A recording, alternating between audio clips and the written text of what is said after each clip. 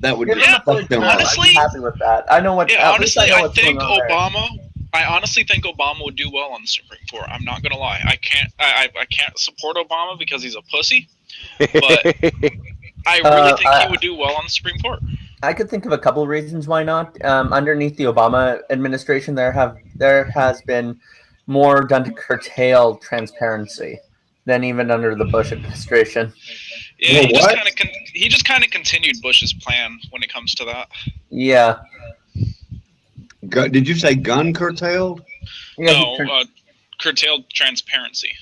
Oh well, the whole fucking what's that act called that they passed? Patriot Act. Patriot. Yeah, that act. As far as I'm concerned, that can go away. I get it. Yeah, but Maybe on other issues, Obama would be better, but like for me, civic liberties tend to be the highest priority. well, I don't worry about civil liberties because you know what? Fuck them. They want to come get me. They can find me. I ain't that hard.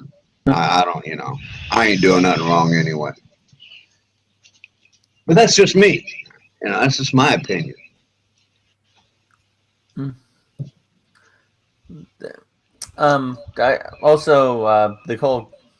The gun issue is kind of one I sympathize a lot with. Yeah. There we go.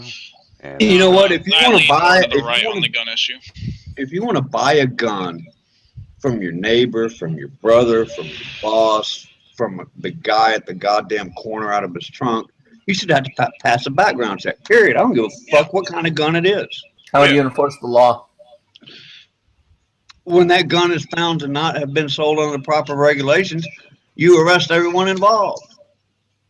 the problem is finding the proverbial gun after it's been sold. I mean, that's kind of the issue. Well, yeah, you that's don't kind have of to the prove issue. knowledge and I intent. agree. But when there are lots of times when guns turn up in crimes where no one can seem to find out where the motherfucker came from. Yeah, that tends to be because it's really hard to track. The most, I'm com- not- the most and- commonly used weapon in a homicide case is a baseball bat. We need to control bats. Exactly. And belfries, I might add. Yep. Bats should be illegal. No one should be allowed to own a bat, except for the Major League Baseball, and they all have to pass background checks. Let's also not forget the Muslims Now, who got see, up the now we're just nightclub. getting stupid. Plus, let's not Yes, forget yes, the we Muslims are. who showed up at the nightclub, passed 3 background checks, and got guns. I agree. But if he'd had the fucking underground mental and He did. No, hang on. The thing is, the guy kept going. He actually was turned down at least one store. But the problem is then you just go to the next one and the next one until you get what you want. Now, I don't think that... And I'm a convicted felon. I can go to a fucking parking lot at a gun show here in Texas and buy a gun off of any fucking loon that'll sell me one. Yeah. Not only was he turned down by that store, the store reported him to the proper authorities, and they did nothing about it. Yeah, that's That's because where it went wrong. Yeah. Because there is no balls in the enforcement of gun acquisition. Well, the Because thing is, they are so afraid of pissing off the NRA that they're going to lose their support or whatever. More afraid of being called racist to do anything about a Muslim buying a gun. wait a minute. Here comes Christian Anarchist. Welcome aboard. There we go. The issue that I have is I don't think the problem that we really have is pertaining to gun legislation. I think what we need to do is start regulating body armor. Because if you look at the people that are committing these crimes, most of these fuckers are going out getting body armor.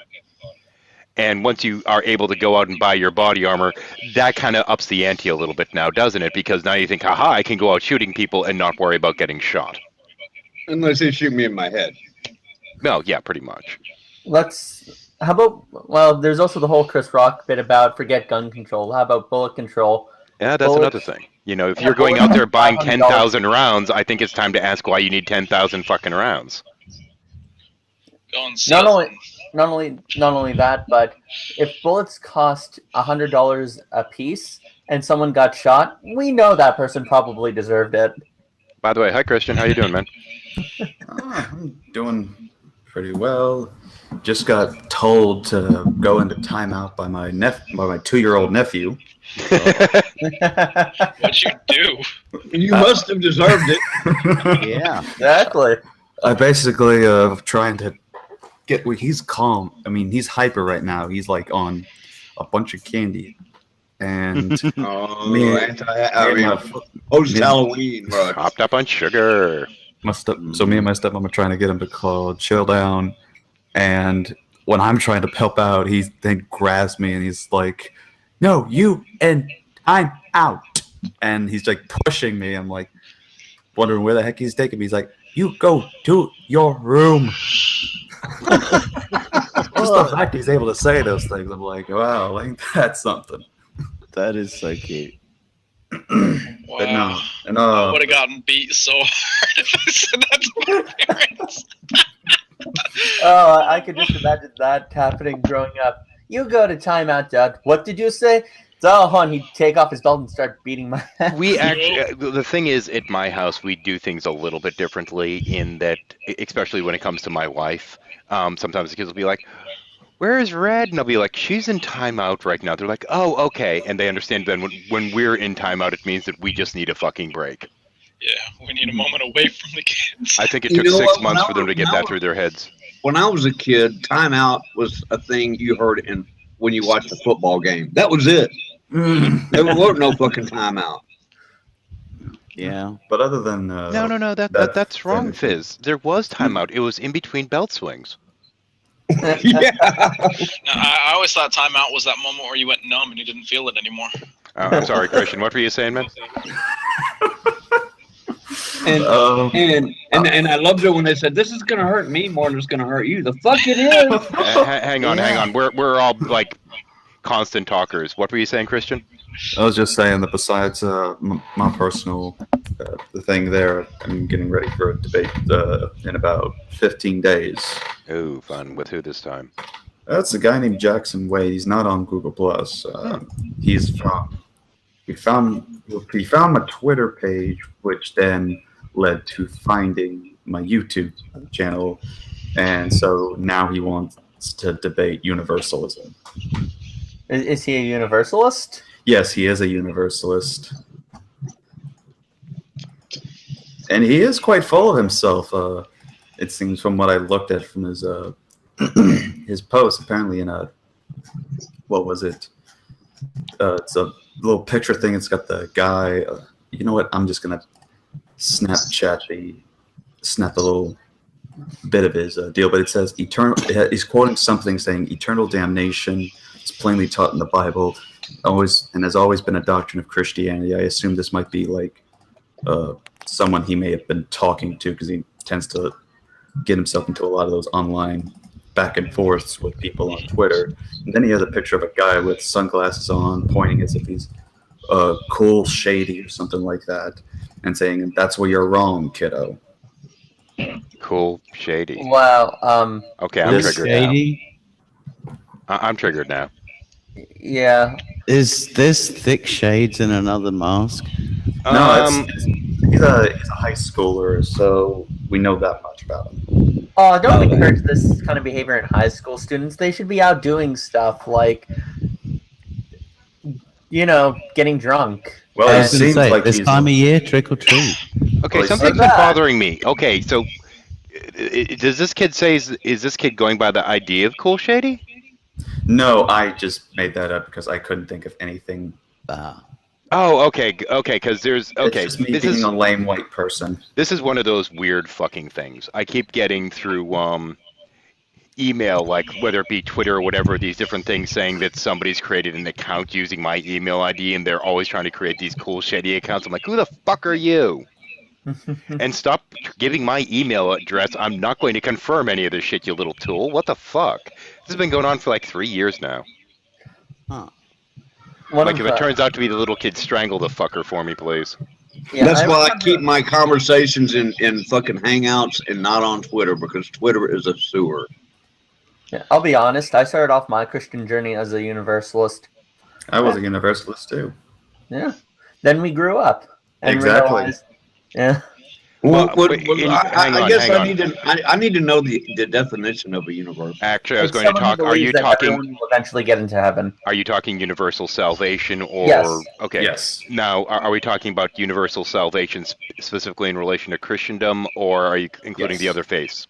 Yeah, we're specifically referring to the Christendom thing because basically his whole argument is that Christ's atonement on the cross was for all, in the idea that everyone will go to heaven. In other words, that while there be people who will be in hell, those people will eventually be reconciled with God. And he even holds to like the old Origin and Clement of Alexandria view that even Satan will be reconciled back to heaven. So essentially, his. You know what? So what's the fucking point?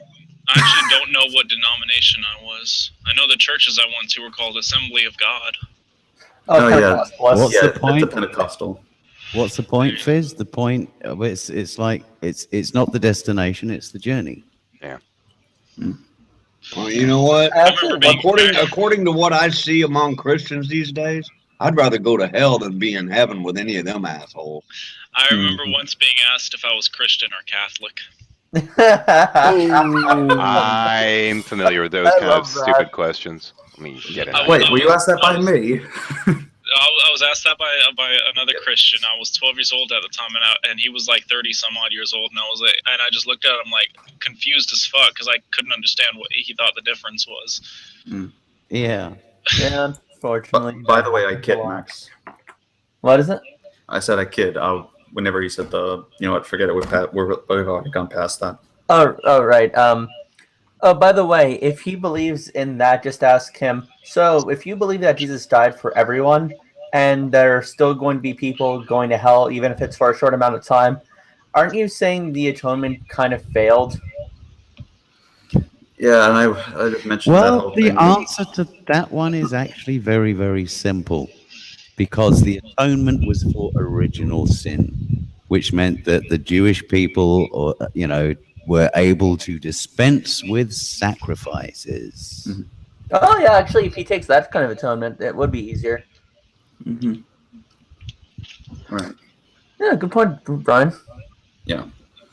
So my whole thing is to argue that whenever it's referring to the passages he's going to bring up, like 2 Peter 3:9 and stuff like that, that my main point is that it's not saying that all people are going to be saved. I'm, of course, probably going to argue a bit from the Reformed perspective, but I'm going to do my best to argue for the whole general concept of Christianity in general as it pertains to the orthodoxy of the doctrine.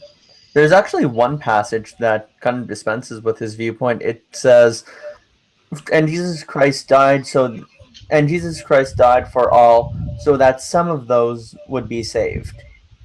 Wait, what passage is that one? Which book is this one? Oh, I know it. It's from the book of Titus. Oh, for fuck's sake. Good old. The most irrelevant book in the whole book. I don't know, man. I don't really want to hear that much about somebody like in biblical days that had a tight ass. Sorry, man. I'd say like Jude is probably the most. That's only literally one chapter. That's how small Jude is. So are Universalists anti-gay as well? Nah, mostly. Here's how I view it: the Universalists are definitely they're the more liberal. They're more chill. Yeah, basically they're like, if you want to see like some popular Universalists, Gregory MacDonald, otherwise known as Robin Perry, Rob Bell. Yeah. Oh, I hate Rob Bell with a passion. Well, there you go. I really hate his whole feely good approach. It's kind of nauseating. Imagine this. Imagine if Joel Osteen was trying to be that hip, young, cool youth pastor. That is Rob Bell to me. Like, yeah. Wait a minute, isn't that brimstone Southern preacher who just talks shit all day? I prefer that guy because at least I get some kind of semblance of realness. But isn't that what Joel Osteen is? No, Joel Osteen is basically, when asked about like Mormons and Jehovah's Witnesses, is like, well, I think they're saved. I mean, I don't think it's any of their fault that they believe what they believe. But they're more than welcome to come to my church and give me more money, so that if I get robbed again, there'll be even more in the coffers than, what was it, like $400,000 fucking dollars? Good grief.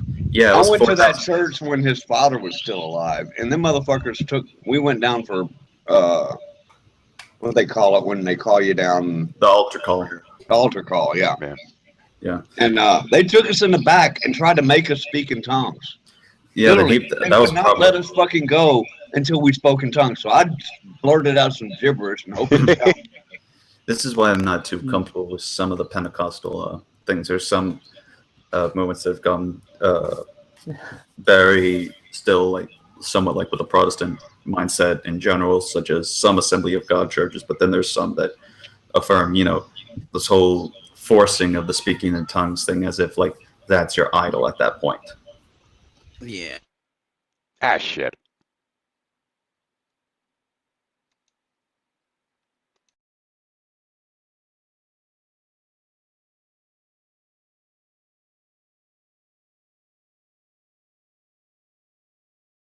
Never quotes from the Bible, never reads from it really. All he does is just expound on like as if he's a promotional or motivational speaker and trying to put God into like, believe in God, your pigs ain't gonna die, you're gonna get rich, you're gonna be in perfect health, promising a bunch of As long as you put crap. money in my donation till. Yeah, exactly. So he's basically the popular thing of the preacher that wants the money thing, because I think there was a little revival or something he was doing, which like, oh great, a revival. How much to get in? If I can remember, maybe it was more, $4,000 per person. I went to a revival this past year in Dallas or here in Arlington. Mm. And it was actually free to get in. You had to pay to park, that was it. Oh, And There we by the go. way, Christian Anarchist, the verse I was thinking of, I screwed it up completely, but it does argue really nicely against this position. For it goes, let's see, this is why we labor and strive, because we put our hope in the living God, who is the Savior of all people, and especially those who believe. Yeah, that's the thing. That's one of the verses he'll use to support his argument, because it's the Savior of all men. It's like, well, there it is. Savior of all men. He saves all men. Yeah, no, but you're... And this would be why Fundy Fox has a problem with your version of Christianity. No, but when you... So, you're kind of spacing over the whole, especially of believers, or specifically Exactly. of believers. Right, and that's Like, what I try to if point out. everyone is That's- eventually saved, in what sense is he... In what sense are we especially saved? Right, and I point that out in my... See, that's I one already thing wrote I some- don't. That's one thing I don't like about Christianity in general, is the idea of being saved and forgiven in general. It's like there's no responsibility for your actions that way. It's like, okay, well, I raped a bunch of kids, but I prayed to Jesus, so it's like an Etch-a-Sketch. Never happened. Well, Yeah, but you see, this is why you do a bit of time out down in hell and give it another go. Well, that's That's where- actually not standard theology, though. Right. It's not. In Right, fact, so- in Catholicism we have a concept of penance, wherein Yeah. after we confess our sins and seek forgiveness, we also have to Do something. make restitution for the Right. wrong we've done as well. And then Protestant theology, which is the rivalry here, Max Catholic, me Protestant. Yeah. By the way, happy late Reformation Day, everybody. I'm still celebrating All Souls Day right here. Oh, All Saints Day was yesterday.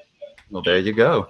But yeah, in Protestant theology, we're definitely focusing on like the process of the doctrine of regeneration, especially in regards to justification, sanctification. We're justified Vincent. by faith alone and saved by grace alone, through faith alone, through Christ alone. But like for our deeds wise, we still make mistakes, but we learn to grow. And those who are born again, regenerate, like someone being a seed, is going to grow. And that's where This sanctification is comes kind in. of the problem I have when you start getting into notions like the grace only through grace and this kind of crap. Is it kind of takes the onus of actually fucking doing anything off people. So it's like, Right. don't make it right, just be forgiven. It's like, no, fuck you. And I'm suddenly reminded of Bill Clinton's testimony. That depends on what you mean by alone. and is so. So penance is just the voluntary self-punishment. Is voluntary self-punishment inflicted as an outward expression of repentance for having done wrong? When someone receives forgiveness, and properly speaking, they will also be moved to act in a way where they punish themselves and seek restitution and seek making it better. If someone is just looking for forgiveness as a way to get to escape all the wrongs they've done, then really the forgiveness that they're seeking isn't really done with the proper spirit in mind. It's just done as a way of getting out of the wrongs you've done. And that's the Well, thing the- is that as with whether somebody's actively religious or not, this whole idea of I'm already saved kind of leads to a lot of people doing shitty things and thinking, oh, it's fine, I'm forgiven. Oh well, I mean, in What about all Catholicism, the preachers and priests that are, diddling kids and all that? Come on, man. well, in Saved, Catholicism, always saved. there are well, two huge clues in the couple of the words that are being used in this discussion. One is repentance, the other is restitution. Well, obviously, to truly repent, one has to be absolutely like, whoa, that was fucked up of me. I should never do that shit again. Yeah. Because God is And the making watching. Nobody knows amends bad. is to make right with the other person the way you fucked them over. So if neither of those things are genuinely there, then guess what? There is no actual learning. There is no changing of behavior. There is no difference. Yeah. there's, yep, that's So exactly right. And the thing is, we're constantly moved to self betterment and sanctification. So in Catholicism, we have purgatory for that reason. Sin hasn't been completely expunged from us, even though I moved away from openly rebelling against God. I still find myself sinning, sometimes unconsciously, sometimes in habit, but without intending it. And I still require constant self reflection and improvement as I go on. And if I don't get it here on Earth, then of course that's going to go through purgatory as well. So really, our move from atonement isn't just one thing that happens, but rather it's something we work through in fear and trembling. This pretty much settles it. I'm going to have to switch video cards at some point Well, and install some more memory. Okay. not a great fan of the fear and trembling because I don't think you can learn a lot when you're in fear and trembling. So how about them Cubbies? I can't believe it. They've actually got to the World Series, what is it, twice in 2 years? No, this is their first time in the World Series since Got to the playoffs a couple times. 1945. No, Oh, they've right. been they were in the ALCS last year, but they were not in the World Series. Wait, the last time they were in the World Series was just around Vatican I. Damn. 1945, they last won it in 1908. Oh, 1908 is when they last won it. That's before. Wow, that was before Vatican I. But let me sneak in for one moment here. Just as a footnote for the people that are watching, the link is in the description. Feel free to join. If once you do try to join, however, you're going to have to wait for me to actually confirm you coming into the room. If I don't know you, I'm going to have to vet you before letting you in. There we go. Statement Oh, made. wait. Ooh, I was wrong. Vatican I was in 1869. It would have. Yeah. The last time they won would have been before Vatican II. Who's Vatican doing Vatican One? What? Vatican I and Vatican II were ecumenical councils hosted by the popes as a way to respond to modernity. Basically, Oh. shit changes. The Vatican says, "Fuck, what do we do now?" All right. So they hold a council and vote on shit. And you brought that into baseball because I don't know. Because he heard a date and got it fucked up. Yeah. Okay. Sorry. Yeah, now I you- get it. what it comes down to is Max here has a problem with dating.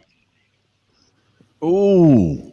Oh, that could go in a lot of different directions right there. That's the point.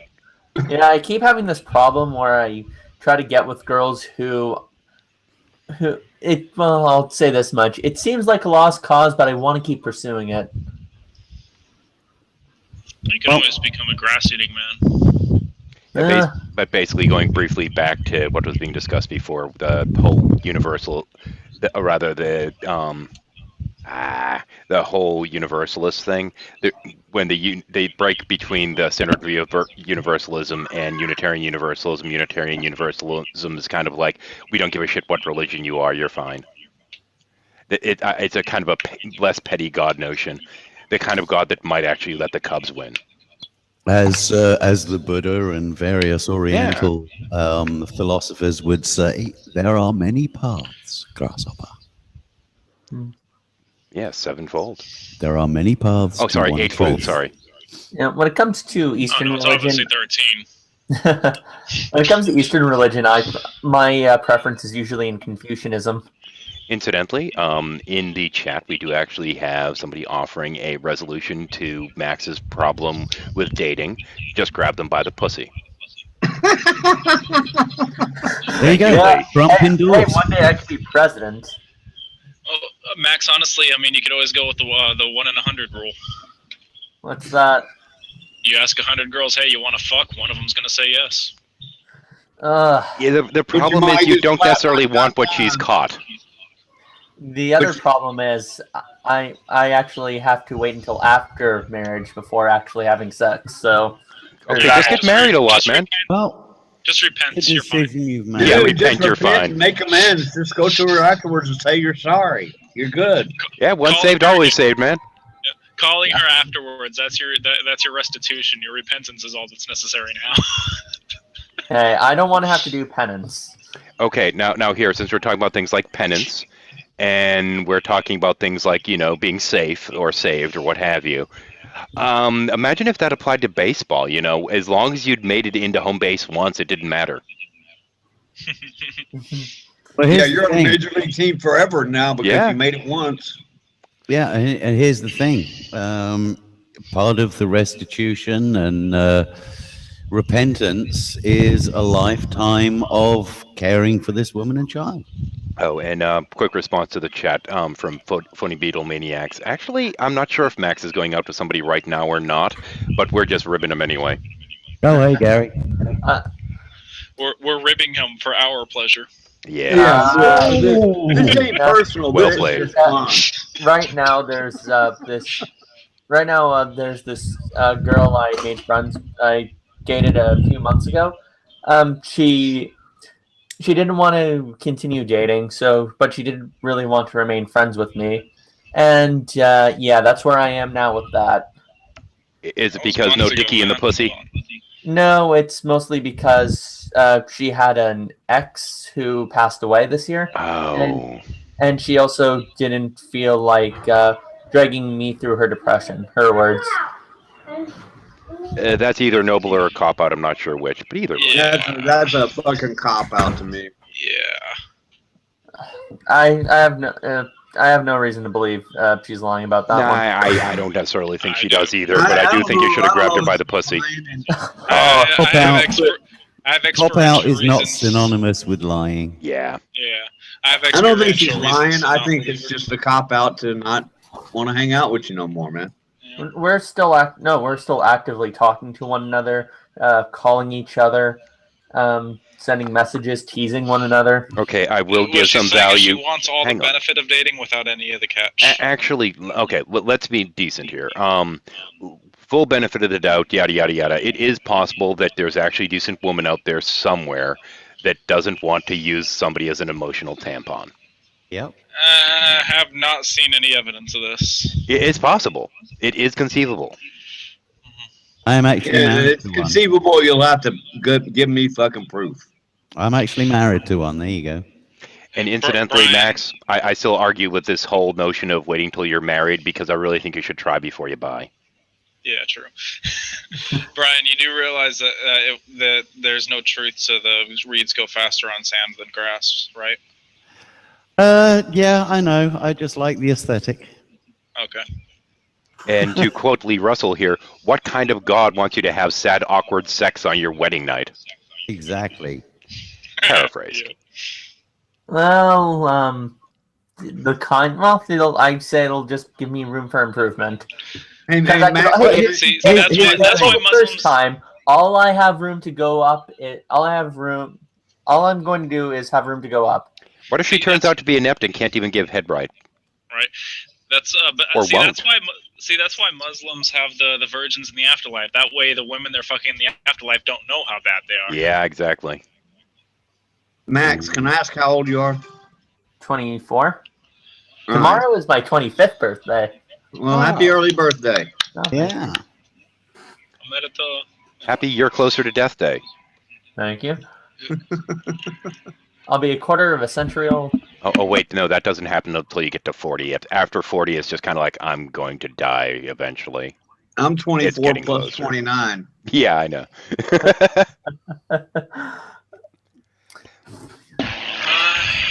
Quarter of a century. Huh? Not Vic. 28, I believe. Oh, come on. Who's ringing my... I'm muting not Vic. There we go. I don't know what the hell all that bracket was. But done. There is actually something kind of reassuring about having 5 decades under your belt. That some of the patterns that you can identify with hindsight are kind of eye-opening in a way. You get to see the culture that you grew up in, the culture that you remember as when you were a young adult, how it changed when you were unemployed adult. Yeah, how it changed when this happened, that happened. And it makes a fascinating tapestry. Speaking of having 5 decades under your belt, what's the conversion rate of a decade to a Carson? What is a Carson? A decade to a Carson. Ooh. Remember, it's a dick joke. Remember okay. because I of don't how think Carson- that you can actually translate timeline to penis size. I don't think it works that way, Max. But valiant effort. All right. Yes. I mean, the most you could do is try to figure out how long it would take him to high five somebody with his penis from Florida to the West Coast, and then do the math from there. But I think we're going to have some problems. Yeah, and All it's you also need to know is it only takes you about 2 parsecs to travel 1 Carson. and it's also a bit like trying to quantify the Nat's cock technical measurement. What does Nate's cock have to do with anything? No, not Nate's Nat's cock. cock. Never mind. Nat's cock. Dear, oh dear. Nat, like the flying insect? If anybody mentions wiener, I'm going to fucking blow up. Yeah, after what Wiener did, I wouldn't be surprised. We just want to see you blow up, Fizzy. Oh, God. There, in my Facebook feed earlier today, I actually saw someone in one of these hazmat in these suits made worn by bomb detonators, and the caption was how Anthony Weiner gets his mail in the morning. So, phony beetle maniacs have the sneaking feeling Trump might win the presidency. If he does, Shut up, Gary. hang on. If he does, now Max, where in Canada are you? Nova Scotia, and you're welcome to come up. Okay, cool. I'll come visit with the family. On my way. And a moving van. I'll worry about that later. Mom, Dad, this is my friend Shadow and his family. We're internet buddies, and he's going to be a refugee up here. Yeah, for the next couple weeks till he buys a house. Yeah, if Trump wins, Canada should just build a wall and have Trump pay for it. No shit. Of course, that's going to get a problem when you get to the fiddly bits by Michigan. You know, it's funny how many illegal Canadians we actually have. Oh yeah, the snowbacks. Snowbacks. Yeah, they're like wetbacks, except with frost on their back because they're from Canada. Canadian illegals. I heard Americans complain that they smell like socialism and Tim Hortons. What the fuck? They smell I should say American. Not to be named. Me and a not to be named friend of mine call them sweater Mexicans. Junior Party Pass Snowback. The friend. I only heard one American said that they smell like Tim Hortons and socialism, and that was Shoe Head, and she was just saying that tongue in cheek. What I think is fucking she's saying hilarious. That she's one of the very, very few Americans that knows what Tim Hortons is. I know what Tim Hortons is because I have a lot of good friends up there that swear by that shit. One thing that I kind of get a kick out of is, we put in this new healthcare thing and all this shit, and they didn't bother to regulate the amount that the drug companies can charge for their shit. And it's like, gee, what a fucking surprise. Now you have these venture capitalists buying, drugs, that can save people's fucking lives and increasing the price of them by 500% because the government's stuck paying for it anyway. And then we wonder why the payments are going to have to go up. Single And we have player Lolly coming in. There we system. go. Accept. Who? Lolly Lalu. Oh yeah, I Unspeakable. like Molly. There we go. And we have the unspeakable one. Mic check, please. Yep, I'm here. That was my And that was sister. Hey. Hey, hey. with any luck, the room won't actually fill. That would be horrifying. They've changed the corporate hangouts again. They did two things. First off, they got rid of my little doorbell that lets me know when somebody's joining. And the other thing's a little terrifying because eventually I may have to actually lock down the room at a certain person count because apparently they've extended the number of participants to 25. Dear Yeah. Lord. You'll never As if keep it track of wasn't those as- people. Fucking memory hog as it is. Oh yeah, do you remember how much of a problem I had moderating with 15? Fuck, 25. Holy shit. And it's bad enough Nodvik still giving feedback. It shouldn't be. Just a little bit, man. That might have been just the door opening because I was letting the dogs inside. No, every time I talk, I hear a little from you. Incidentally, Gary, no, in this style hangout, we do not have to worry about snipers because it does not generate an external chat. Mm. So no one can snipe from this hangout, which is part of why I not only reactivated my corporate account, but I, as of today, reactivated the moderator. And that moderator account I do plan on sharing with a few people selectively. Because seeing as I am the admin, I can, change the password if anyone fucks with it or anything like that. So this is a good thing about managed accounts. But it will still allow people to run hangouts like this. You just need to stream through XSplit or something similar.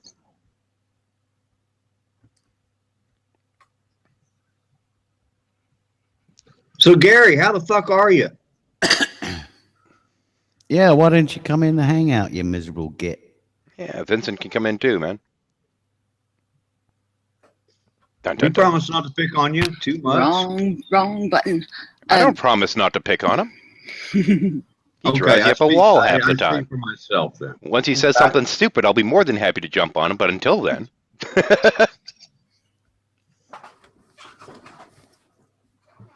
Is Lenny still in Ireland? I'm not sure. I haven't heard from him in a little bit of a while, honestly. Oh, here we Okay, go. well, Here comes Gary. In a world without Gary, Dun, dun, here dun. is Gary. Actually, next time that pops up, I'm going to have to make sure that I have my screen set to the right size because I didn't check to make sure that the window is coming up on the feed. It's nice for people watching to know whether I hit accept or reject. So is there a chat room for this? Obviously there is, because It's it's with the actual stream. Unfortunately, I have my video off right now, so I can't show my screen on y'all so you can see it. But okay, let me go and find it. if and you go pop to it the out. channel, you can artificially inflate my viewer count. Well, I'm just going to go over there and grab a copy of the thing. So just to prevent any feedback. Dun dun dun. Wait for him to mute his goofy bud. And Bang Fizz is ringing. I apologize for that. I'm gonna throw that motherfucker back on the bed so it's not doing that right in your ear. Nah, don't worry, all good, man. But by the way, Fizz, I'm doing okay. Good. I'm working in security now. Been doing that for about a week and a bit. It's doing okay. Try and get my shit together, as I say. Even though some personal stuff's been happening that I don't really appreciate, but life is what life is. Hey, bro, I got my own personal shit here. You ain't got to apologize to me. But with me, it's not me personally. It's like members of my internal family that. Not Vic. Nose out of mic, please. Mic out of nose, rather. Thank you. Anyway, how are you, Fizz? Anyway, I'm are all you, right. Because when last time I spoke to you, were you still living in the hotel, or have you moved since? Oh yeah, last? I'm still fucking here. I'm gonna be here for at least this month and maybe the next. God. Do you not have anybody that you can like room with, or anybody you can like house share with, or? Well, I have less friends than you, Gary. God. Oh, that's harsh, man. Yeah, cheers, Fizz. You make At music least- feels. Actually, I do have friends actually. KD, we lost you. Yeah. At least Gary can always go to the rest of the Knights Templar to get some friends, you know? Paladin Alright. Joe. Actually, most of my friends actually just live in different parts of the country. Like, one of my friends lives down south in a boat. One of my friends lives in Wigan. One of my friends lives in like somewhere else. I think one of my friends is going to move to Germany because his girlfriend lives there. So, yeah. Do they all roll chaotic good? Actually, I'm still working on getting my ass to Mississippi. Hopefully that shit works out soon. I can't say for one way or another it's going to, but that's my plan. Good. But the people in this fucking small ass town of Mississippi are a bunch of do nothing motherfuckers that don't know how to fucking do anything, and it just drives me insane. I'm with you.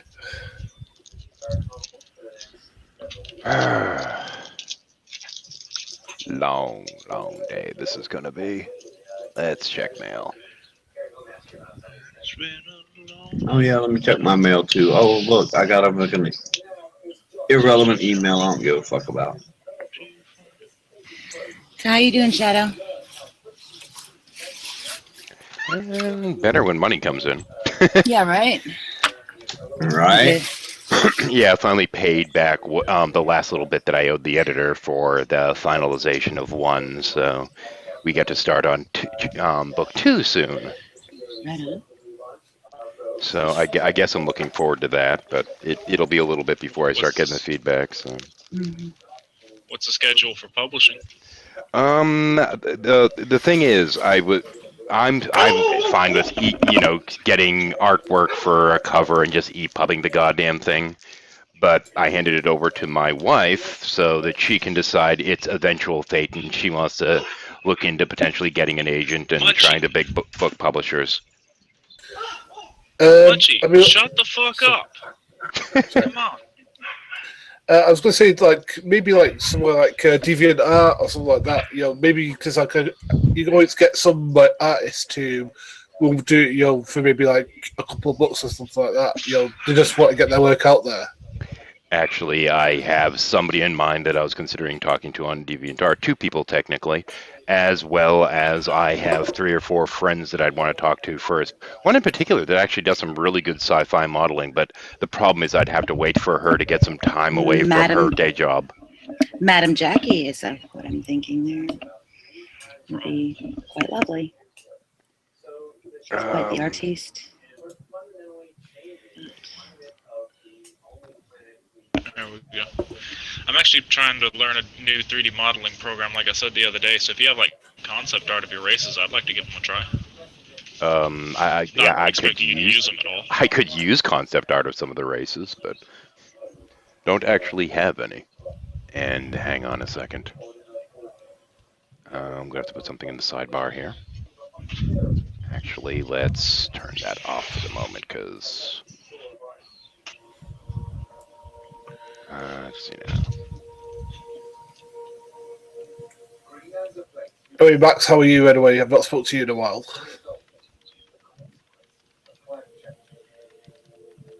You must be away from keyboard. Oh, I'm here. Testing 1, 2.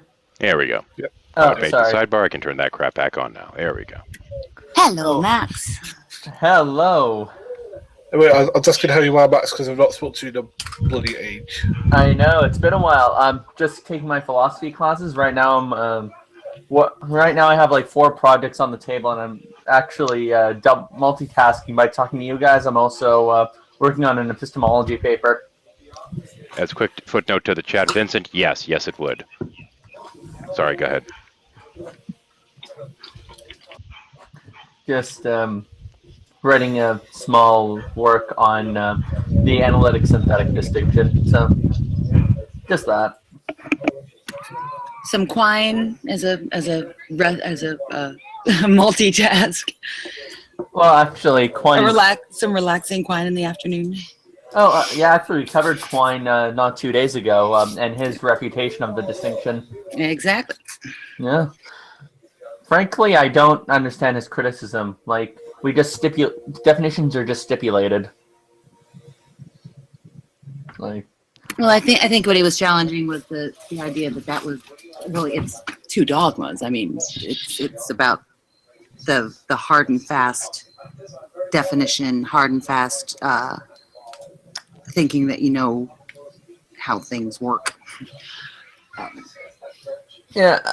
He likes Yeah, to bust things up. I think busting things up is great.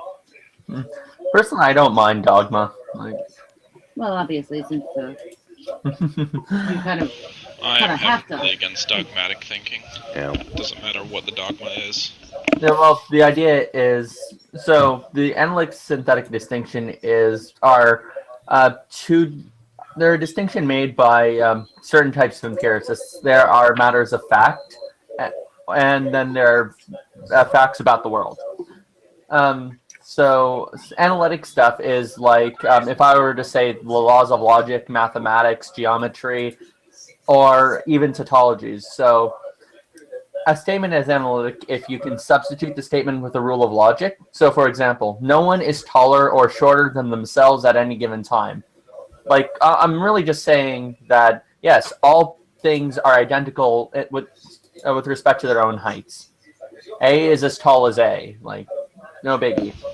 Well, that's just simply the law of identity. A is A, so it has all the taller or shorter attributes than of A. myself. Yeah, exactly. I'm taller or shorter than myself at different times of the day. Well, if you're using a baseline, but then you're going against a baseline. But hang on a second. And there's also physics to account for it. If I measure my height at 5 in the morning and 5 in the evening, I'm a different height. Yeah, well, there's also physics to account for that. And I also said at any given time, not throughout periods of time.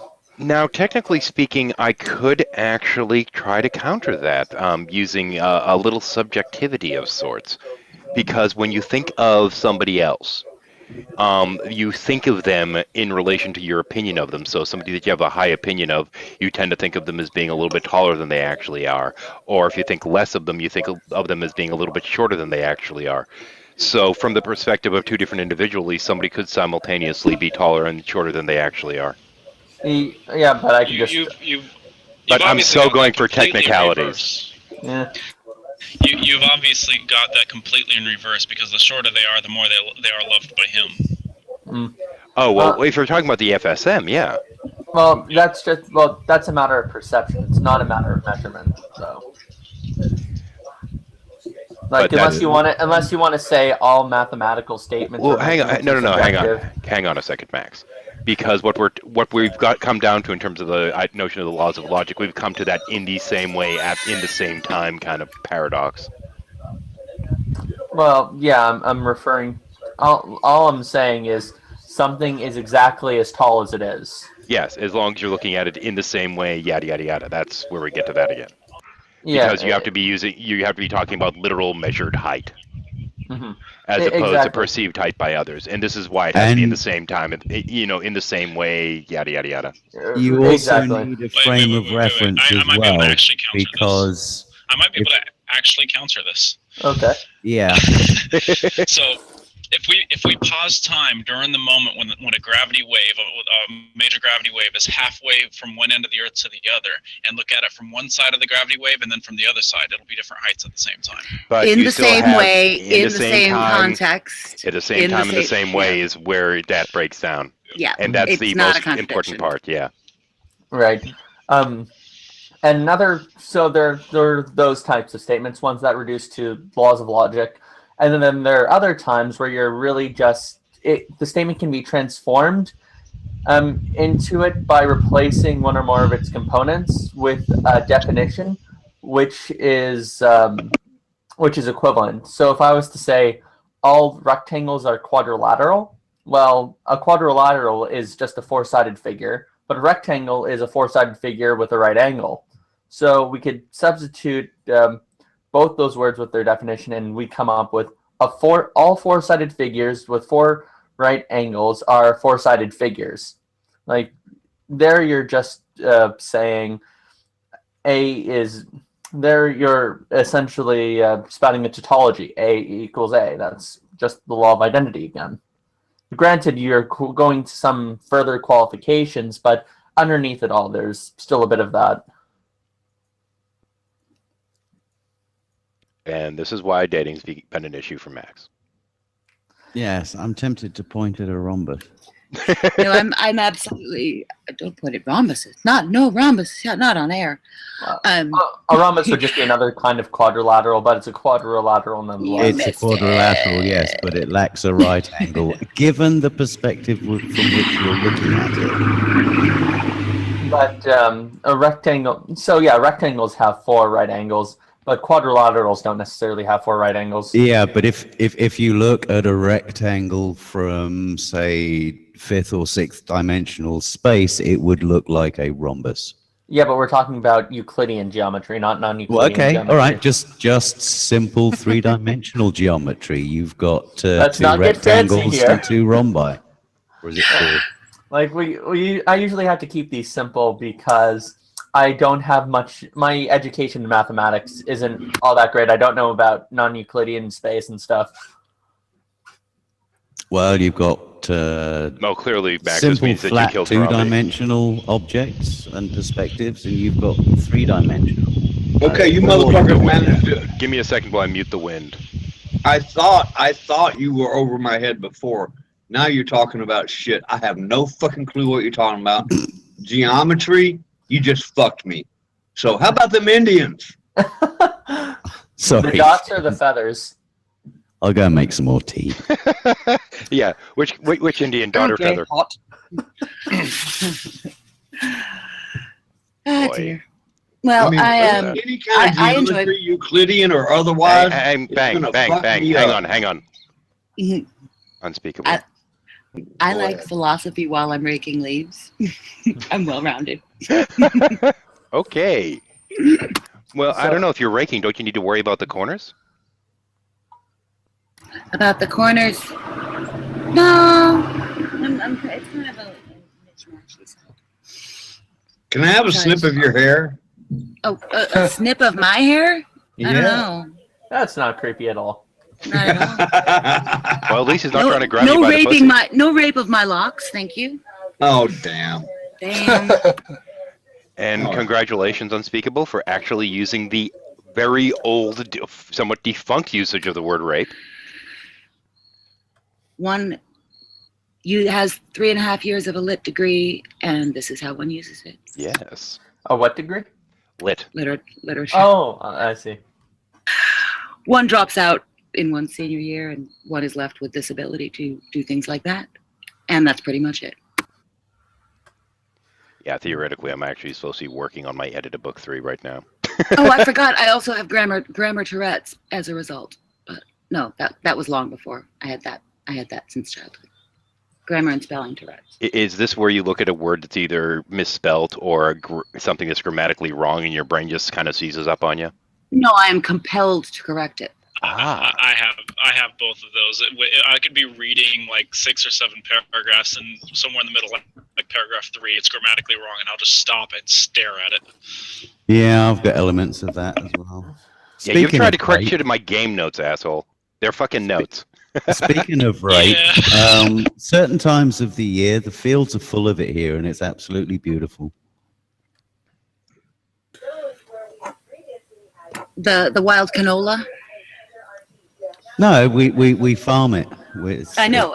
That they call canola. They call rapeseed oil canola oil in the U.S. Oh, it is? Oh, right. because they don't want to have the word rape. They won't call it rapeseed oil. Exactly, it's canola oil. Damn. No, because the problem is in the U.S., especially with all the conservatives, you call it rapeseed, and people think that you're trying to get people to do obscene things to the seeds. It's an instigation. Yeah. Yeah, because they're freaking Puritan crazy people. Well, we were founded by Puritan crazy people. That's for damn sure. I know, that's my family. Thank you. You're welcome. So what do you actually call the crop? Nobody knows. It's just canola. It's like mystery. I don't think that if I said what does canola oil come from, anyone, most people would have a freaking clue what it was. They're like, it comes from the canola. I've lived in fucking America for 53 years now, and I wouldn't know what canola oil is from nothing. Wow. Brad, Okay. Brad, So, do you live? Sorry. dear America, you heard it here first. Canola oil is actually rapeseed. Get used to it.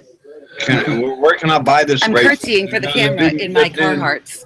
And will it help me rape her fucking locks? Yeah, so that's the particular almighty. oil you should use as lubricants. Okay.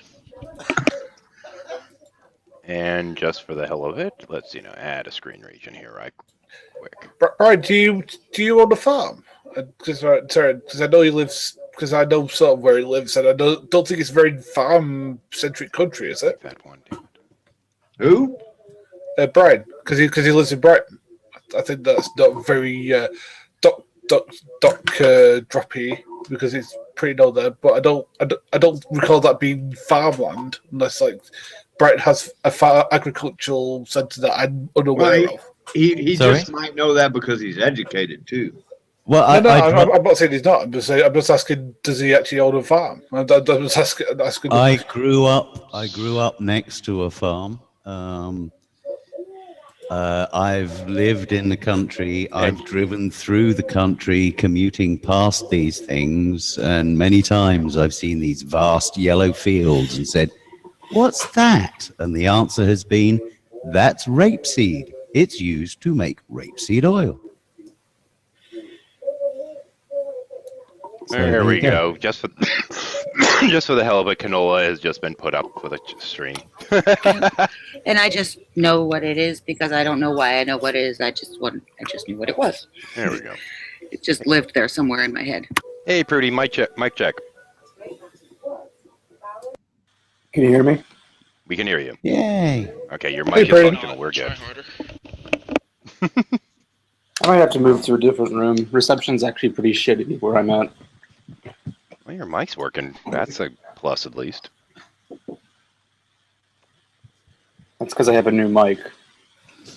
I'm just looking forward to somebody taking that out of context and going, "See, rape culture. There's fields of it in the UK." Oh yeah. Oh yeah. god. It probably Actually, that would be rape cultivation, wouldn't it? Yes, it would be cultivated rape. Yeah. Even though I hate the term, Fun with English. because I think it's used against people who it really shouldn't be.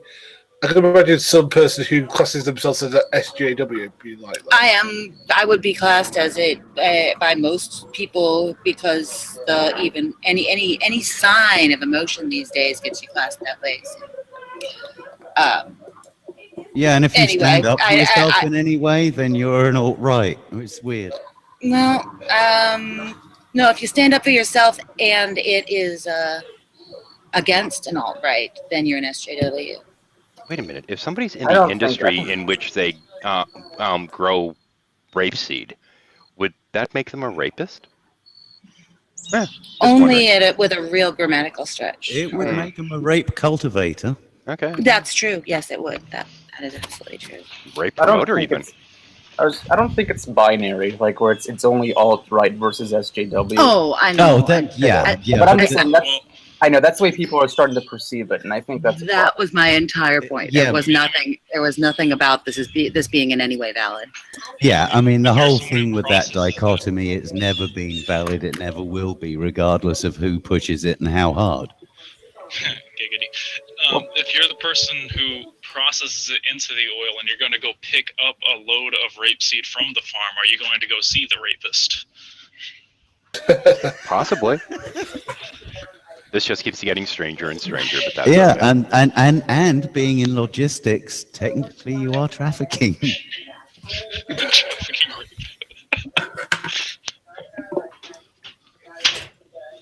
Oh no, Jack Chick just came to mind again. Make it stop. The poor guy's dead. Let him rest in peace. I am so fucking glad that fucker died. Wow. Who, Jack Chick? I was out of the room.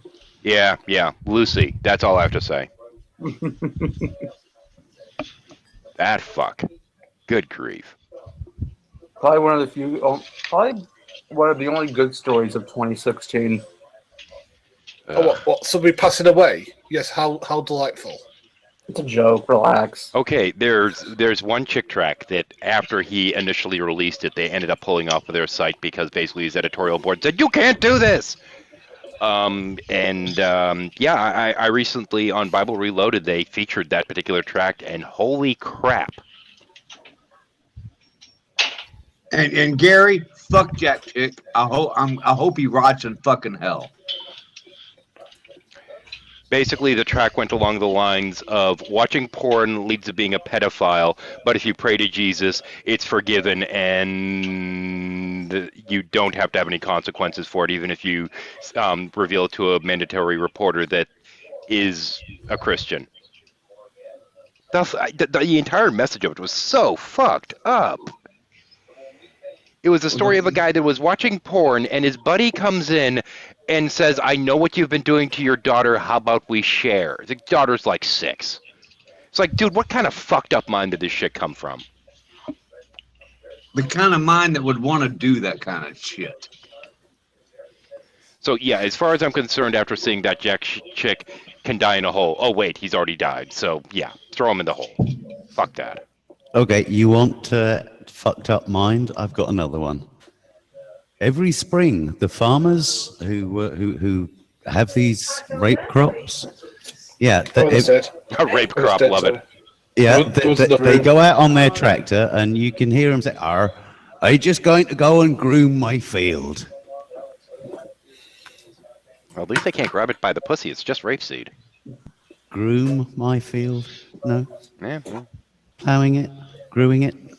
Oh no. It kind of fell flat. They're It's okay. sowing Yeah, they're sowing the seed in the rapeseed field. Yes. I get it. Plowing. There's one pun. Yeah. Grooming, yeah. It was just weak, man. I'm gonna go sow the seeds of rape. Somebody's got it. Somebody gets it. Oh, yeah, Stan says in the chat room, at least it's not cultured rape. He said that a while ago. But I guess if you were to ferment it, it would be cultured rape, would it? Can you ferment rapeseed? I don't know. I don't. If instead of using chicken broth gelatin, I use rapeseed oil to make my cultures, have I made a rape culture? Probably. Ooh, there you go. I'm good with that. Yeah, incidentally, plowing is better than grooming, according to Vincent. So. Oh, what would be even better? Social media scoop. Thunderfoot grows rapeseed culture in the lab. Oh, good grief. Actually, he does that well enough in his videos. Yeah, but he could actually put some science behind it. Right, can I ask an honest question? It's something that I've been seeing, but I really don't know what it is. What the hell is dimorphism? Okay, the clue is in the word, Gary. Di means two, and morph is shaped. So dimorphic is two-shaped. It means that there is a visible or pretty much visible. Yeah, In between two things. It doesn't even. I'm not. Can't hold it. Just. Am I the only one that thought JFGI? What the fuck is that? Just fucking Google it. Oh. Well, yeah. Any chance I get to show off, you know. Oh yeah, there is that. But yeah, my first thought is, I've been trying to figure this out. It's like, look it up, man. Etymology you'll is get a from a soundbite in fascinating here. plant. Yeah, well, always Google doesn't give the best answers. Just Well, No. that's how I remember plant names. That's how I made my way through biology classes is root words. I mean, once you know what the root words are, you can pretty much figure out scientific language with your eyes closed. So Yeah, but any language. to be yeah, perfect. any Latin language. Apart from And Greek. colloquial. No, I'm with you. That's the way I got. Yeah. Yeah, I mean, I don't know whether it's cheating or not. I was about to say that's how I cheated on my SATs and stuff. But I don't think it's cheating. I don't think it's cheating because if you know the words, then you know the root words, and that's how you figure them out. Exactly. It's understanding how things work in a broad. Let me Google that for you. It's been updated. Yes, no, I've Googled it. Well, I'm still confused by what the hell it is. Hang on. It would actually, I just want to note that it would indeed be cheating by Texas standards because it does require critical thinking skills, which have been banned in Texas. Well, it's a good thing I moved north again. Right, because all it's saying is that biological sex is determined by 5 factors, and blah, blah, blah, blah, blah, blah. Right, so sexual dimorphism is basically women and men changing their sexual positions. Is that? No. Okay, let me try here. Let me try. Men, okay. In simple language. Okay, don't let me try. Hang on. Let Unspeakables. Wait. I'd rather listen to Unspeakable, so please, by all means, take the mic. No, I'll take a stab, and then you can take a stab. Okay, we're gonna go back to the root words, Gary.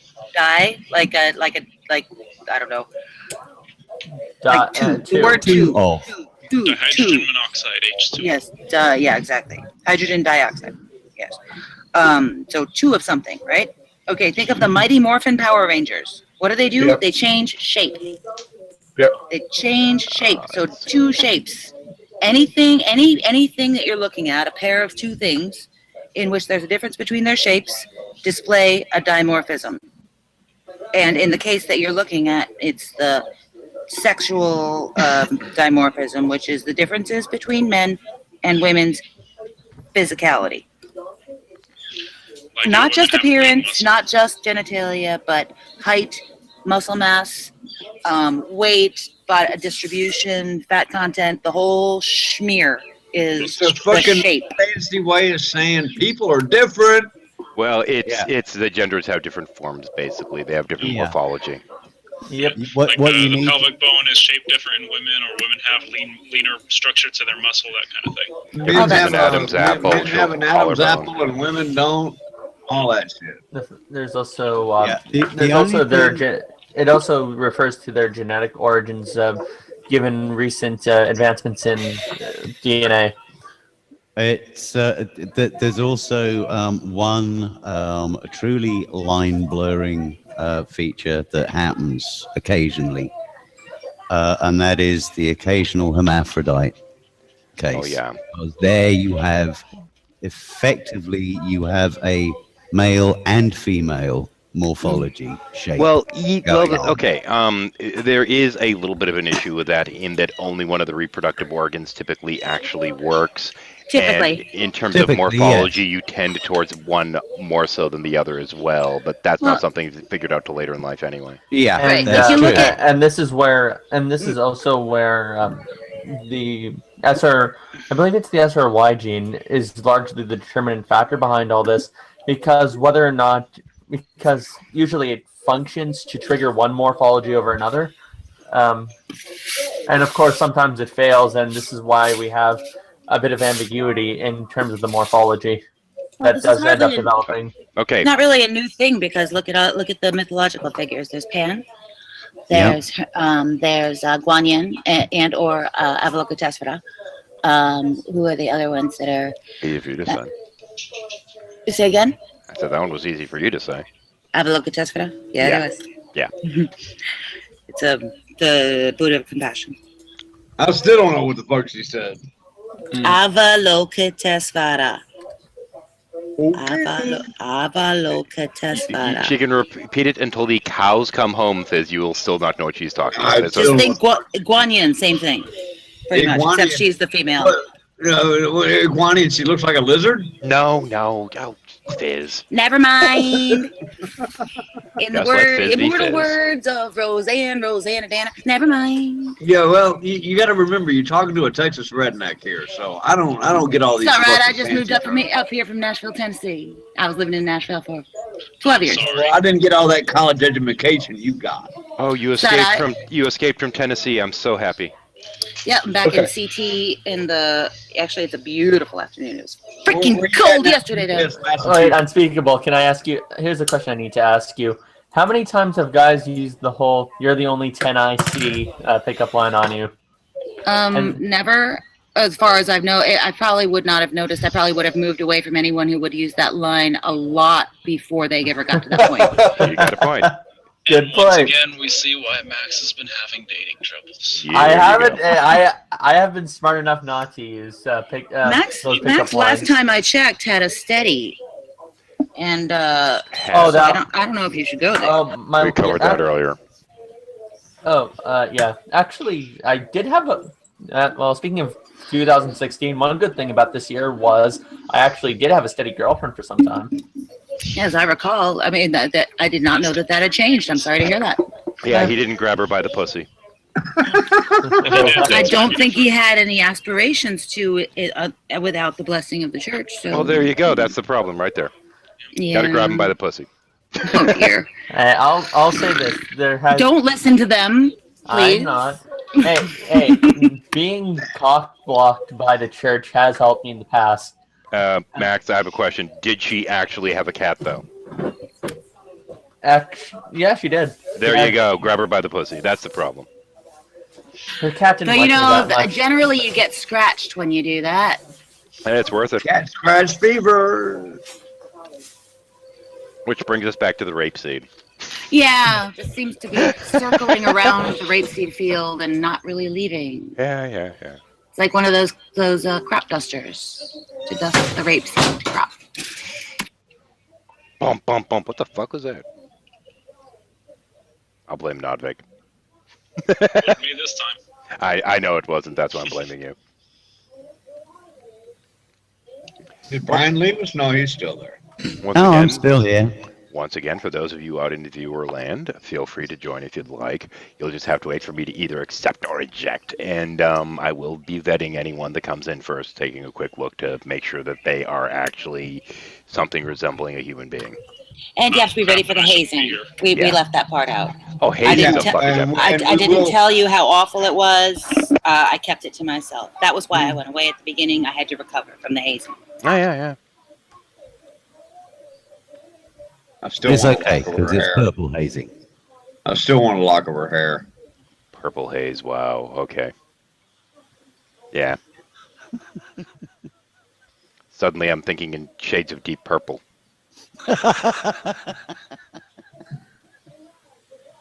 Just say it. But not purple 50 rain, shades so. of 50 Shades of Purple. Don't get kinky on us, Brian. Actually, I don't know. I think 50 Shades of Purple might be a story of spousal abuse.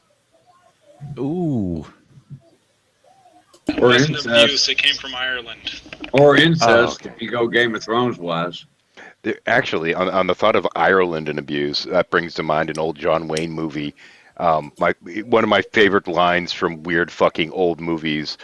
A woman runs up to John Wayne's character, tries to hand her a stick, and says, "Would you like a stick to hit the nice lady with?" Really weird line. I loved it. Were you high when you were watching it? No, this is an actual line from it. He plays a boxer that's become a pacifist after killing somebody in a bout, and he's moved back to Ireland. And there's this guy that keeps trying to get in a fight with him, and the gal that he's with is sitting there just basically being a bitch to him because he's refusing to get in a fist fight. And he's up getting pissed off, and he starts dragging her, just grabs her by the hand and starts dragging her over to where this asshole that keeps trying to fight him is.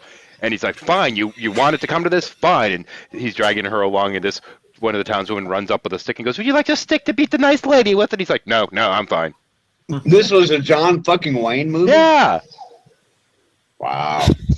I don't even know what the fucking name of it was. I remember watching it and getting into that, and it got to that line, and I'm like, Whoa, what the fuck? Who thought this was a good idea? Funny, but who thought this was a good idea? I don't think it was intended to be funny, but it was. Oh, it wouldn't have been made today. No, A it certainly lot wouldn't of yeah. There are a lot of good movies that wouldn't have been made today. have.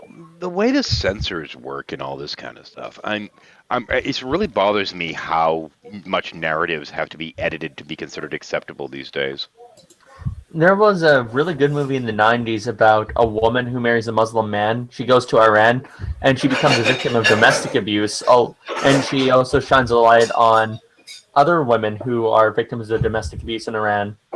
That movie couldn't be made today because they would have considered it Islamophobic. And you'd bet dollars to donuts that liberals would be like, well, we also beat women here. Why aren't we shining a light on that? This is very Islamophobic. And I don't know if you're right, man. That you know what else got made in the 90s was Black Hawk Down. No, I'm wrong. That was in the 2000s, but that was pretty demonizing of everybody involved. I actually protested that movie at the time it came out. Actually, I think that down. It's at 50 seconds in on that link. Here, sir, here's a good stick to beat the nice lady with. He takes it and says, thanks. Okay, I found it out. It's called The Quiet Man. It's already linked in the chat. Oh, okay. Hello, Cliff. Yep, there we go. Hey, Here's Cliff. a nice stick to beat Hey, the Cliff. young lady with. One of the weirder lines. Oh, and here comes Jackie. There we go. Oops. Oh, Lord, we got Jackie, too. Hey, Jackie. Let's see now. Do we have everyone fit in here? Nope. I'm gonna have to adjust this game. Oh For my those- god, there's so many people. Hi. Hello. Yeah, let me navigate this crap right quick. Hey, Jackie. guess what? I'm voting right now. Ooh.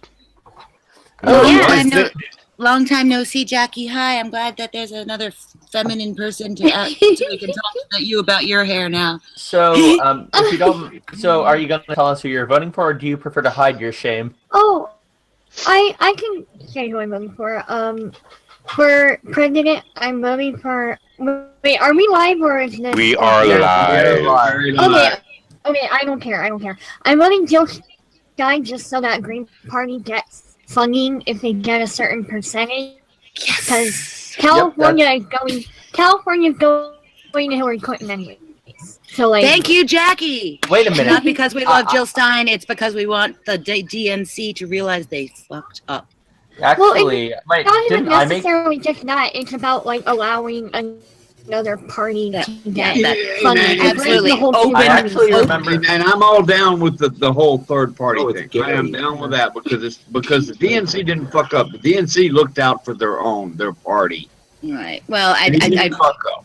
So, who's Hey, the as a handsome kid- devil? fucked up. Oh, hold So on. who's- Two at a Not time. Two at a three-party time. system. So, who's the handsome devil that gave you that idea? What? I think Oh. I gave. Yeah. Well, I was like trying to figure out if I was gonna vote for Clinton or Stein because like I was torn between should I try to combat Trump or should I like try to support a third party? Well, if you live in And- California, it's like a done deal. Yeah. Exactly. Yeah. So I might as well. But if I was in a swing state, I would be voting Mhm. for Clinton to make sure that Clinton gets it. So. The Trump didn't get it. Hey, Yeah. hey, Max. Oh, you by the way, said about don't- Bill Weld. Whoa, three at a time. Come on. Go Cubs! I know I was about to bring that up. Jamie up, said Jack. this and I was watching it. I'm kidding. Oh, for a minute there, I thought you were going to bring up how shitty Gary Johnson is, which I don't need anymore. He's a terrible libertarian candidate. I give. Yeah, he's pretty terrible. What's a left? In the very beginning, I thought I was it's not gonna vote that. for It's him, not but then- that. It's Bill Weld. It was a terrible ticket. Like Gary Johnson, there were stuff I could look past all the stupid shit he said, but Bill Weld, like when he endorsed Clinton and defended her on Rachel Maddow, I was like, "What the fuck is wrong with you?" Okay. I am Hey, officially putting. plenty of people endorse Clinton. I mean, they all happen to be members of Daesh, but Oh, Oh, God. Okay, I'm My issue with officially Gary putting Johnson my is- ballot in the envelope right now. People hear me. Good for you. Hang on. Yes, we can hear you, but we Yeah, we can have hear you, sorry. we have a we slightly have like overfull. 18 people talking at one time. Hang on. We have a slightly overfull room now. Actually, once we get 2 more in here, I will be locking the room until we start getting some openings. Well, I'm gonna have to I drop was just soon gonna anyway. If say- you need the space, just Oh, let me know. no. We can accommodate up to 25, but I figure I'll cap Oh it my at God. 12. That's freaking crazy. Yep. Yeah, just let me know because I won't be hurt. 25 people is a bad idea. No Oh, shit. that'd be fun. That'd be fun. I've managed up to 15 in the past, but it gets to be a nightmare. So, Hmm. and I don't know why the Yeah, fuck they I expanded it to 25. personally, my personal opinion on Gary Johnson is the guy would. I think he's an idiot. I think he actually is a bit stupid. You know, that he doesn't know anything outside of what happens in America. And I'm not even sure he knows what happens inside America, to be honest. Okay. He's a right-wing nutjob. Hang on, let me finish what I'm saying first. I think the guy's so dumb he would need a special tool to be able to tell his ass from his elbow. Yeah, Given what I've seen about him. Yeah, anyone who says he's dumb, I would like to ask, have any of you been able to run a state for 8 years and at the same time, another great accomplishment of his, the man started a business from the ground up. Okay, and he became a millionaire out of it. Okay, Before running for office. Like, dude, you're not looking good being his lawyer. You're really not looking good being his lawyer. Okay, I just have to let you know that. I mean, Trump started a business. Well, no, with his daddy's money, and is a billionaire, or according to him, a billionaire, and Gary he's Johnson still a didn't- dumb motherfucker. Gary Johnson didn't start off with his daddy's money. He actually actually started a business from the ground up without having to go to any of his parents for a loan. He took that risk on his own, and he started a very successful construction. I believe it was a construction company. So how does that actually qualify somebody for political office? Again, well, that's not the conclusion. My argument is that these are not traits a dumb person can do. And the fact that you can govern a state for 8 years is also an indication that you can actually run for office. You might understand running a state is actually like a microcosm of running the country, because he might understand how to run economics, but the guy, on foreign affairs, like, it's embarrassing. And I think just him being an absolute embarrassment on foreign affairs is sufficient enough to disregard him. Yeah, effectively, it's the narrow view, isn't it? You know, that in the small bubble, yeah, that might work fine. But when you've got a large bubble and you don't know what just basic stuff, then it's dooming. It's a bad move. Putting some Gary Johnson information in the side chat just for you. I just have a problem with this notion that if somebody starts a company, they obviously must be smart, or even more so, if somebody's just simply running a company, they must be smart. I work for a lot of companies that are managed by some really fucking dumb people. Hey, welcome to America. You don't have to be very knowledgeable to be successful.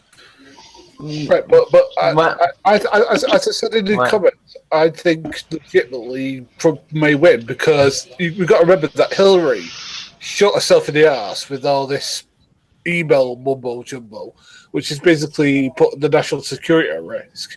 And while Donald Trump has said, let me explain why.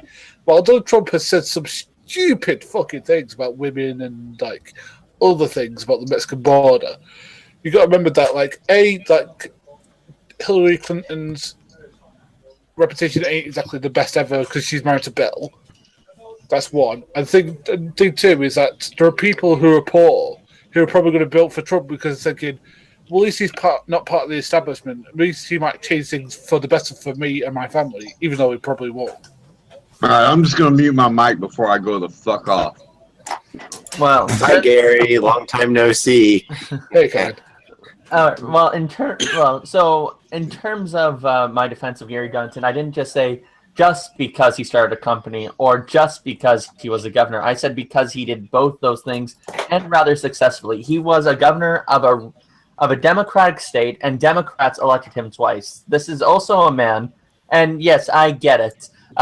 We want someone knowledgeable on foreign affairs, but in terms of the last years of American foreign intervention, I'd rather have someone who doesn't care enough to bother intervening in the world. I'm sorry. This isn't about intervention. This is just about understanding the basic situation of what goes on in Aleppo, in Iraq, in Russia. And he doesn't understand even the basic... Yeah, he doesn't even understand like the basic situation that's going on there. Like this has nothing to do with intervention strategies. I mean, if you don't even right, like if you don't even know, no, that's all. Okay. 2 at a time. You know the rules, guys. Give that back to me. 2 at a time. You guys know the rules. Sorry. I'm just saying. The only question I have is, will he? But I don't care whether he knows where Aleppo is. My concern is, will he bomb the fuck out of Aleppo like a Secretary of State Hillary Clinton would? Amen there. Thank you. Well, that's not necessarily. She's not talking about bombing. But Gary She's Johnson not talking is about right bombing wing it. She's nut job talking anyway. about. Yeah, a no-fly zone is not bombing. Hey! Come on. Let's pull this together. Okay, first unspeakable, then Cliff. Right. Nothing of import, I said, but he is Okay. a right wing nut job nonetheless. Cliff. I'm just going to say something. Hang Clinton on. isn't talking. Prudent, you're not Cliff. Cliff, go ahead. Clinton isn't talking about bombing Aleppo. She bombed Aleppo. She's only was my talking claim. about. Sorry. No, while she was Secretary of State, she oversaw the bombing of Syria. I'm saying she's a foreign Syria was policy not hawk. That's actually not true. We didn't start bombing Syria until she was until John Kerry was Secretary of State in 2014. I'm not even voting for Clinton. I don't even. Yeah, we did not bomb Assad. We've never bombed Assad. We've only bombed ISIS in Syria. Yeah, and also it's worth pointing out that what Clinton has talked about has been setting up a superiority, effectively a no-fly zone, so the Russians can't bomb civilians, which is kind of the problem. Do you deny she's a war hawk? She pretty much is, and I should also add, there have been people who said that pushing and enforcing a no-fly zone would be tantamount to an act of war. It's an outright declaration of war. Absolutely. Yep. No-fly zones have been implemented without necessarily declaring war. We did that in Iraq throughout the 90s. Yeah, but we're not doing a no-fly zone over Russia's operational area. It doesn't matter. Do you understand that it kills lots of people? And I mean, it's a horrifying. It also kills a lot of horrifying people thing to to do. do. It also kills a lot of people to do nothing and just let Russia and Assad drop barrel bombs all over the goddamn place. I mean, Have you been there? Do you know what's going on? I've read all about Syria. I think I'm the most knowledgeable person on Syria, probably out of anybody in this room, because I've read entire books on it. Actually, wait. All right. Let me I am going to take off, though. I'll see you later. I'm not interested in this conversation. Let me sneak in for a moment here. Now, the issue is, this isn't ultimately a Syria issue at this point. What this is, it's a U.S. versus Russia kind of thing. We've been doing the dick measuring thing against each other and pushing boundaries for ages and ages. If we put up a no-fly zone, the pretty damn near guaranteed the first thing they're going to do is push to see, okay, fine, we're going to say fuck you to your no-fly zone. What are you going to do about it? And this is pretty much the way it's always been between the U.S. and Russia. One pushes, the other pushes back. Here's the problem, though. Give me a sec, Prudent. It's not America that is going for this. It is, the Europeans primarily, including the British. America is is more on the assisting side of it. Joining in with the other teams rather than leading the way. And you Europeans are going to do that with that army you don't have, right? Well, come on. Let's not be schmuck about it. The Europeans did. Well, hold on. The Europeans were the ones who led the NATO intervention in Libya back in 2011. That wasn't U.S.-led. That was actually led by the French and the British. Regardless, though, there's a long line of the U.S. drawing a line and Russia stepping over the line and sticking their tongue out at us, and vice versa. I mean, this is pretty much the way it's always been between the two of us. So implementing a no-fly zone, I mean, it's immediately going to be violated. One point. Can we talk about NATO expansion and the promise not to expand NATO, and then the proceeding expansion of NATO? Take it away, Unspeakable. If we want to talk about, we're just talking about dick measuring, and that is a case in point. But I mean, this is kind of the thing, is that this whole notion of, you know, some of the sanctions and no-fly zones and this and that, these things do not take the place of actual fucking diplomacy, which is, I think, what we need to engage with, not with Syria, but with Russia. How has that worked out for us? Like, I mean, like, Russia keeps violating all the ceasefires in Syria, in case you haven't noticed. About actually going for compromise and figuring out a way, figuring out a way to work with them instead of against them. We have. Because here's, I mean, if I may just interject one little Please, note of reality here on this subject. The people that Assad and the Russians are trying to eliminate are ISIS. It's not only. Well, hold on. There's a lot more to that story. There is more to it than that, yes. And they're not really fighting ISIS. That's the problem. They're trying to get rid of the other rebel groups as well that oppose. And what they're trying to do is get rid of all the other rebel groups. So it's only Shia and Sunni extremists. They're trying to make this a binary situation. I understand. I do understand that nuance, but when the Western world and politically a lot of the political rhetoric is based around the war on terror and all of this shit with ISIS right bang in the center of things. Russia is doing what we have been saying for ages that we're going to try and do, that we've been trying to do for ages, which is actually wage this war on terrorism. We've killed more people. We've killed more ISIS members than Russia. Like, Russia's not. Hold on. Only 9. I'm not trying to get into make it into another dick measuring contest. Well, I know, but what I'm trying to point out here is that there is a certain inconsistency when it comes to who the enemy is, and this is something that I think 13 has absolutely bang on the nail with when it comes to the need for diplomacy. Yeah, because we need to sort out exactly who the fucking enemy is and exactly what is going to be done to combat terrorism. If I also just might add in something, the reason Russia also sees itself as intervening in the Middle East, or why it's expedient for them to do so, is because right now there is a huge power vacuum created by Americans, you guys, creating a lot of instability in the region for the last decade. Iraq. Syria is ISIS. What does ISIS stand for again? Islamic. But again, we didn't. What does it stand for again? Islamic State in Iraq and Syria. I'm really taking off now, guys. I'll talk to you later. Okay, Bye. thank you for joining us, Unspeakable. Sorry it went into chaos. Take care. No worries. It's nobody's fault, and enjoy. Okay, two at a time. Come on. Can I please have the floor? I'm still talking. Go ahead. Last time I checked, though, how did we cause instability in Syria when we didn't actually topple Assad? It seems like Assad you toppled Iraq. That allowed for various terrorist organizations to get in there, grab and seize power. When the Americans left and Iraq became unstable again, they grabbed power. They were able to grab power in Iraq. They were able to take their war to Syria. Because of instability that was already going down, because of instability that was arising from the Arab Spring, which was supported by Obama, there was also instability created such that the dictators who ruled there with an iron fist, who kept the Islamists down, couldn't really rule anymore, and now we have this whole clusterfuck that's really ravaging the region. That's how I don't see it as. I don't think Assad's that way. In fact, he's been essentially an ally for Islamists for a while. That might sound a little shocking. Take, for example, the fact that he released jihadist prisoners back in 2011 when the Syrian revolution started. I think the top 3 Islamist brigades were released from Sednaya prison in Damascus. Just for some clarification here, Sednaya prison is basically the Abu Ghraib of Syria, if that makes sense.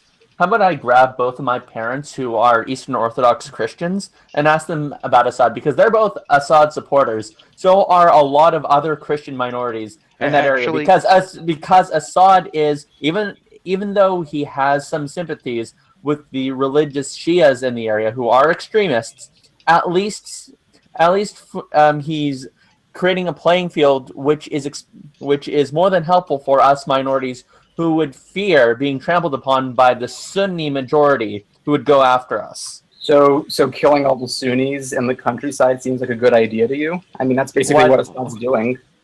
What sounds good to me is having a tyrant who creates at least a modicum of stability rather than having absolute fucking chaos. I would prefer a tyrant to chaos any day of the year. I do not favor toppling Assad. I do think that if there's any diplomatic solution, they need to split off Syria just because of the sectarian divisions. Well, if I may, in terms of sectarian divisions and what have you, I will certainly agree that shit, I just blanked. Sorry, my brain damage. It's a term that I haven't used since P died. Former leader of Iraq. Sorry. Hussein. Saddam. Thank you, Saddam. The thing is, well, he was a horrible person on so many levels and was a dick to his own people and all this other shit. He managed to keep that fucking place together. I mean, we have this wonderful idea of voting and democracy and free culture and all this shit. I'm sorry, but I don't think that mold necessarily works in every situation in every country. Okay, if I may, just because we're talking about destabilizing regions and what have you, and Saddam being brought into this, as well as Gaddafi and numerous other Middle East leaders, and some in Africa. Uganda is one that springs immediately to mind.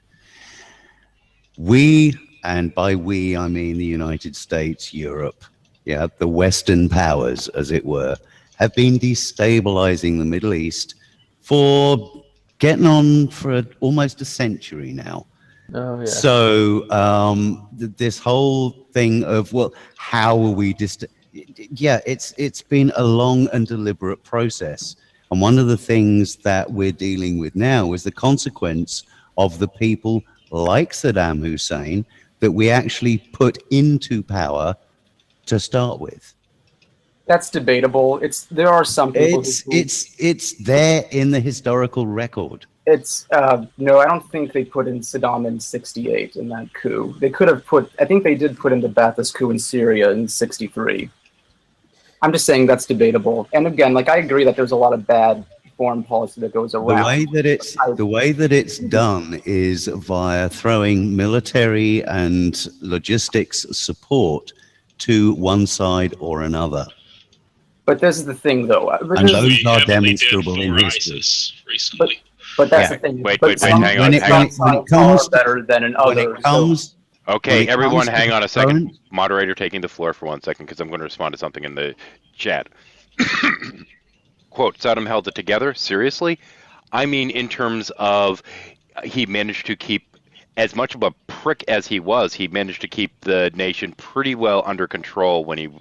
Now, Gaddafi is a different matter entirely when you're talking about this area, because Gaddafi was a douchebag that was actually fostering terrorism. So, I mean, we're talking very different leaders, but there are times where it seems to take a dictator to keep extremist factions from, tearing the entire nation apart. Yeah, because guess what? Not all human cultures and not all humans function well under the culture that we know and are accustomed to. Yeah, I mean, I'm not saying Saddam was a good guy or that he wasn't a raging jackass, but he managed to keep some degree of order in that country, as horrible as it may have been. Now, the thing is, when you pull out somebody that's really only held extremist religious factions together through, an iron fist, that kind of power vacuum that you're going to create once you change that situation, either you need to put another iron-fisted puppet in charge, or I just don't think you can translate that to democracy, without a long transitional period. Can I just make two responses here? One to Brian and one to Shadow. You said something about destabilizing. Again, there's probably some things that we have done that do destabilize, but I think the region is already unstable enough even without Western involvement. I mean, like sectarianism. I mean, the Shia-Sunni division has been around for over 1,000 years, and then you have all the tribe, and then you have all these. That's been there for centuries.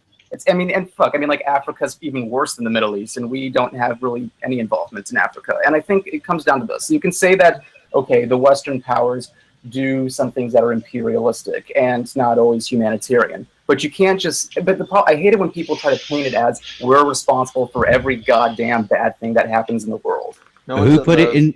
I'm not. I didn't put it in. I feel, and in terms of that's the point you're trying to insinuate. Well, the only wait. So in terms of what, so I mostly brought this up. I was just keeping it specifically to the Middle Eastern region and in recent affairs. With regards to Africa, it is pretty arguable that a century of Western imperialism didn't really help. Absolutely not. But let's say that's Africa is completely to blame for all their faults. Let's just grant all that. When you look at it, there are regions where you had dictatorial powers, but then you had revolutions, and there was a stable democracy that emerged. I believe Japan and Korea are examples of this. But if you look at those examples, there was already a culture which was accepting and pushing for democracy already, and the West just was making that expedient. However, in the Middle East, we don't really have a huge history of democracy. That's something that is relatively new. It's not something in which you are helping make expedient. That is something you are trying to impose on the structure that's already existence. Most of the countries that we tried to bring democracy to have been an abject failure. I think there is a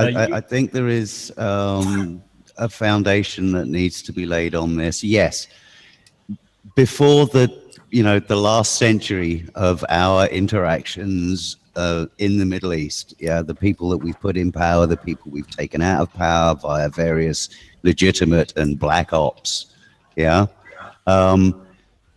that was on a foundation of imperialism. And imperialism, was something that was imposed, which, when you're talking about natural development within a culture, within a continent such as Africa, which is a group of different cultures and countries, when you put something like imperialism and you just literally regard an entire continent or an entire country as being limited to its resource wealth, then the only power structure that you, as a controlling power, can work with is something internal, that's going to replace your structure, that is going to keep the country functioning the way you want it to function. In other words, channeling resources to you, and keeping all unrest minimal. I actually disagree with that. I think free trade has been a pretty good. We could channel resources without actually having to put in a dictator. But let's not get into the free trade argument this time. Here's the thing. When you're putting new structures to replace old structures, you've got to take into consideration the foundation of the old structures. You can't just say, right, we're going to take this system out and put that system in place. And that, unfortunately, is what we've been doing in the Middle East, that we've been doing all over the ex-empirical, outcrops own property. Yeah. But what you're basically doing is you're becoming a status quo force. You're basically saying, well, let's not try to mess with the status quo. But in many cases, the status quo can be pretty horrible, pretty oppressive. And I think if we hold that. Hang on. My worry is, excuse me, let me just make it. I just want to finish this up, 10 seconds. Go ahead. My worry is, there comes to a point, I think, where the status quo does need to be challenged and it does need to be replaced. And I worry if we take that kind of attitude, you're going to make progress a lot slower. I would agree with you that free trade has been beneficial in making allies of various nations who wouldn't be allies otherwise. Making them natural trading partners is always a positive thing. But here's the main difference between free trade and going to war with someone. When you engage in trade, you have two consenting parties. When you go to war with someone, usually there's a little resentment on one end. The problem is, and this is what I was going to, is when you're talking about a nation, where you've had people raised generation after generation to hate a certain group of people. And we're not just talking about rival religious groups, but rival nations in this particular case. This is a kind of dogma that gets so embedded in the culture, you have to fight against that dogma. You're not fighting the people, you're fighting an idea. And an idea, this kind of thing, we've seen this in our own culture, we've seen this in so many other cultures. These ideas need to be, so to speak, outbred. You need to start bringing in the new ideas and introducing them to people, and you can't force them on them because that's going to lead to more resentment. I mean, take a look at after the whole thing with World War II. What was the solution to the Nazi ideology? They fucking banned it. And this, well, I mean, funnily enough, well, this sounds horrible to us as Americans. Of no, they banned a fucking idea and made it illegal to claim that the Holocaust never happened and what have you. For some people, in terms of the freedom of speech, may get pissy about this, but the simple fact of the matter is this was an idea that needed to die. We'd almost be better off sitting there setting up a pirate TV station off the coast that's preaching a better, kinder form of Islam. Hold on, wait, but that's exactly what the U.S. did in Iraq after they toppled Saddam. They banned his Ba'ath Party, which actually, by the way, was inspired by the Nazis. People tend to forget that. Well, did you miss the point, Prudent? Sorry, go ahead, Cliff. Can I just get something in? Something you said a moment ago, Heathens, about Nazi Germany and democracy and things of that nature. Democracy didn't work in Germany at first. After World War One, the West, the Allies, should we say, tried to impose democracy in Germany, and it basically fell to pieces. You had 30 different parties, none of which would agree with each other, and it became so fractured and nothing got done that was it Hindenburg? I've forgotten his name now. The president. I think it was Hindenburg. He basically had to rule by decree. Ironically, it's not much different to what's been happening with Obama, really. But anyway, a little side joke there.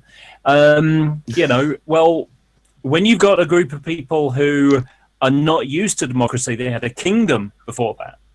They had the Kaiser. So suddenly they're having this new system being imposed on them, and they didn't know what to do with it. And so when Hitler comes along and says, you know what, this hasn't worked, let's have he wins the election, becomes the chancellor, and he says, hey, I'm happy to be a dictator for you.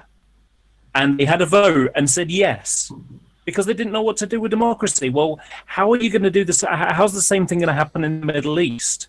You basically got, the transition from tribal warlords into, dictators. And now, people expect the dictatorship to turn into a democracy rather than go back to the previous stage, which is tribal warlordism, which is what you have right now.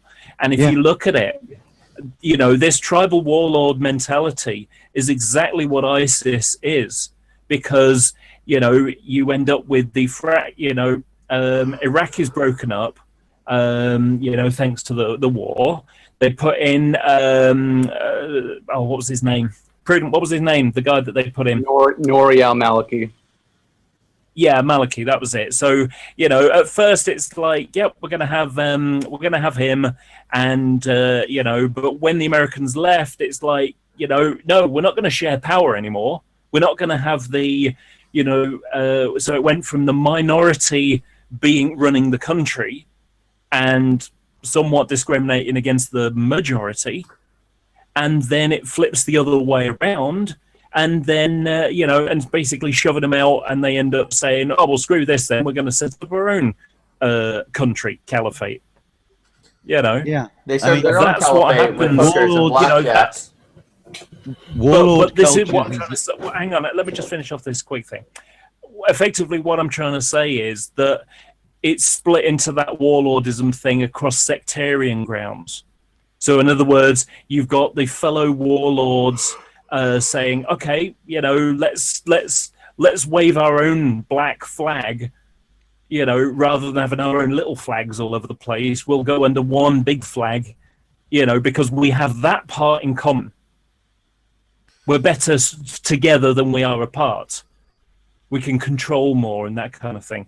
That's the problem that's happening with Iraq and Syria. But what the I was warlord- trying to get to earlier, though, is that yes, you had this one person in charge, and now you have all these warlords, and each of them's a potential pretender to the throne. Each of them wants that proverbial throne to have the control of the nation. But right now, it's going to be this power struggle between the group of them. Before, yes, there was a douchebag that was on the top, that was sitting on that proverbial throne, and there are all kinds of human rights abuses, and he was a real dick.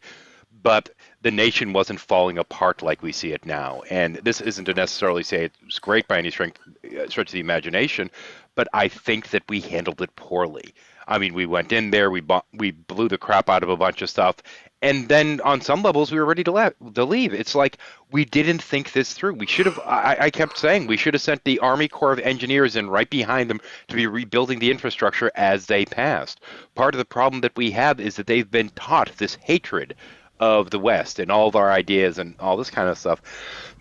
So if we try to put in a new government, there's no chance that they're going to accept it, especially the older people in there, because they've been raised with this dogma. It would be almost better off if instead of doing that kind of campaign, if we basically set up, pirate radio stations and TV stations and what have you, to actually promote a different view of Islam and what have you. Kind of like during, and I'm going back to World War II briefly, like there were a lot of people in different countries to try to find out what was going on in the rest of the world. They had the BBC broadcast to listen to. Well, that's not entirely true. Have you ever heard of the Anbar Awakening? I'm not sure what you're talking about. It has to do with Iraq. So during the occupation, we had a lot of problems with the Sunnis in the Anbar region, which is just western Iraq, but we call it the Anbar region. Obviously, a lot of them turned against the U.S. because we took down the Sunni dictator who worked to their benefits, and by banning their party, we took away, because again, like in order to get anywhere in Iraq, you had to be a member of the Ba'ath Party. So by banning the Ba'ath Party, a lot of people who used to be doctors ended up as taxi drivers. Okay, they're a little pissed off with us. And they actually invited a lot of these tribal Sunni warlords. What ended up happening was that a lot of these warlords and the Sunni population ended up turning against the warlords after a couple of years because, they kept laying IEDs all over the goddamn place. And even though they were trying to kill American troops, they would usually damage infrastructure. And of course, they also killed a bunch of other tribal, the more moderate tribal leaders. So eventually, the Sunnis actually then came to the United States forces and said, okay, look, we know we don't get along with you guys, but could you please take out these Sunni jihadist extremists for us? So they would come to us for help, but they only would come to us if times get desperate. And there could be a possibility to get the Sunnis in Syria to come to our side to beat ISIS, because you're not going to beat ISIS without having the Sunnis on your side. If you side with the Shias, you're not just going to take out ISIS, but you'll also take out, you would also cause a genocide of the Sunnis as well. So I would rather go with the former than the latter. The problem is that the Iraq invasion was a clusterfuck. It really was a clusterfuck because they went in there, and this is pretty well known. They went in there not knowing the difference between Shia and Sunni. That's like going to Northern Ireland and not knowing the difference between Catholics and Protestants. Yeah. So they went in, kicked Saddam's backside, and then allowed the criminal elements, looting to happen, and then you end up with effectively a turf war. This is how you ended up with Muqtada al-Sadr and Sadr City and all that kind of stuff. So you end up creating this power vacuum, which is then filled in by people trying to create power for themselves. And then you end up having to clean up the mess as they start fighting each other. They start putting bombs outside mosques, each other's mosques, and blowing people up. And then you end up trying to do this, cleaning up behind, the power vacuum mess that you created. And I was going to say you, I mean, the coalition. I don't mean America. I just mean the coalition as a whole. Wow. So you end up with this. So we end up with this power vacuum that's being filled by warlords and trying to create their own turf. the whole thing's going upside down, and then they're fighting the coalition to maintain that power that they managed to get. And next thing you know, you got IEDs. It's incredibly unpopular. It's the neo-Vietnam stuff. Stop the war coalitions and things like that. Becomes very unpopular. And of course, Obama started off with, we're going to get out of Iraq. And there were, although there was an attempt at trying to get out, it really was left for the people to pick up the pieces. The people left behind to pick up the pieces. And of course, the old problems are still simmering underneath. I don't think this whole caliphate thing has anything to do with the religion. I really think that they are. Disagree. Let me explain. Let me explain first before you tell me I'm wrong. What I mean is, I think that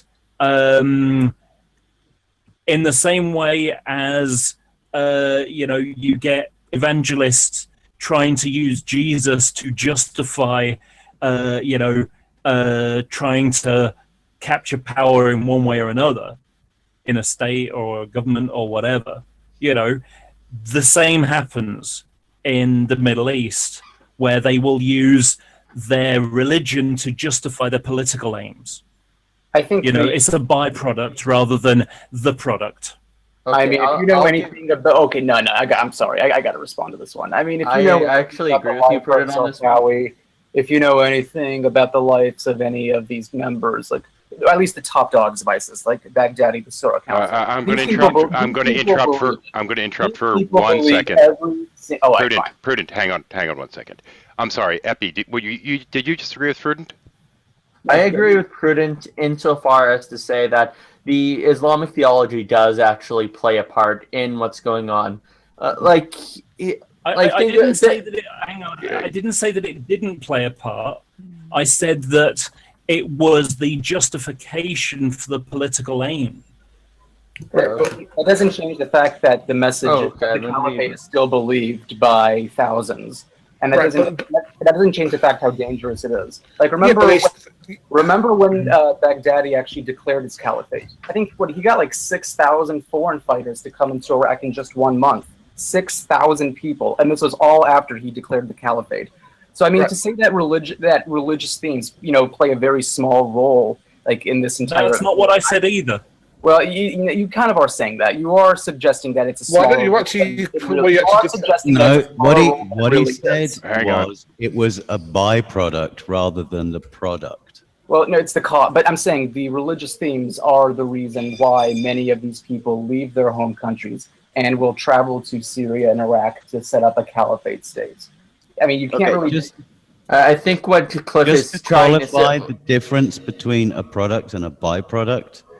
I mean, Cliff, as I understood what he said, he was saying that the religion is being used to justify something.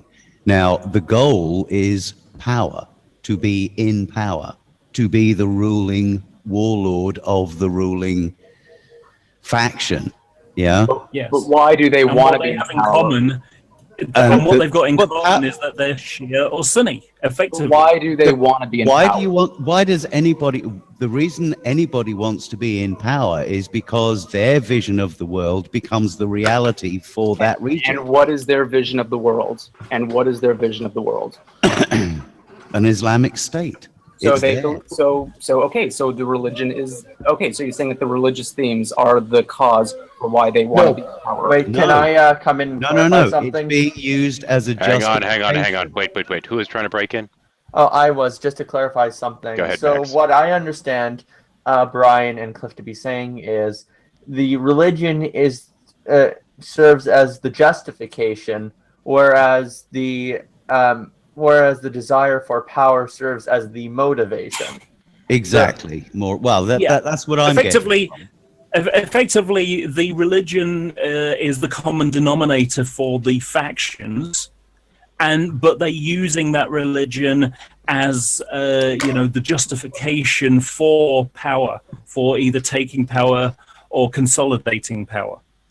Right. Just to put it in a slightly different controversial context, yeah, which I don't know, I'm probably going to receive hate for it, but that's fine. I got broad shoulders.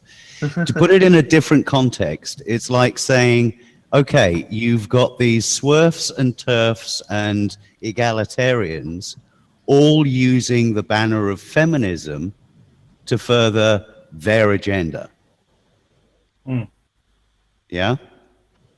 Right, but here's my problem with this sort of thing, and is that what people who do this don't understand is that the people who go over, quote unquote, don't go to fight for ISIS, they go to fight for the people fighting against ISIS. Because you've got to remember, the people who ISIS are killing the most of are Muslims. Shia Muslims. Yeah, well, it doesn't matter. I feel like as still denominatory Muslims, there are Muslims in Egypt, Muslims in they're not just Shiite. There are also Sunni Muslims as well. Yeah, the Shia You're killing Sunni. That don't exist in IS. Your ideology, right? But it has be a ideological split, resulting in them being at war with each other is something that goes back a millennium. it goes back 1,400 years. It goes, Yeah. It goes right back to after Muhammad died, and the Ali's family vying for power against the rest of the Sunni Caliphate. Yeah, basically, it's what happens when I mean, we saw the same thing in medieval Europe. When a king died, you had vying and didn't leave a clear heir. You had, even if heirs were left, you had those heirs vying for the throne. Yeah, it's how basic tribal humans work. You look at the warrior clans in Japan. Yeah, now the samurai, that was a major thing for quite a long time. It was a serious culture, but it's no longer a thing. Okay, other than in codes of honor. Yeah, and various other underground things that go on that nobody talks about. But you look at the fall of the Mongol Empire, yeah, Genghis Khan. Yeah, again, warlords. When you've got a bunch of warlords that you're holding together under one banner, regardless of what that banner is, when somebody dies, you're going to have factions splitting when vying for power comes into play. Struggle. Yeah, I agree with that. But this is the thing, though. People just here's the way it's being framed. Power.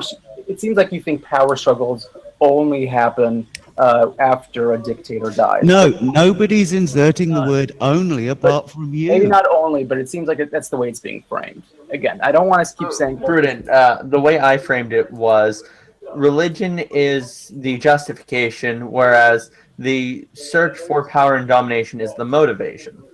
I think that religion is the motivation actually for the search for power, because I think they start off by I would like to see your reasoning to justify that statement.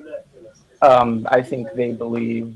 They start off by believing that these scriptures are true, and their vie for power is to appease the God that they actually believe in. No. Okay, I could give justification for why I just said no to you if you want.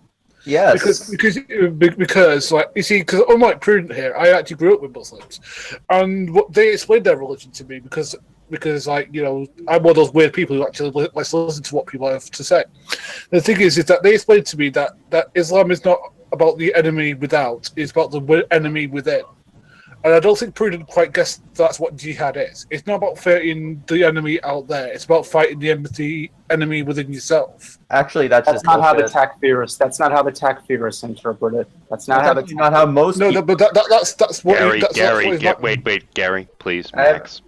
As someone who's looked into Islam quite a bit, that is a far more recent interpretation of it. And even among Sufis who say that it's more of a prominent definition for their community, even Sufis have a history of seeing jihad as both an inward and outer struggle. There's an inner spiritual struggle, which is a component of it, but there's also an external struggle against an enemy. It's both. It's not either or. Yeah, well, here's And I grew up with Muslims too, so please don't please don't beat me over that one. When you look at Christianity, you've got exactly the same metaphor going on. Okay, yeah, with sin. Okay, now. One of the things with language is very metaphorical. We talk about things in terms of other things. All right? And the basic ideological split that we see in Islam and we see in Christianity and we see in various other belief systems that have different sects is the ideological split between literalism and allegory. How much of it is literal? How much is allegory? Where it's allegory, which bits are allegory, and how do you interpret them? And this is why, just as you have dozens and dozens of schisms within Christianity, you also have similar picture in Islam. Okay, now you mentioned the Sufis. Sufis are about as philosophical an interpretation as it gets. At the other extreme end, you've got Wahhabism, which is about as literal an interpretation as it gets. So within Islam, Sunni Islamic Judaism, there are 4 major schools, and they agree with each other about 75% of the time. It's not like that 25% is anything magnificent. They actually have a lot of agreement in terms of jihad as well. So it's not as diverse as one would make it out to be. And remember, this isn't and remember, this should also be remembered that most Muslims, vast majority are Sunnis who adhere to one of those 4 schools anyway. So if you want to look at total population, we should look at the significant numbers. Well, if you're looking at the Middle East, sure. Okay, but in the world. Well,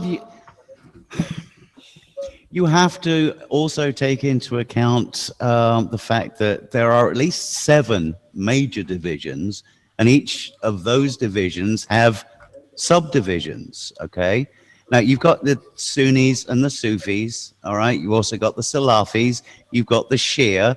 You've got Wahhabis, which is an extreme sect of Sunnis. Salafis and Wahhabis are subsets of Sunni, and Yeah, and Takfiris are a subset of Wahhabis. So yeah, the point that I'm getting at is that all these different factions do encompass ideological splits between the allegorical and the literal.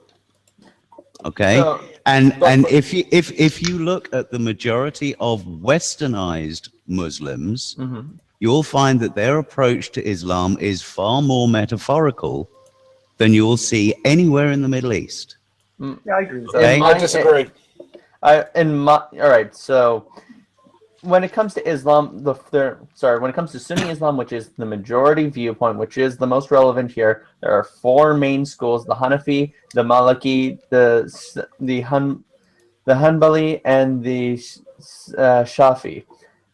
These 4 schools would agree with each other in most things. And in terms of the division between the allegorical and the literal, it's actually better understood that their differences are about the looseness or the tightness of the text, as opposed to metaphor and as opposed to literal and allegory. So one example is when the Quran forbids the consumption of wine.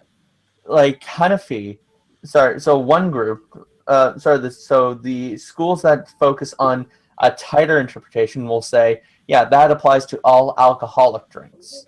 The looser school believes that, no, it applies to all intoxicants. That would imply to marijuana, for example, as well. Anything that can intoxicate. Yeah. So again, it's variance in interpretation. And let's remember one thing about the Quran. Okay. Well, let me ask you. The Quran is rarely, if ever, interpreted or presented without the hadiths, and the hadiths are various historical narratives concerning Muhammad's life. Okay. Yes. Right. So, given the structure with which one has to understand the Quran, okay, you have got more room for interpretive error than you have, say, for example, in Catholicism, which goes sola scriptura. No, but- Catholicism does not Sorry, go sola scriptura. Calvinism. Sorry, I meant It Calvinism. kind of adds to what I was saying about before, where you can use the religion to justify your political ideology. This interpretation allows you to say, well, if we interpret it that way, we can justify this.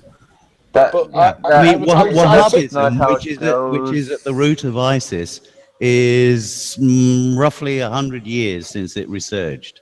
Yeah. Well, so if one look on when you look at Islam as opposed to Christianity, we are really comparing apples to oranges here. Because if you look at Not really. It's no, a- wait. no, Can no, I no, let they're me both explain? Abrahamic. Let me explain why it is an apple to orange comparison. Yeah, let him finish, please, Brian. Okay, so if you look at the history of how Christians have approached the Bible, both Old and the New Testament, you actually do have a variety of interpretations that come from the various converts throughout the Roman Empire. You had certain people in Alexandria who pushed for a Christocentric interpretation, which was more allegorical and which stressed the presence of Jesus Christ within the Old and New Testament. Mhm. Now, historically, that's not going to help you a lot. Understanding the Jewish context, because the Jews probably wrote it without any notion of Jesus. But you also had apart from Alexandria, you also had those who are more inclined with the schools in Antioch, and which actually tried to pose strict about-face interpretations. No one was ever to the point, but in either case, no one was ever looking at the Bible as a legal text. People understood the Bible as a text that was to explain first and foremost the person of Jesus Christ, and then later on the covenant around in which someone would earn salvation. Islam, on the other hand, is a religion which is judicial in nature. There is a reason why it originated in a legal context with hadiths and scholars and interpreters and schools. Right, but It is All right. it is more akin to Orthodox Judaism than it is to Christianity, which isn't to Right, say can I say something? Sorry. this is why there's a great bundle here, Gary.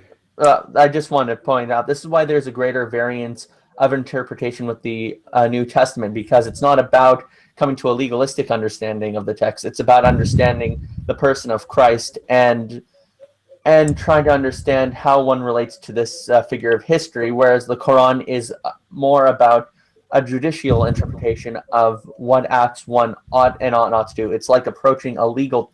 It's the difference between I understand the interpreting a distinction you're biography. It's the difference between trying to interpret a biography and trying to interpret a legal code. Yeah, but you've I'll let you in a second, but just quickly, you've conveniently written out the entire period of history which Europe was ruled by theocracies of one sort or another. Gary?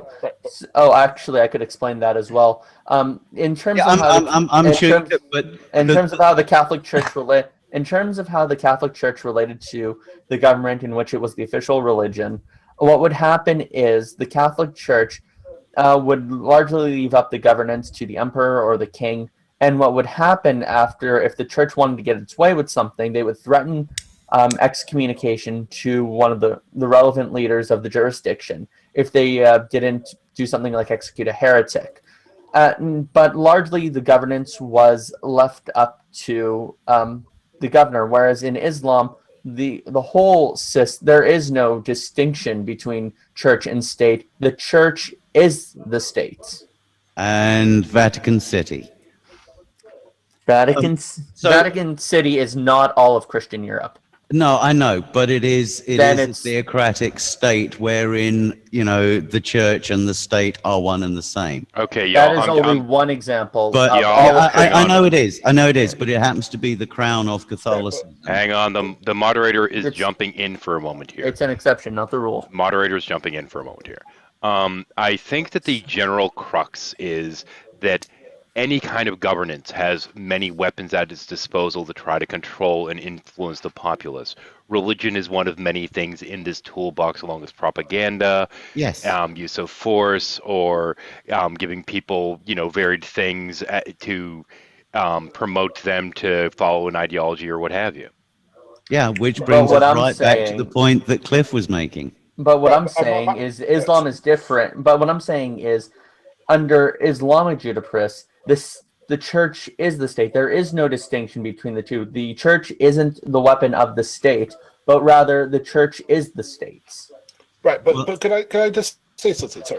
Sorry, Brian. I Did just you want to go make first? Sorry. one quick point about the origins of Islam. Islam actually sharing Jesus as a prophet, for one thing, being part of its common root, and secondly, it being in part a kickback to some of the shit that Catholicism was doing, trying to unify the church. Gary. The Jesus of the Quran appears for like 3 chapters. He's not like in the Quran. He's not as prominent as most Muslims. He's still revered as a prophet, as is the entire lineage right back to Moses, Right, but and Abraham. The problem is I think the thing is that you're trying to be uncharitable. I think both of you towards Islam. No, the thing is Islam is. How am I being uncharitable? A philosophy of like inner peace and tranquility. It is not about going out there and slaughtering people by shutting their heads off. Okay. Did I say that? Gary, when did I say that? I'm also going to disagree completely because, frankly, it depends on what teachings you follow. You could follow a variant of Christianity that required cutting the heads off of people for all it matters. It's a matter of what dialogue, what dogma is being pushed with that religion. Keep in mind that most people, Muslim or not, have less of a tendency to actually properly read the text. Instead, they don't go to scholarship, they don't go and learn it in school or what have you so much as just being taught whatever their specific variant of ideology is. We see this within the evangelic movement in the U.S., that a lot of things that they teach, a lot of other Christians find to be deplorable, but they're taught it just the same. It's a matter of what dogmas are promoted over others. It's not what's in the literature, it's the way the pastor, the preacher, the imam presents it to you. It's which portions of the text are given the most weight by those teaching it. Right, but my point is that like the people who are in these countries aren't stupid and are actually literate and are actually reading the damn thing for themselves. Now, while they are influenced, as we all are, by people in position of power, because nobody makes their decision or opinions in a vacuum. The thing is that they do read for themselves, and they do come to their own conclusions. Now, they read for themselves. However, whatever their interpretation is going to be slanted based upon the teachings they've already received. Just like yours are, just like Max's are, just like mine would be. Everyone's are going to be slanted, not just based upon their opinion, but based upon the dogmas of the culture in which they're raised. This is why in the U.S., for example, you see so many people that are non-theistic that get very angry when they're dealing with certain religious notions, is not simply because we find them abhorrent, but because within our subset of society, these things are the all gays should die kind of dogma, or gays shouldn't have the same right. We consider this to be abhorrent because of the substrate of the culture that we are in and the dogmas of that substrate. Okay, just to speak back, I'm not being uncharitable. I'm just seeing. I've actually studied the religion at a university level. Just saying. Second of all, I never called into question the intelligence of Muslims. Like, I don't know why that's being brought up against me. But in any case, when I just to address it, I've already said that I'm only looking at Islam as it's taught by the majority of schools. And I addressed the 4 major ones, and I said they agree on 75% of the same stuff. So there was that. Secondly, yes, most Muslims here are moderate, but here's the thing. I'm not calling into question the intentions of Muslims. I'm calling into question the influence Islam as a popular doctrine taught by most of the major Islamic institutions, and what kind of deleterious effect that has.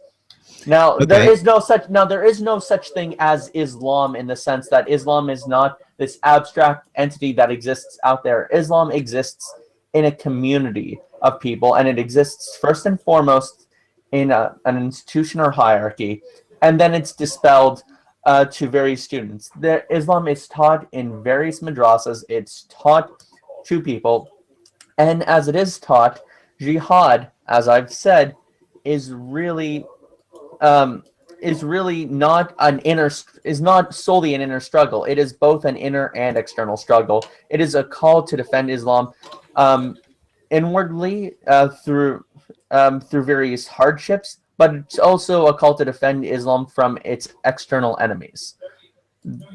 It's not just a matter of Islam can mean anything I want it to mean. It's a matter of Islam means something to a vast majority of Muslims in the world, and that's what I'm addressing. I'm just addressing things from a sociological level and as it manifests from the religious text. But for a moment, touching on what Max just said there, the thing is, you have these views that are being taught about your madrasa and what have you.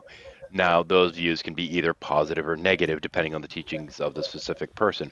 For example, if you take the teachings of, Westboro Baptist versus any Catholic church or what have you in the nation, it's going to be drastically different. Now, when you have state television and what have you that are sanctioning certain kinds of broadcasts and not others, this is kind of where the problem comes in, because this is the dogma that you're growing up in. And as we've seen in many societies, it's the minority that are able to break free from that dogma and even bother to spend the time to sit back and question it. Most don't. Most people... and very much like was mentioned earlier, that the interpretation can, the gaps in where you have to interpret something allows someone to interpret one aspect and not another aspect, and that's how you end up with that aspect being used as the justification for this political aim that you already have. That's crock, and here's why. Whenever I open any kind of book, the text in part is going to also constrain my motivations as well, because I can only work with so much I have to justify. It's a lot easier to pick up certain books and come up with justifications for violent actions than others. So, for example, when it comes to opening up something by Tolstoy, who was a major pacifist, and I want to go to war with another nation, I'm going to have a hell of a harder time than if I pick up something I don't want to use an Islamic text right now because this is what's being contended. Then if I was to pick up the Bhagavad Gita, which is all about warfare as dictated by Lord Krishna. But I mean, what I don't care was how, saying a moment ago. But wait, Cliff, just answer my question. Is it easier to come up? Are your motivations not going to be harder to justify given one text over another? Is it just as easy? Is it just as easy to pick up something by Tolstoy and come up with a justification to go to war than it is the Bhagavad Gita, where Lord Krishna instructs a royal on how to properly go to war? But Tolstoy isn't a belief system. Yeah, here's the thing. It's just as easy to do the same thing with the Bible. The Bhagavad Gita. Okay. I don't care how easy or hard it is to do with the Bible. Heck, I'll take that. Is it easier? Let's use the Bible. Is it easier to come up with a justification to go to war using the book of Leviticus than it is to use Tolstoy? What's Tolstoy got to do with it? How does that relate to the first premise? You'd have a better analogy if you used Homer's Odysseys. How about Atlas Shrugged? Let's go to Ayn Rand versus. No, Atlas Shrugged would make me want to kill myself. That's a justification for suicide. Okay, well, so there are. So he has things like what? So take for example. Yeah, but I think what we're doing here is we're trying to simplify something that is very complex because we've got to understand that these countries are very poor. No, I'm not trying to. I'm not trying to make a huge elaborate argument. All I'm asking is it not true that some texts are easier to are better at constraining violent motivations than others, or provide less justification to enact? Yes, but again, I don't think that thank you. I don't think that the Islamic texts do that though. All right. Gary, hang on, Gary, you're completely missing the point here. We're not saying these texts are specifically written for this. We're saying that through teachings, the lines that could be used to promote that are being used to promote that, and that's kind of I accept that. I accept that. But what I'm saying is that that's not the key issue. The key issue is poverty. The thing is that these people are poor. The poverty just makes the religious leaders makes it easier for the religious leaders to just makes it easier manipulate them, dude. But they were Muslim beforehand. Why weren't they doing this 400 years ago? Osama bin Laden was rich as a mofo, and he gave all that shit up just to pursue his jihad. Oh, and even then, I think most of the ISIS fighters right now you come from a middle class background.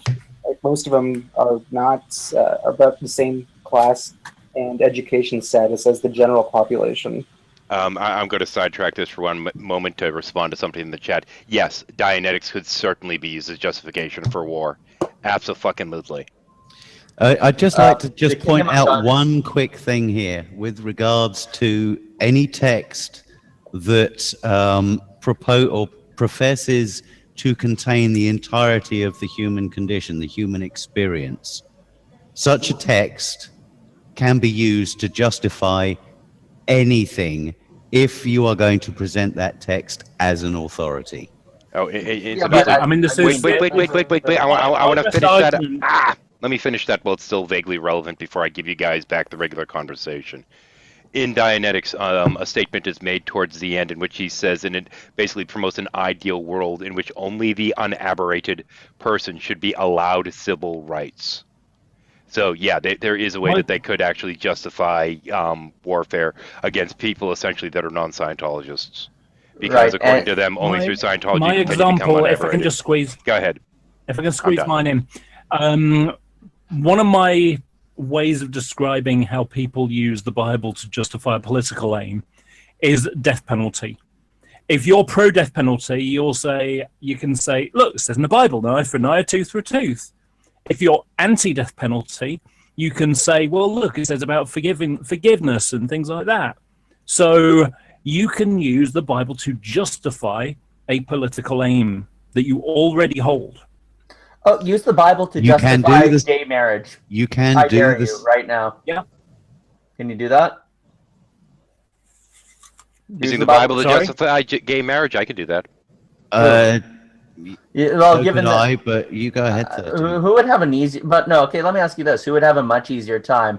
I could point to 7 verses off the top of my head that clearly condemn it. On the other hand, though, marriage at the time that it was written was not permitted for people of the same gender. Now, the moment you allow two people of the same gender to actually marry, at that point, they're no longer living in sin. Therefore, these people should all get married because otherwise you're forcing them to sin. Well, gay sex is generally condemned. Well, the sex is a different matter entirely. We're talking about marriage here, aren't we? And the Bible defines marriage between one man and one woman.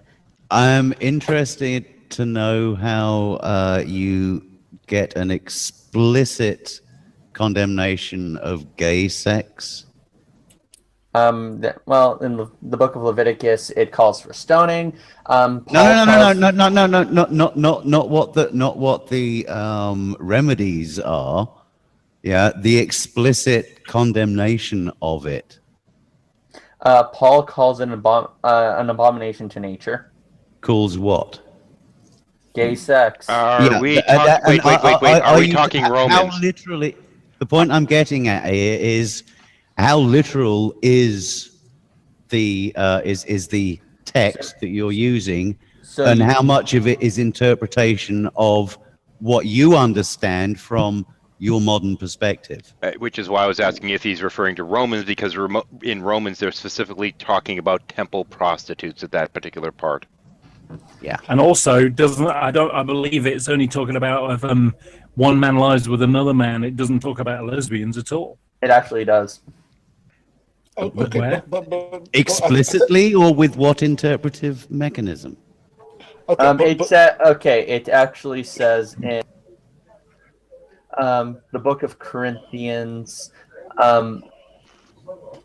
6. Which one? Her. Trying to remember. Which edition? Which printing? It says, or do you not know that the unrighteous will not inherit the kingdom of God? Be they deceived, neither the sexually immoral, nor idolaters, nor men who practice homosexuality. It's in Romans 1:26-27. And that's the line where they're actually talking about temple prostitution. But even though women exchanged natural relations for unnatural one. In the same way, their men also abandoned their natural relations with women and were inflamed for lust with one another. But it's also using the term natural and unnatural. It's just referring to the act. It's not in reference to the act of idolatry. Yeah, and we're talking about relations. Why couldn't that just be that they're having sex but not with the aim of making children? Actually, if you go back to the Greek, it's talking about prostitution. Because if that's the way we want to interpret it, then all forms of gay sex would be immoral because it doesn't permit any production of children. Okay, but right, the problem is that like the point is, I haven't wasted your time defending my position. By that same wording, there is sex between male and female that is sinful. Yeah. But is that sex sinful because by that exact same passage? So how explicitly is this spotlighting on gay people?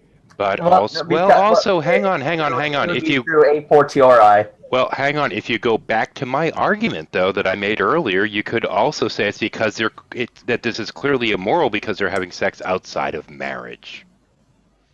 No, it's saying it's unnatural, not that it's just not in. Yes, but it's covenants. natural. It's only natural to have sex when you are married. It's unnatural if you're not. By the way, this is the thing. Hang on. This is going back to the core point, which is that depending on your interpretation, you can justify anything. Yeah, and this is but I have precisely I have a hell of an easier time justifying my position. It's precisely the same woolly thinking and the loose interpretation that Clinton used when he said, define is. Yeah, but here's the thing. There are some interpretations which stretch credulity and some that simply do not. Yeah, but here's the thing, yeah? Language has changed over 2,000 years. The English that we speak now is far removed from the English that was spoken 500 years ago. By that token, you can say we understand any text. 13 mentioned, when we take it from the Greek, yeah, there is translation that puts the context specifically on prostitution. Yeah, and that even in a colloquialism, you could understand as being an unnatural relationship because you're paying for something, perhaps, yeah, as opposed to it being your girlfriend or somebody that's been match made for you, someone that's gone through the natural social procedures. Well, okay. Sorry. Yeah? Wait. Just Wait. Polymath is just requested to join in. Oh, hang on a second. Give me a second. I haven't. I'm not by the computer, so I can't see the request window. Let me. I have. Who the fuck's this? Chukwa something or other. Decline. Chukwamanda Ikpisuwu. Sorry. Sorry, decline on that one. Wait. Before you decline, maybe that's him. I'll just ask if he's using his polymath account.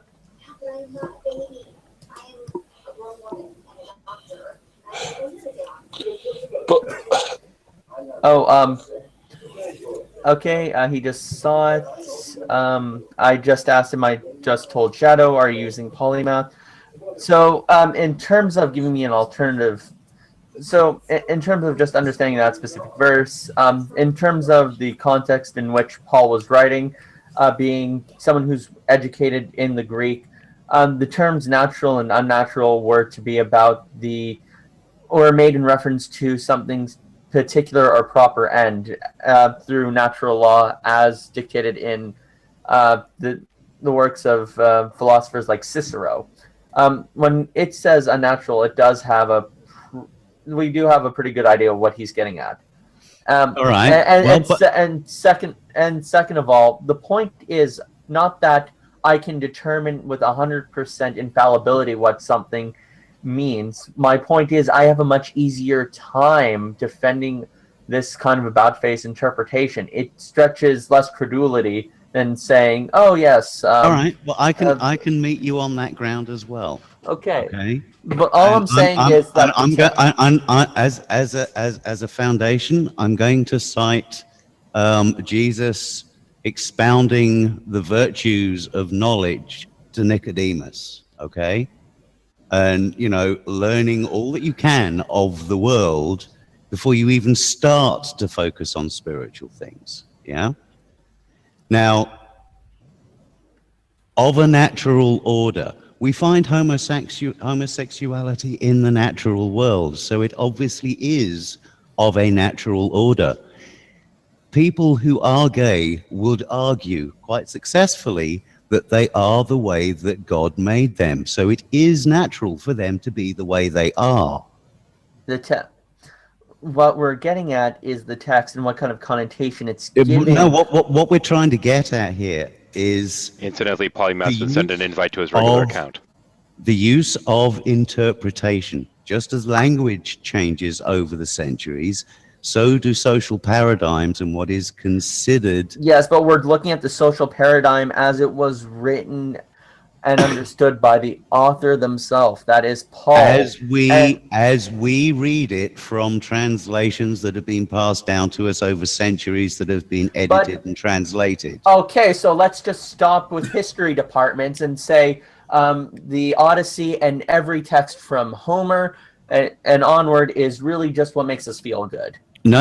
We don't really know what's going on there. The point that I'm getting at is reinforcing what 13 said about going back to the Greek. Okay? Well, the thing is, if you're going to try to claim that, the Bible is inspired word, yada, yada, yada, you could also make the secondary argument that, well, Paul may have had his biases and what have you. As that cultural paradigm changed, it was set in such a way that it could actually change with that paradigm, thus being a living text. Okay, yeah, you could do that, and I'm not saying one can't. However, when it comes to the kind of interpretation one has of a text and what you have coming into it, you have to rely mostly on the method to get the meaning out of it, as opposed to trying to understand the text, what the intentions of the author is for themselves. I think you'd be better off saying that. All I'm saying is Max, that... hang on. Max, I think you'd be better off saying that that's a bit more eisegetical than exegetical, but okay. Okay, that too. Yeah, and the thing with being a living... The thing with being a living text... Sorry, Cliff, just quickly. I'm not saying... being a living text, okay? Mm-hmm. The interpretive quality, the interpretation of it is going to change with the generations.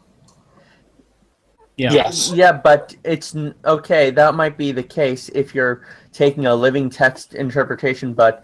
Again, that would be more eisegetical than exegetical, by the way. Thank you, Ethan. And by the way, in terms of all I was getting at was the text itself does play a part in constraining what kind of justification you can get from it. You could have a method which allows you to look at Tolstoy's War and Peace or his non-fictional work, The Kingdom of God is Within You, and get, hey, let's all massacre the Jews. Well, okay. Because it's all about it being a living text, and Tolstoy was a man of Russia, and we have to make it in the 21st century.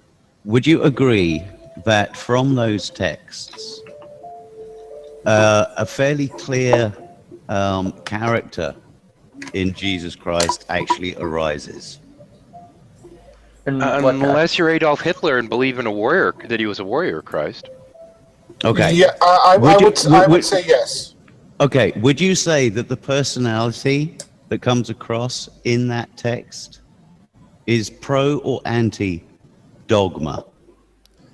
Wait. So, can you ask the first question again?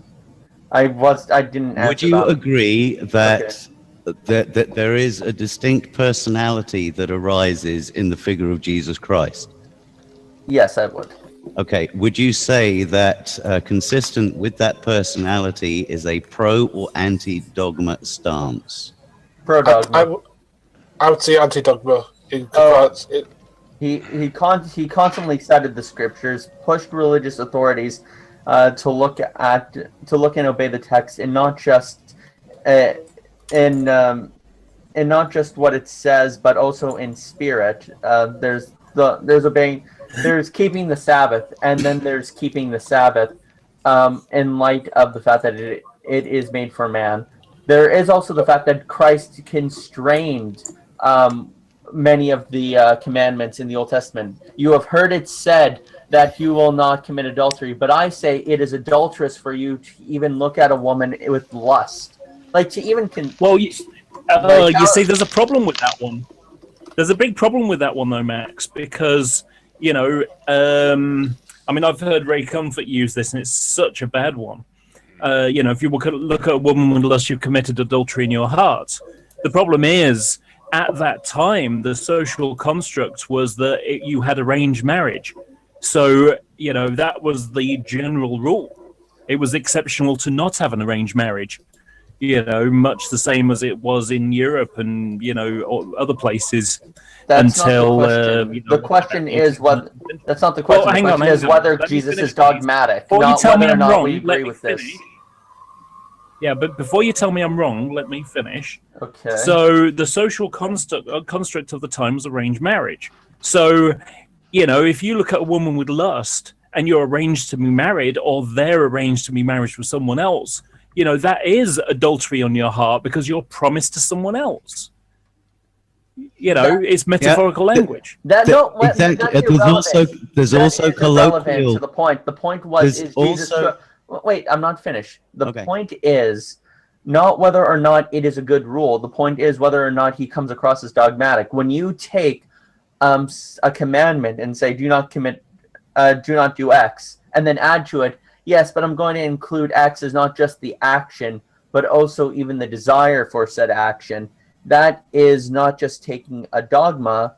Sorry, that's not just being dogmatic. That's taking a dogma and making it more dogmatic. Well, without the caveat that you first gave, where he's questioning a lot of scriptural religious leaders on their understanding of scriptures, Mm-hmm. He also makes copious use of metaphor in trying to deliver his understanding of a number of scriptures. Okay. So the caveat that you gave, for them to read and understand, that is, if you like, it's almost like an imperative to actually think about what you're reading, in the context of your life, what makes sense to you, your normality, which again points to it being a living text. Okay. Which is one of the reasons why it seems to have survived the centuries as a compendium, because it does speak to just about everybody somewhere if they read it and they're open to it. That's the whole point. Yeah, Wait, could you give me an example where Jesus invokes metaphor to enlighten them upon the? Okay, I'll give you the parable of the Good Samaritan for a starter. That's a later edition. That's not original text. besides that, he's not using it to elucidate scripture. All right, I will give you his allegory of sheep and shepherd when it came to human societies, particularly his own group. But he's not elucidating scripture with that. I think the problem that I have sometimes with the whole religious notion is that whenever somebody comes along and tries to offer a kinder, gentler, more, culturally evolved understanding of the text, there's always this weird kickback. Yeah, it has to be. It has to be a literal interpretation using the copy that I have in front of me, using the words that I understand from my own cultural and historical background. So look, it's not. I'm not saying we. So there are times where one does invoke, literary tropes, metaphor, allegory, exaggeration, all of that stuff to better understand the intent of the author. However, to invoke those things, one should have kind of a historical background in which you compare and contrast the text. So, for example, when I look at the book of Genesis and understand Jewish cosmology, I compare it and contrast it to other works in the Near East, so I can understand what exactly the author might be doing. And not exactly. You'll get as close as it's possible given modern paradigms. Right, but that's the whole. Yes, that is true. That is true. And that's the whole point. That is true. I try to go with what I find best explains the text. Yes, to you, given your understanding of history and the paradigms involved. Right. As a Catholic, one also has the idea that in terms of doing so, we kind of progress in revelation and progress in knowledge as well. And there are official doctrines which the Catholic Church itself codifies as the final authority, but that's how it works amongst Catholics. And it's different than how it works amongst Muslims, which was kind of the main point of this whole discussion. I'm now going to deliver my nuke on this discussion when it comes to actual Muslims. I have Muslims in my family, and their approach to Islam is just as metaphorical, just as allegorical, just as philosophical as any Christian I've ever met. Okay. I don't deny that there are Muslims. You just did, didn't you?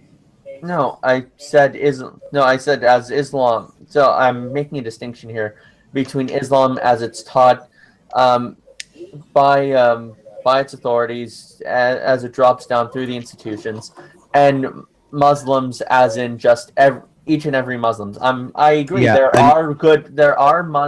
agree. There are Muslims who have an approach to the text which is harmonious with Western civilization and Western values. I'm not taking that away. I'm just saying those interpretations stretch more credulity when it comes to the primary text than the mainstream. You do realize that those sorts of Muslims have been littered throughout Europe for centuries, don't you? Yeah, mostly because one would have to form those values within Europe. Yeah. No, but the thing is, Max, and maybe this is something that you may want to think about. We're the ones. Westerners are responsible for the genocide of Muslims. Right. And Muslims have been responsible. They're responsible for genocide of us, are they? So who is more culpable? I would say Westerners, because we're culpable for what happened in the Balkans. Wait, wasn't it Muslims who massacred a lot of Eastern Europeans? No, it was the other way around. I'm talking about the Baltics. Yeah, Islam actually thrived there for quite some time. Yeah, they got genocided by Slobodan Milosevic and all that stuff. And survived in Spain for a good couple of I thought this was something that something that went back and forth for centuries. Yeah. It was, and also you have the massacres that Muslims perpetrated on Hindus in India as well. Yeah, that did happen. But this is exactly what I was talking about before. Today. Right. Yeah, they're trying to kill off the Jews today in Israel. And this is exactly what I was talking about before, where you've got one dictator in the Balkans, where, effectively the breakdown of Yugoslavia, suddenly you've got that overreaching, government. It starts to fail, and then the old stuff resurfaces. Back to the warlords. Yep. I mean, we only have to look in Africa and the Democratic Republic of Congo, and what was the other one? Because effectively it was the Houthis in the sun and the that was Rwanda. That was Rwanda. Yeah, Rwanda. If you take any civilization and you knock it back, you rip its structure out, you're going to end up with, the same effect. If you were to do that in the United States now, if you were to just rip out the federal body, hook, line, and sinker, you would end up with various warlord factions going on between the states. Oh, and Texas one already. happening already. It's happening now, and it's still got it. Oh, and some more. There was the slave trade wherein Muslims actually did abduct various Christians, and the Catholic Church actually had to pay the money to have those slaves back. They were also the Berber Muslims by the handful as well. There were also Berber pilots. There were also Berber pirates as well. A lot of the time, they were selling Muslims to Christians. Right, but can I just say something? What Cordoba, Max? I mean, because Cordoba was a multi-faith city for centuries, where Christians, Muslims, Jews all lived in multi-faith. When did I say religions can't coexist? I have said I have not made the implication that faiths can coexist with one another. And we're just saying there's enough atrocities to go around. Yes, I agree. Right, I agree with that. But actually, originally when it started off, I believe it was Funny Beetle Maniacs who wanted to give me something to talk about by saying, how about all the one-way genocide in which the Muslims experienced at the hands of Christians, whereas it seems like it was a two-way thing. Absolutely, it was the way of trade. Yeah, but I'm talking about in recent living memory. I'm not talking about something that happened centuries ago. The events of 400 years ago are still playing out in this year's presidential campaign, Gary. Yes, I know. I'm just saying that we can't hold what happened 400 years ago against people who exist now. They're not responsible for that. Except when politically and socially it happens, and we're seeing that an awful lot right now. Weren't you just trying to blame Christian? Where's your white guilt, Gary? Come on. Get with the program. weren't you just trying to blame Christendom or about how violent? Oh, what you were trying to blame the West? No.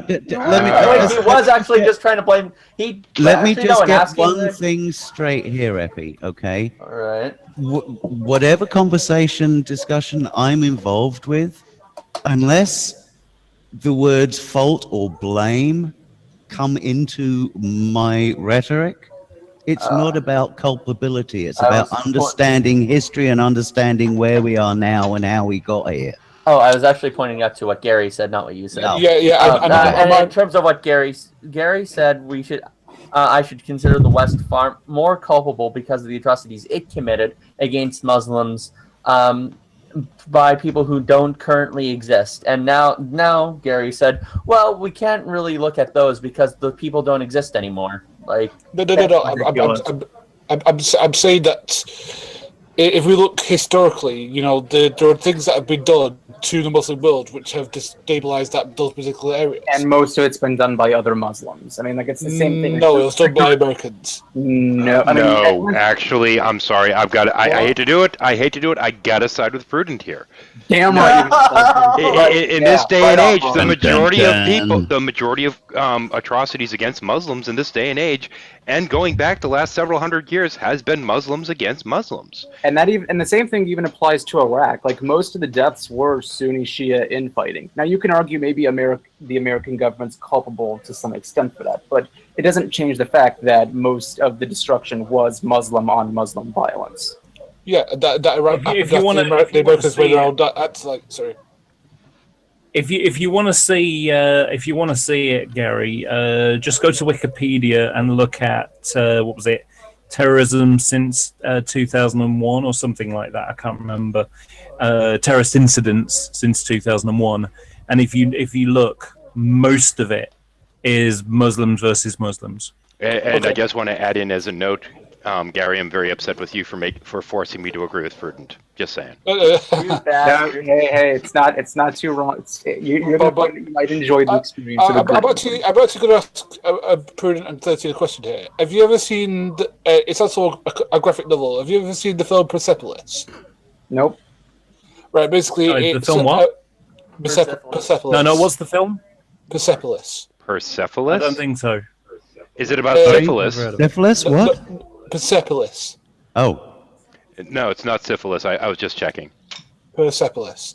It's basically this Iranian female's author's graphic novel about what happened in the 1970s, 80s, when the Shah was toppled by an American government in Iran. And then after that you get the Ayatollah Khomeini and all that sort of stuff. And basically she I don't. Well, my pronunciation stuff is that. By the way, point still stands that she dictates how it went from Islam being pretty progressive, having wine parties, all this sort of stuff, to be very stick in the mud with Al-Tamimi, Khomeini, calling for the death of what's his face. Satanic Verses, that guy, Salman Rushdie, sorry. Yeah, that was the 80s. I can remember the 70s when it was a real perk of the oil elite to be able to slip into Europe, the United States, and elsewhere and just be free of the prohibitions of Islam when it came to things like alcohol and shit like that. I actually like the Shah.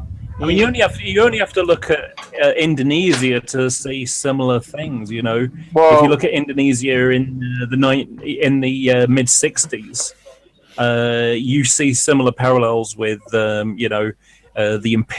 kick out the imperialists, attack the imperialists. That's what went on with the Shah.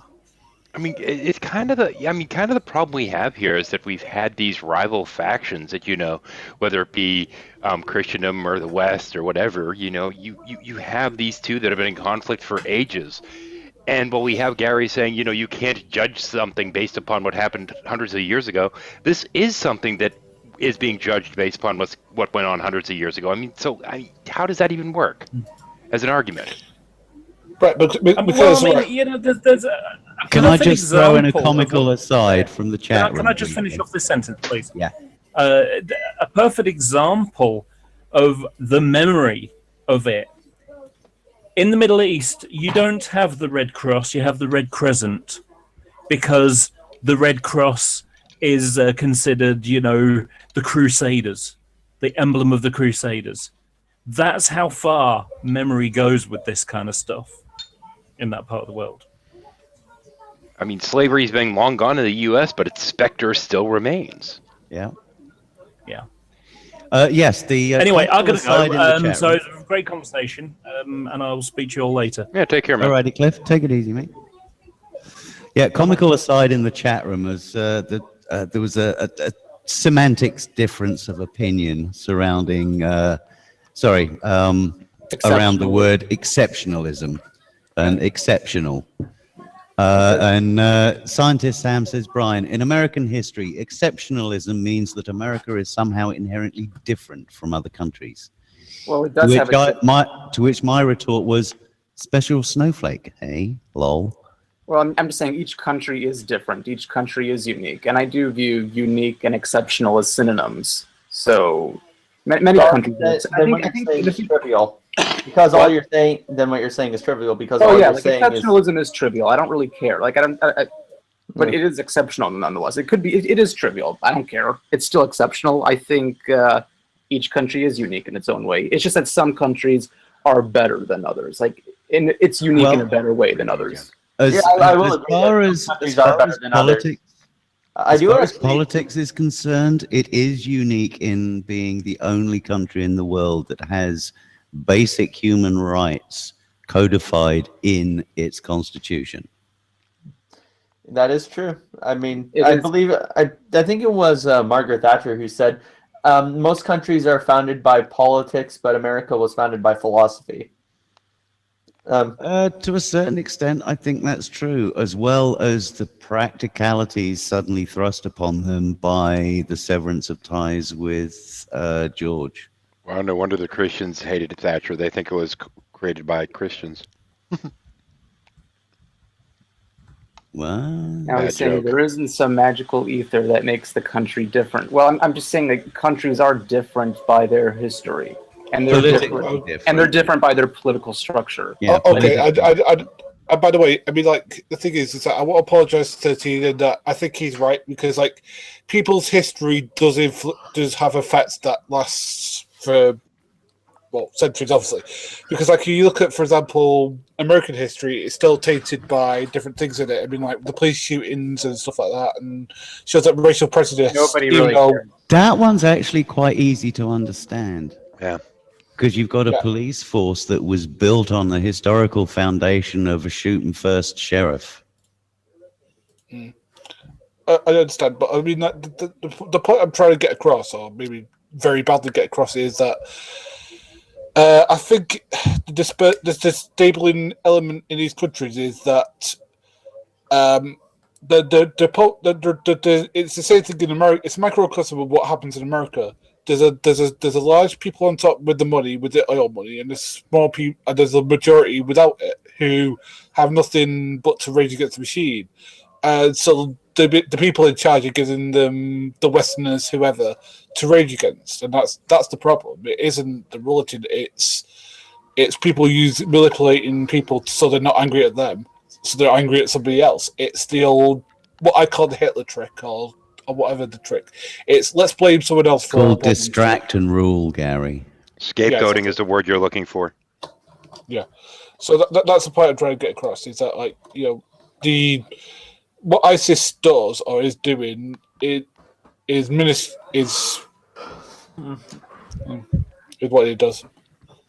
Well, now that that's over with, I'm going to respond to the chat right quick. Exiled! There we go. I've responded to the chat. Yeah, hey Exiled, how you doing? All right, yes, and I am Googling American exceptionalism as we speak. Hey, Brad, how are you doing anyway? I've not spoken to you in a while. I'm Googling American exceptionalism. So what are you writing? Okay, I'm going to do this in radio voice just because I can. Ooh. In its classic forms, American exceptionalism refers to the special character of the United States. See, I was right, special snowflake. As a uniquely free nation based on democratic ideals and personal liberty. There you go. That's what Google has to say about American exceptionalism. So with us trying to bring our fucked up ideals to every other country on the goddamn planet, wouldn't that lessen our exception? Never mind. Well, it does actually say that it's proud of its own foundation. It doesn't say anything here about having to infect the rest of the world. You know, they just want to shoot their democratic load on the. You got it, Sam. On the thing, lower back of the rest. Here's the of thing: as long as you keep it in your own bedroom, nobody cares where you shoot your load. Yeah. That's an oddly sound analogy, Brian. Yeah, it It is, isn't it? But yeah, you were right. It's sort of this weird special snowflake thing that somehow the U.S. exists. Okay, so there's sort of two versions. One of them is, you know, sort of, oh, we're America, we're inherently awesome, which is what you said. America, like sort fuck of, yeah. And then there's sort of the more tentative version, which I think is somewhat more tenable. Still a little ridiculous, which is that somehow inherently out there in the ether, there's something different to America. It's not just, you know, sort of the uniqueness of being in this place and time, but there's something unique to the fabric of this country. Isn't it? Isn't that I think there is. implied in that God's country thing? But I would argue, yeah, that the history is inherently more unique than other countries' histories. It's just newer. It is There's actually also the moral superiority, special snowflake type of thing, which is the more that tends to be the more common Well, okay, it was the The moral wait, just to speak to I would agree that there is the whole moral special snowflake variety, which I don't think anyone's trying to defend. Wait, as I said, I don't think anyone here is trying to defend that one. I'm not. Yes.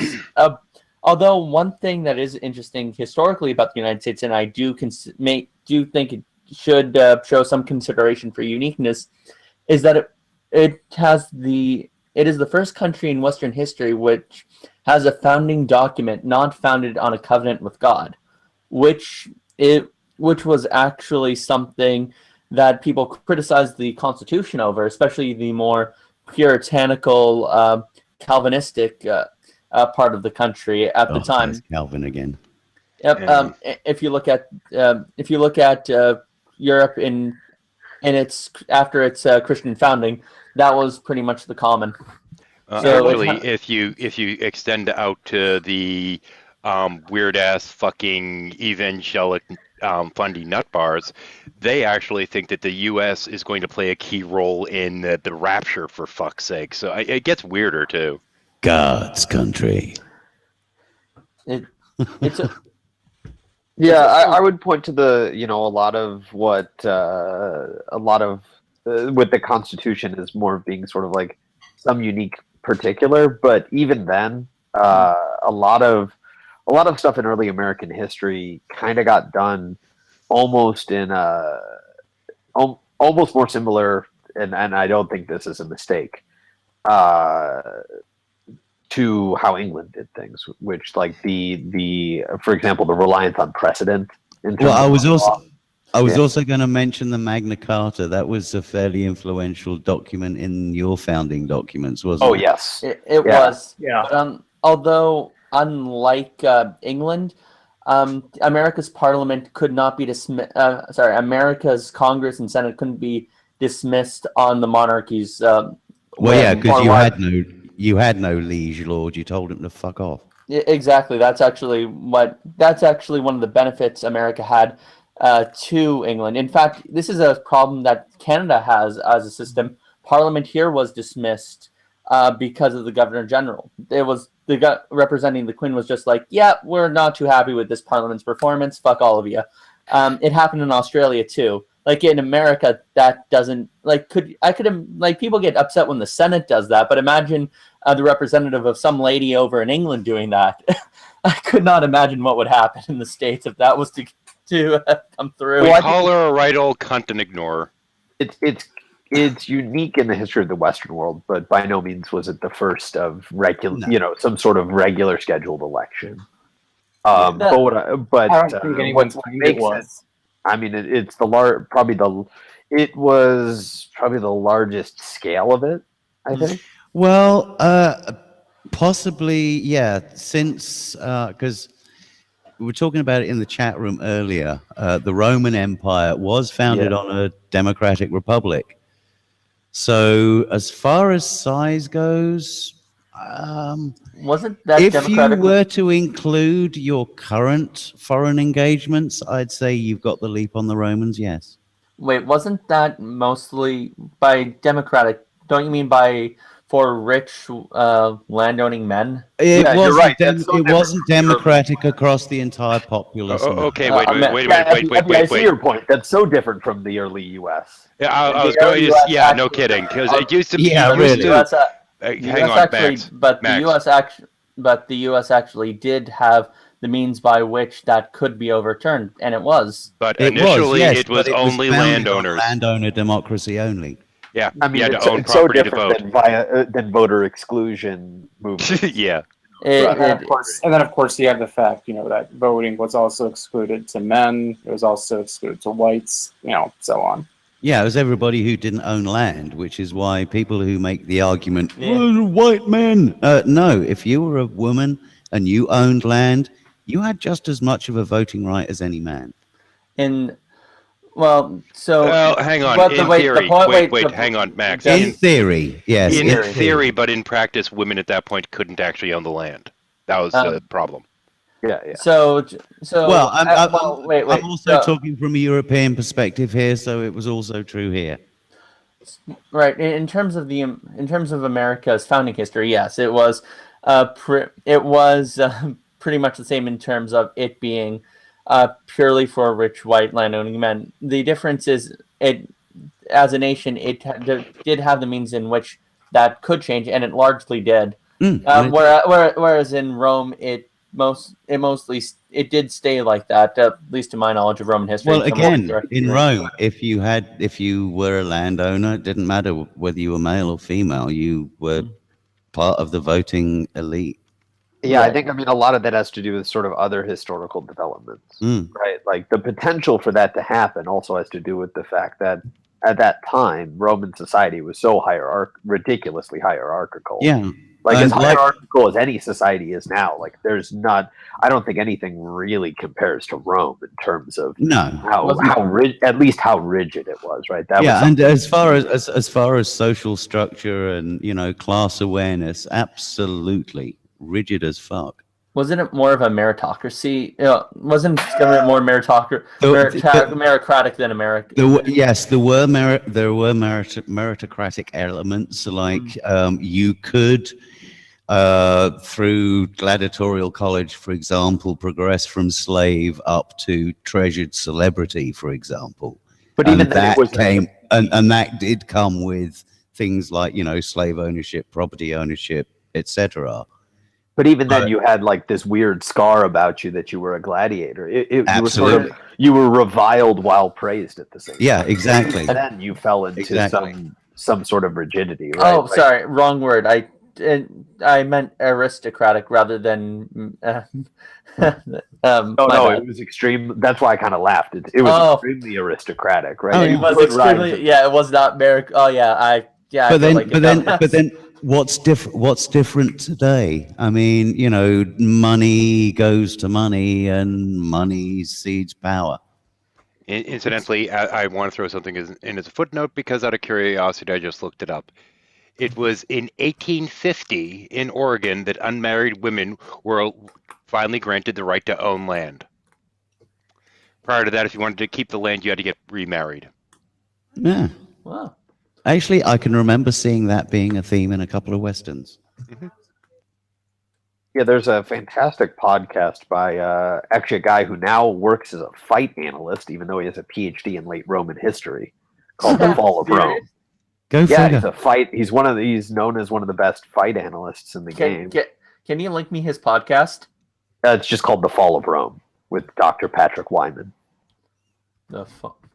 Yeah, it's actually a very interesting period in history. Thank you. Well, yeah, I mean, he analyzes it in a very unique way. He's a very he's a very articulate guy. But yeah, I mean, it's again like the things that end up being kind of unique to any country are sort of these historically contingent particulars. I mean, that's my opinion, right? Like, yeah.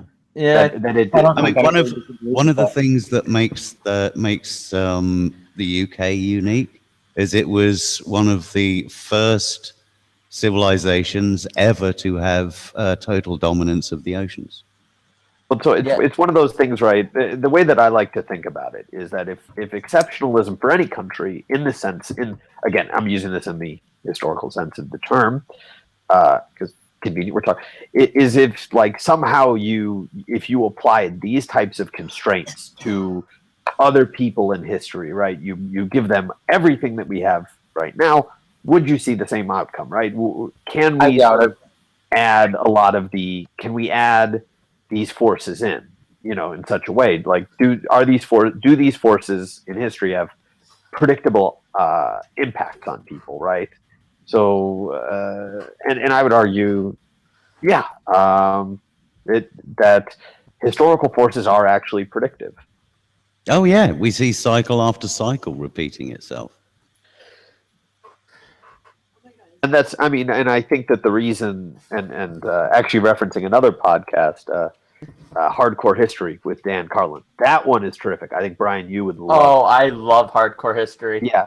He makes the point that that if this is the case, right, the only reason to ever study history is because human nature is universal, right? And so if we buy into the premise, which I think is realistic, that human nature is fundamentally universal, right? It's not something that's suddenly evolved. Here's the curious thing. It's largely genetic when it comes to the base fundamentals of how we operate and who we consider ourselves to be. Where it gets complicated is in the interactions and the groups that form. But hold on, though. Yeah, okay. It is universal. Okay, behavior is universal. But if a certain country or a certain tribe adopted the practice first before every other tribe did, then that makes the tribe that adopted it first unique and exceptional compared to the other ones. Because it gives them a leap for a moment until the rest of us catch up. Yeah. Yeah, but that's the point. The one who made it first is exceptional. That's the whole point. It's like, okay, Only hold until on, others do a similar thing. No. Only until others catch up. Okay, but that's the whole point. Like, okay, here's an analogy. Let's just say there's a foot race and everybody crosses the finish line. Cool, but the one who crossed the finish line first is exceptional, right? Well, is Rochester, anybody who crosses I actually have a better example for this. Before you give that, can I just finish that one off? Sure. Anybody who crosses the finish line is exceptional. It's the one that gets eaten by the lion before they get there that's lost it. Well, what I would say is, right, so is there anything inherently exceptional to Roger Bannister running the 4-minute mile? Yes. Not really. It was just a barrier. He was just the first person to cross that barrier. That makes him exceptional because he was the first. No. We have high school kids that can run that now. Hang on. No. Wait. You're having a tense issue. It made him exceptional. Would it make him exceptional now? No, not necessarily. No, it wouldn't. But at the time, and this is what Brian was getting to. Yeah, at the time. I mean, my father was one of the first people to fly to break the sound barrier. Does that make him exceptional? No, you got people doing 4 or 5 times that now. Okay, and he wouldn't stand a hope because of whatever, long story. But at the time, that made him exceptional. Yeah, he was in a very small group of people that had done this.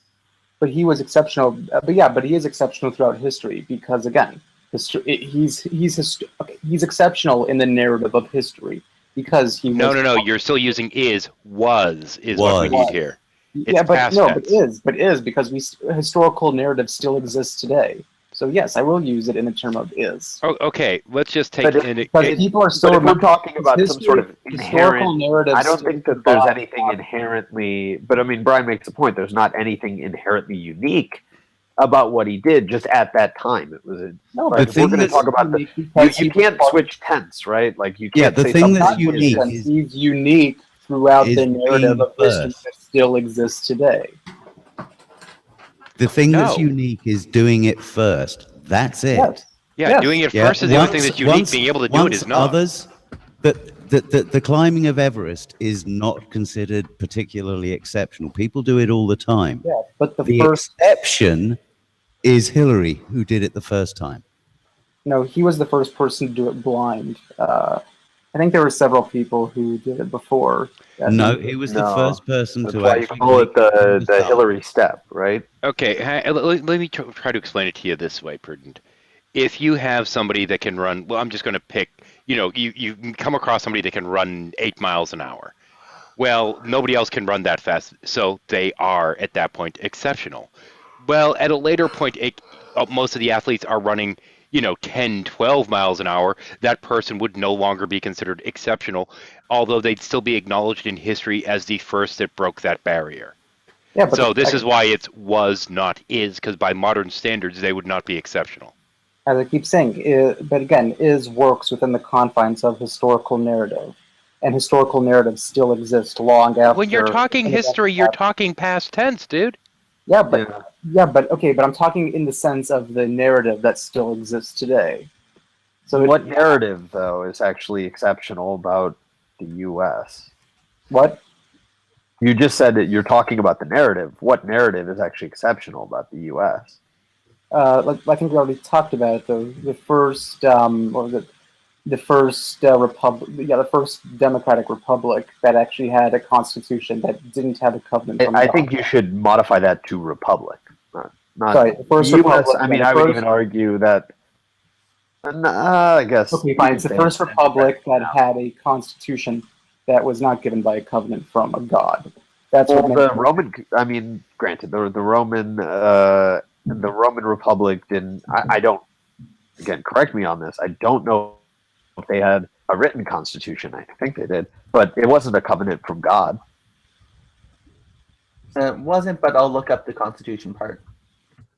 I mean, it was some set of right. It was some set of formal. Oh, there was actually they did have a consti- set of formal of You're right. There was actually a constitution of the Roman Well, I know they Republic. had the Justinian Code, but that was way later. So I don't know. Wow. That Oh, wait, it was largely unwritten and uncodified, being passed down mainly through precedent. so it's a common law. Yeah. Yeah. Yeah. I'm not sure if would one count that as the same as the American Constitution? Well, the thing was, I mean, a lot of how American law ended up getting done in the early time was more along the lines of sort of common law and of precedent, right? This can in terms of the executive branch, right? We can talk about judicial review and how the Supreme Court works, but which is entirely just based on precedent. But like Jefferson, when they did the Louisiana Purchase, he didn't know whether it was just legal, right? Like, because it's not spelled out in the Constitution. And here's where he was just like, you know what? Like, we have to act, we have to govern, and this doesn't seem explicitly illegal. And so, ironically, someone who was very against the Constitution and codifying these things ended up strengthening it by introducing the idea that precedents can help the interpretation of the document. Not only is it about precedents, but there's also a bit of an emphasis from the Enlightenment natural law tradition as well. I can't remember there's this scholar from Georgetown. Essentially, he spells out the Ninth Amendment as basically kind of an opening for future rights to be discovered and argued for through the legislator. And that is actually based on, it's based on not just appealing to natural law, but in part also precedents as well, because you also have people who appeal to the Ninth Amendment, funny enough, to defend gun rights and not just the Second Amendment. And that's because it appeals to older common English law.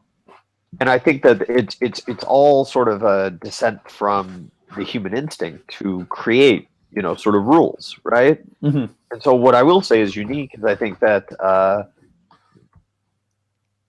and this is going to sound sort of like a hacky analogy, but I think it actually works.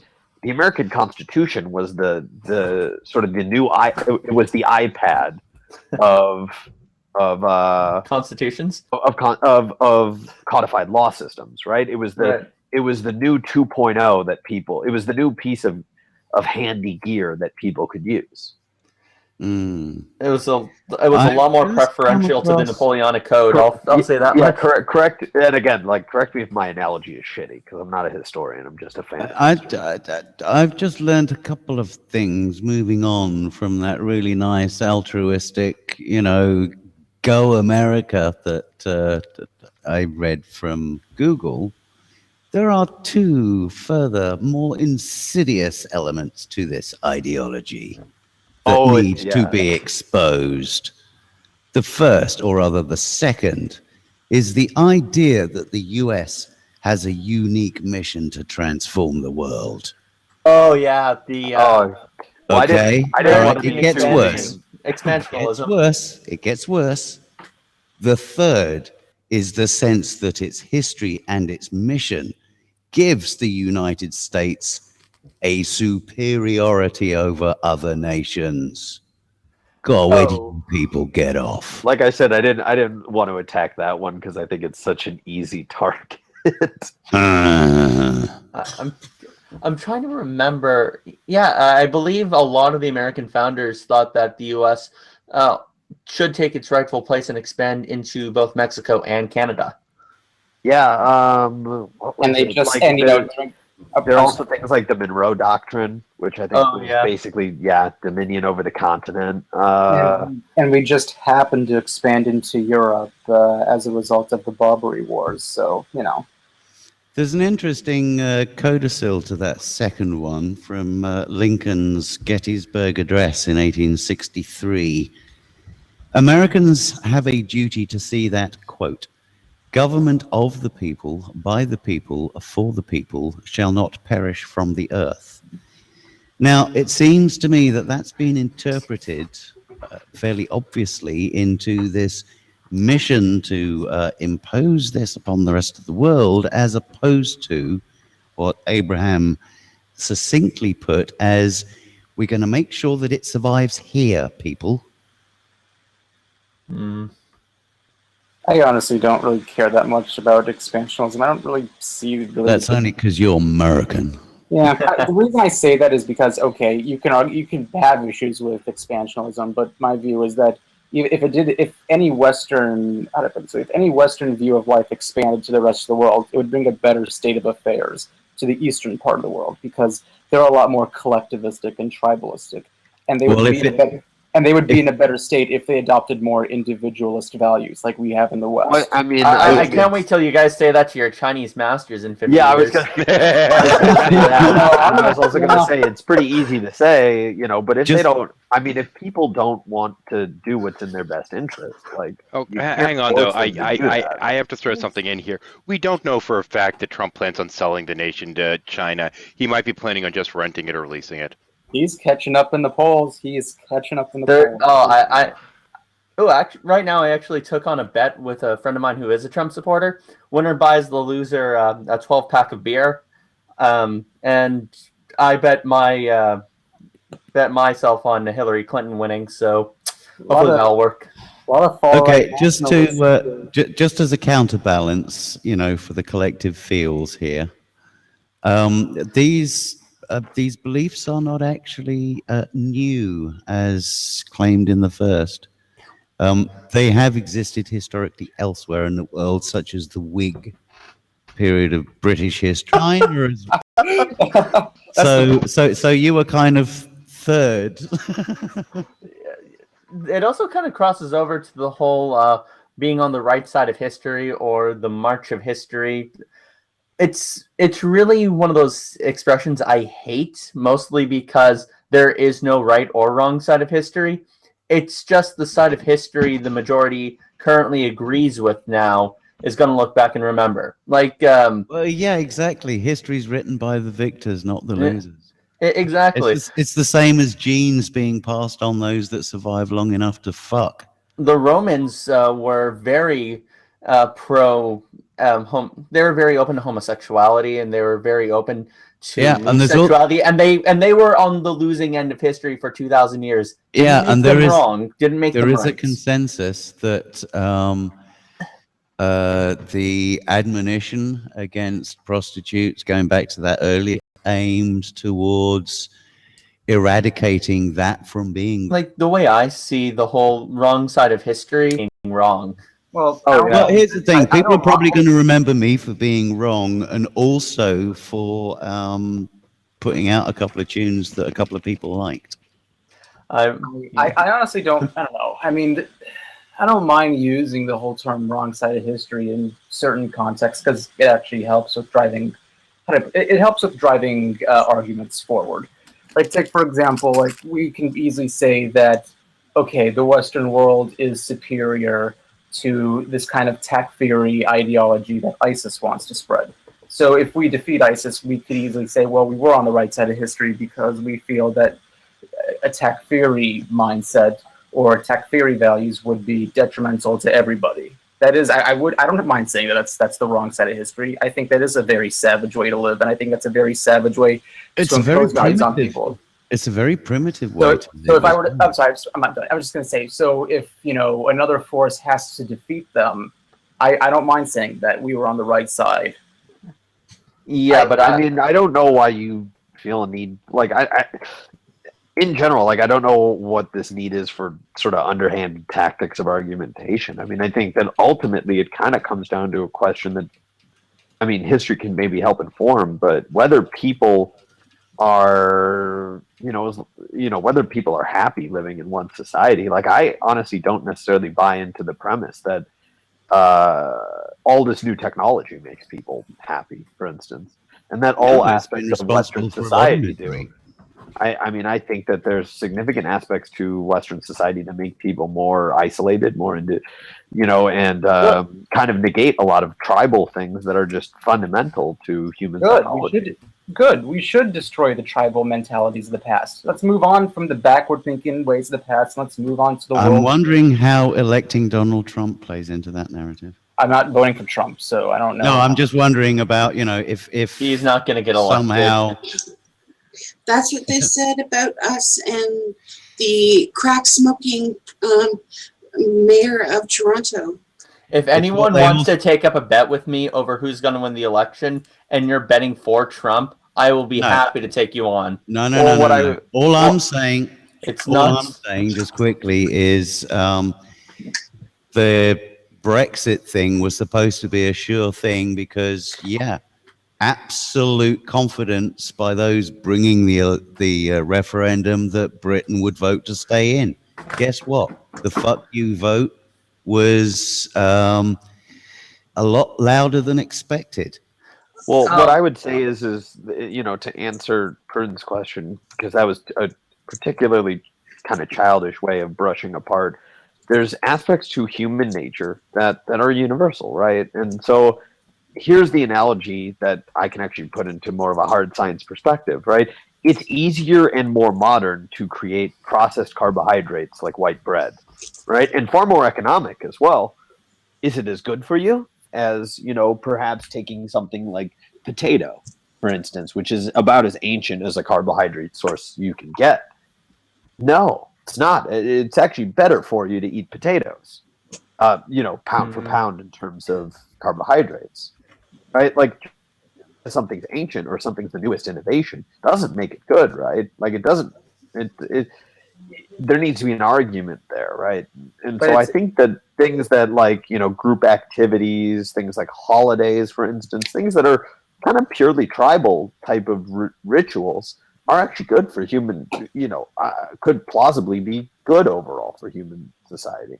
No, I disagree. I think we're moving to a new stage of history where we could hopefully move past every bit of tribalism and move to you think that human nature can mutate? Pure individualism. That would actually be a goal I would hope. I mean, I'm not going to see it in my lifetime, but it is something I hope to see for future. Do you think human nature doesn't exist?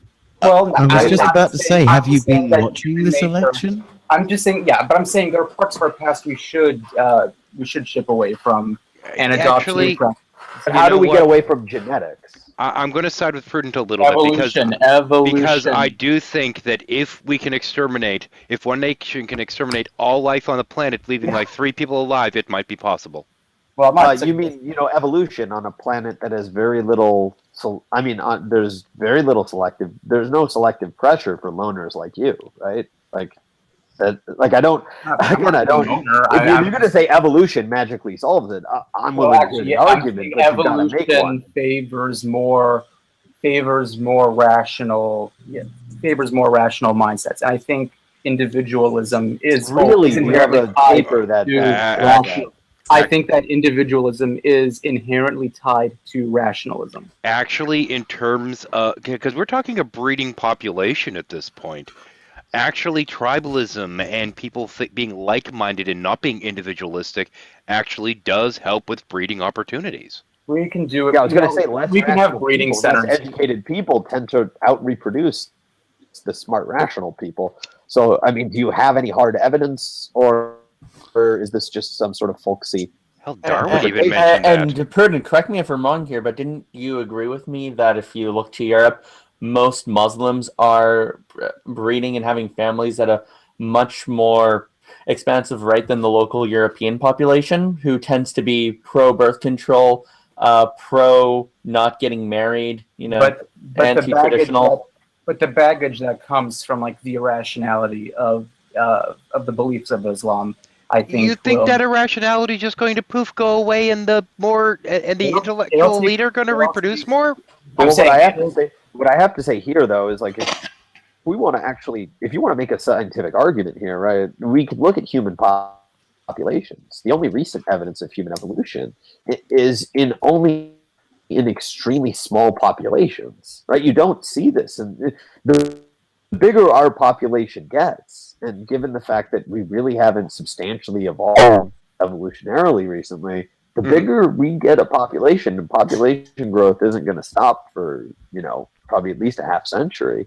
Give a quick thumbs up to the chat. We're not going to have the type of evolutionary change he's talking about. It's going to take a long time. What part of it's not, I mean, we'll all be dead before it happens, but you have evidence that it even in principle could happen. Actually, a quick thumbs up to the chat. Exiled, good reference to Idiocracy, and pertinent to the conversation. Like, I mean, this kind of sounds like pseudoscientific hand waving, to be honest. Our best data seems to indicate that, there isn't really a ton of variation in terms of the human genetic makeup happening recently. Yeah, there's actually a book I would encourage. Oh god damn it! You guys talked too long. Midnight left. Somebody was saying something about her being in a Thunderfoot video. I was going to ask her about that.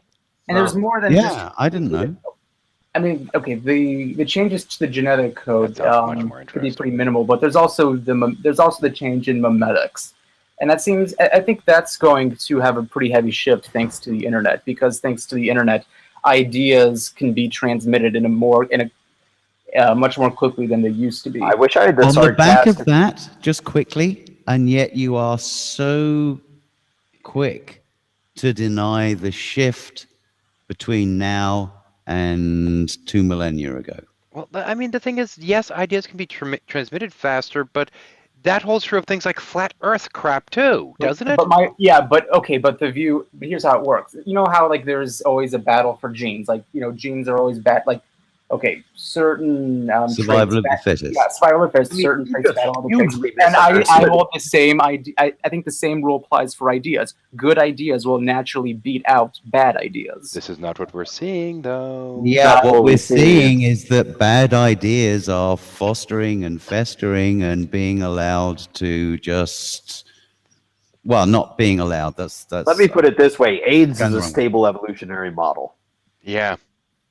Yeah. Or I should say HIV, right? Like, I mean, I wanted, like, I wish I could just make my avatar the sarcastic Willy Wonka, like, really denies, human genetics, but supports memetics. Very interesting, right? Like, well, I'm not denying genetics. I'm saying that memetics could have, a change in memetics could happen regardless. I mean, with the minimal change in genes. So do you buy the, I mean, are you saying that, human tribal nature isn't encoded into our genome? It is encoded into our genome, but it could be routed out through better memetics. Can you give an example of memetics routing something out? I mean, I'm not too familiar with like the specifics here. I'm just saying this is all a hypothetical. Well, yeah, I mean, but don't hypotheticals have to be, grounded in facts? Okay, I guess you could say the what about the recent decline? But that doesn't mean okay, one at a time. Come on. What about the recent decline in religious faith, or at least the percentage of people who hold on to a religious ideology in the last 2 decades? I don't think religion is wired into our genome. But even more than that, taking that specific example, okay, fine. Religion might be on the decline, but religious people, in response to that decline, are having more kids. We have things like the Quiverful movement, for example. Muslims, and again, Muslims expanding and growing in Europe. And by the way, wait. And by the way, the religion is itself complementary to the family structure, and evolution does technically prefer having a family structure wherein a parent. Can we stop with evolutionary arguments? They're not well placed here. All right, fine. Like we can't. Like I'm sorry. Like I know that I agree with you on this issue, but that's just as pseudoscientific as what he was doing.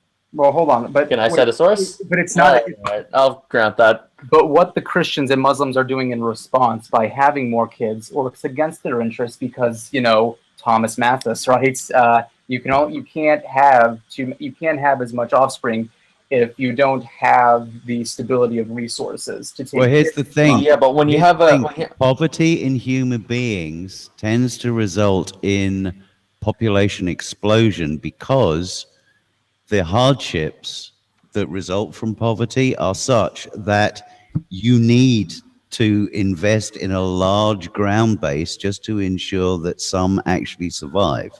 There's That's hardwired. But if it That's becomes in our well- biology. There's also a matter of the Malthusius? cost of birth control. If you can't afford condoms or birth control, what are you going to do? You're going to have more kids. It should also be pointed out that this is kind of a prediction that was made before Malthusius, I believe. I made it early economist. He thought that because the general population would grow and grow, there'd be less resources for all of us. And the thing is, when you have when you have more in terms of population, you also get an increase in certain resources like labor power, for example.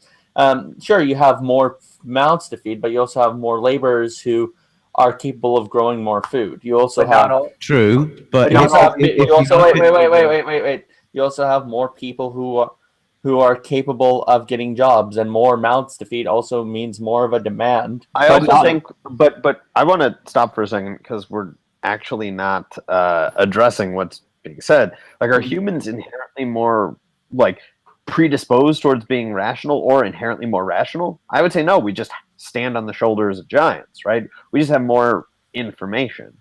I don't think humans are inherently more natural. We just have. I don't think humans are actually any more rational. It's just we have more information. Let Sam finish, please. Because we have the means to process that information because our brains are structured differently than other species. Now, when Sam's talking, can you wait to interject until he at least takes a breath next time, please? Okay, go ahead. I mean, I think we just have the ability to stand on the shoulders of giants, right? So I don't think, I don't think that somehow we've hijacked our internal cognitive abilities and made it such that people are inherently more rational. It's that we can tap into what's out there, right? For lack of a better term, the collective unconscious. Like, I don't think people now are inherently more rational than people 80 years ago. I think we just know way more. Okay, if I may add on to that, tack onto the back of that. If you look at population trends and technological trends over the centuries and the generations, you'll notice that human populations tend to plateau at a level where power and resources are able to sustain that population. Generally, what happens is some form of, air quote, decadence sets in, the society rots, and there's an explosion of tribalism, and we get knocked back a ways technologically. Now, the recovery periods vary depending on the political and social mores of that age. But generally what we see is an acceleration, and every time we see a growth or an increase in that plateau of max population that the resources can sustain, it's usually marked by a significant change in technology. And we can trace this back as far as the invention of fire, the invention of the wheel, even the invention of psychologically being able to think ahead and store water in a gourd underground, knowing that we would be coming back this way in a year or so. I think we should invite Exile then. I want to talk to her about her pomegranates. Hang on. Oh, I was going to say, if you want the proof that fundamentally human nature hasn't changed, I'll ask questions. So what made it such that VCR beat out Betamax in terms of video production? That would be porn. That would be porn. What determined whether Blu-ray beat out HD DVD? That would be porn. Exactly. And what is it? And What is What it were that? and What Brian, I have was another it that question. gave? What are some of the most early cave paintings? I was going to say, yeah. Porn. What was it that gave the edge to the written word over pictograms, and that is the complexity of porn. Yeah, so it's interesting that even though we develop new things and we develop new cultural devices, it comes back to our most primal urges. The Yeah. internet is for And this- porn. And this is why one of the most fascinating things that I find looking at ideologies, all ideologies, there seems to be this internal battle between our base urges and our more altruistic, better thinking self. And it strikes me that for the last couple of thousand years or so, we've been on this evolutionary cusp, yeah, battling against our primeval natures, trying to find a societal structure that actually works. So far, we keep falling apart, either battling over resources or battling over ideology. Okay. Some Hold on, point can I we'll respond? learn. Can I respond to? No. Everybody hang on for a second. Exile, can you hear us? Yeah. Okay. I want you to do me a favor. Can you tell us about your pomegranate and how much you're enjoying it? Make it sound sexy. It is yummy. How was that? Was that sexy enough? No, failed, but thank you. My fingers are red and wet. Ah. There you go. Red and wet. Is it juicy and ripe? It's very juicy. Okay, there we go. Thank you for the brief almost porn break. Yay, pomegranate. All right, can I respond? Can I actually respond now? No, you can't. For those whose camera is working, or for whom my camera is working, there is the pomegranate. Hang on, let me bounce it up for 1 second. There we go. Did you guys The hear me at pomegranate. 50 minutes? Yeah, we heard you. Yeah. Okay, can I finally respond though? Because those are all cherry-picked examples. You're only pointing out new innovations that have come out recently that are were made because of our tribal urges. But there have been several inventions built around the exact same time that have nothing to do with our tribal urges. Yeah, I mean, it's not an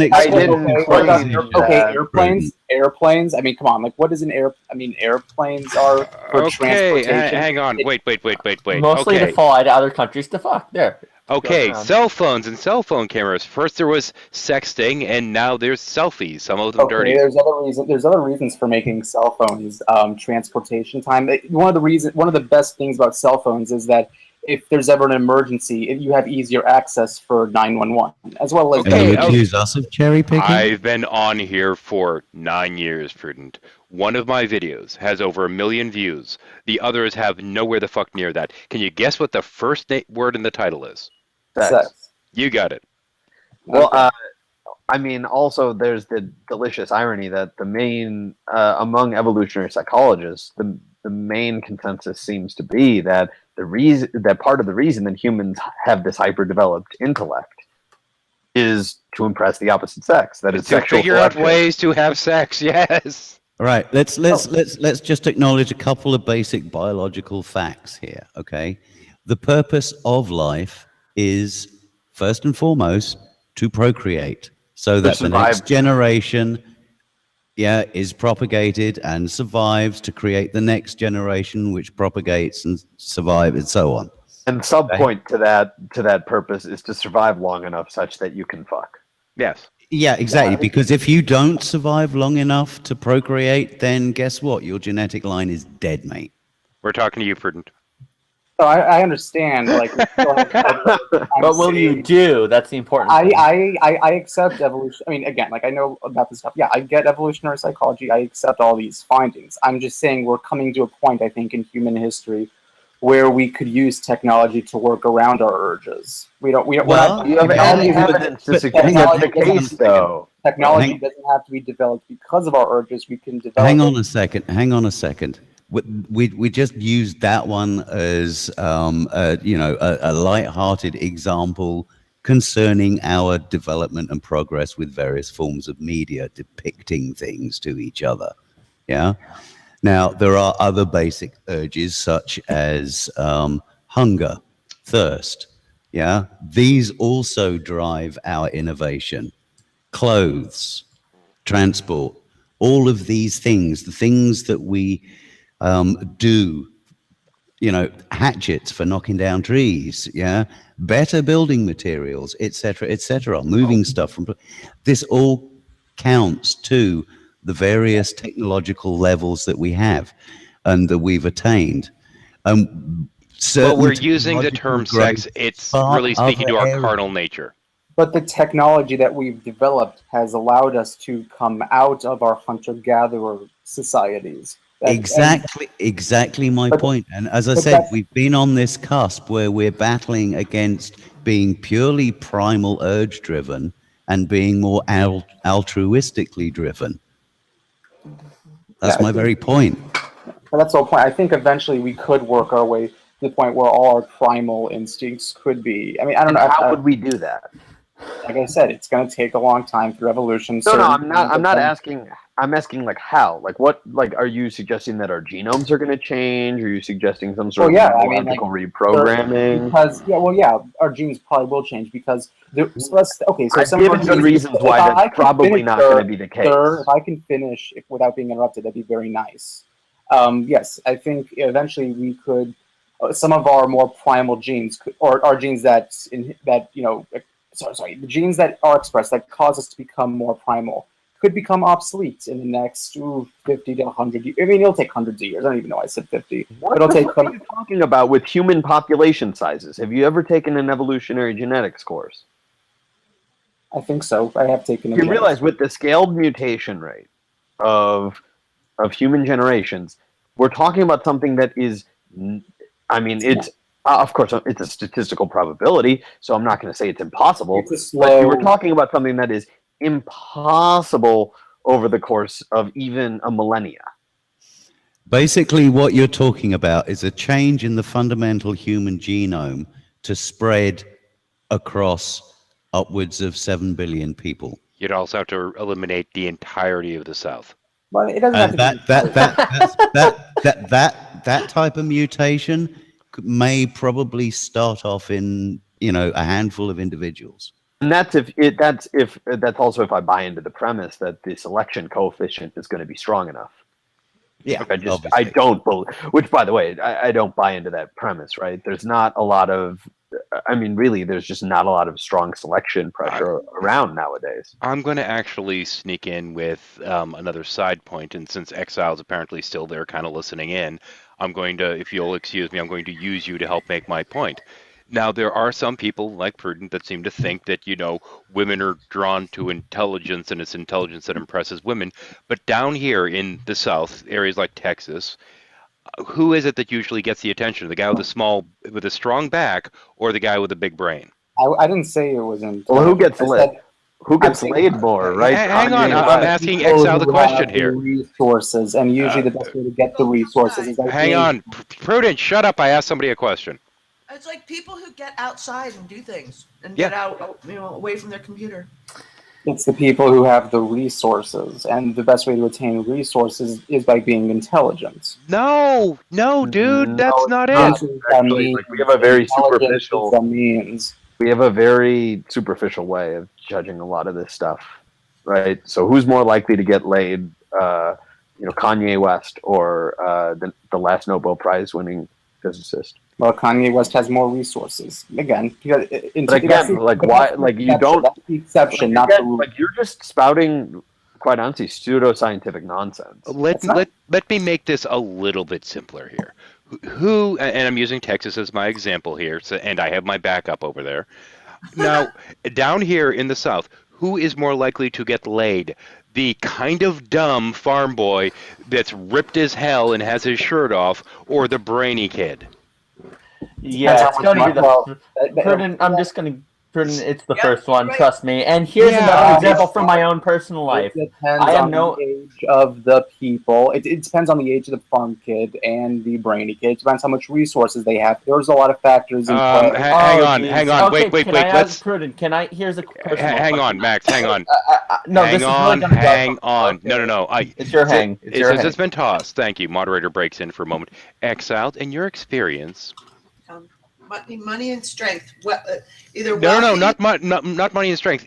Do you go for the snotty guy in the fancy car, or the really hot guy that has his shirt off that's doing the farm work? I mean, which one in areas like Texas are likely to get laid? In all honesty, The hot-looking guy. Awesome. It's not just research.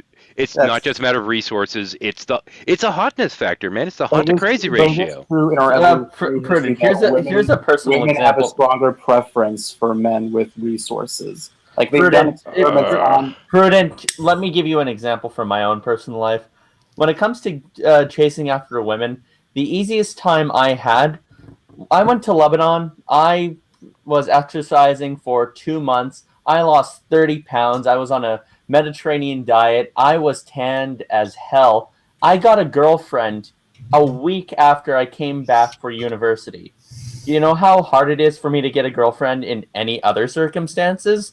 Very hard, because as smart as I might be in other respects, I didn't lose 30 pounds and have a sweet-ass tan all those other times I tried to get girlfriends. But What again, does that tell you about? We What does live that in tell a you? society with different standards. Like, for instance, you can have. I could actually have a lot of offspring without even having to find women. There's this thing called a sperm Actually, you bank. couldn't, but that's beside the point.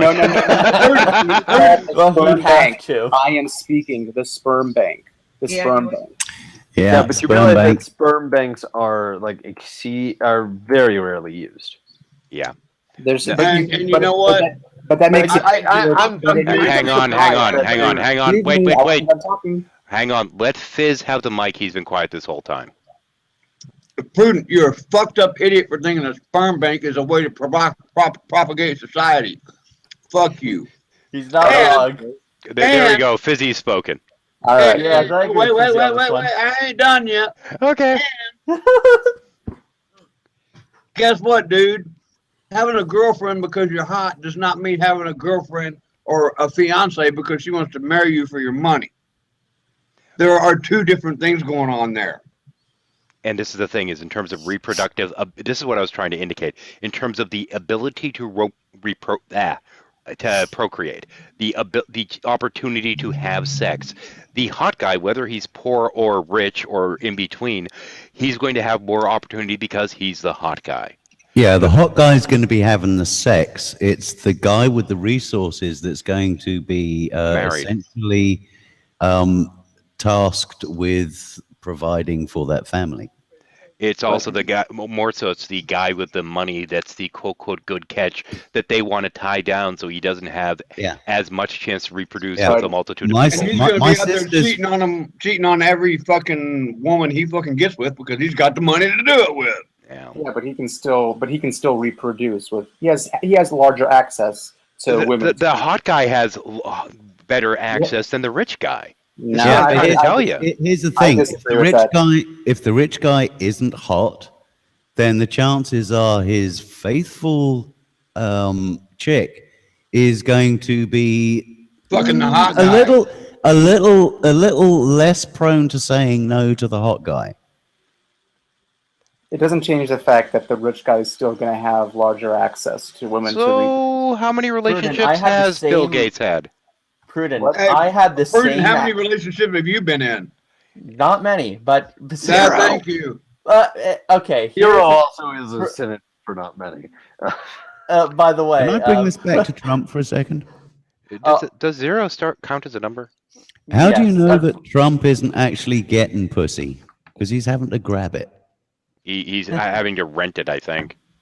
Hey, Trump still gets a lot of booty nonetheless, and so does No. I have the same amount of access to resources I do now as back when I was, well, let's say in this picture.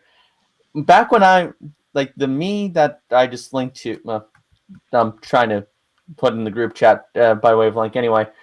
Yeah. I had a much easier time with women then than I do now. And I'll tell you this, it's not just a matter of resource access. It's the fact that I was a lot healthier and in a lot better shape. Well, I think the point would be is you became the hot guy. Factor it doesn't change the fact that a man's resources is still the main factor of whether or not he could attain access to women to reproduce with. No. I can it's a very multifactorial process. It is right?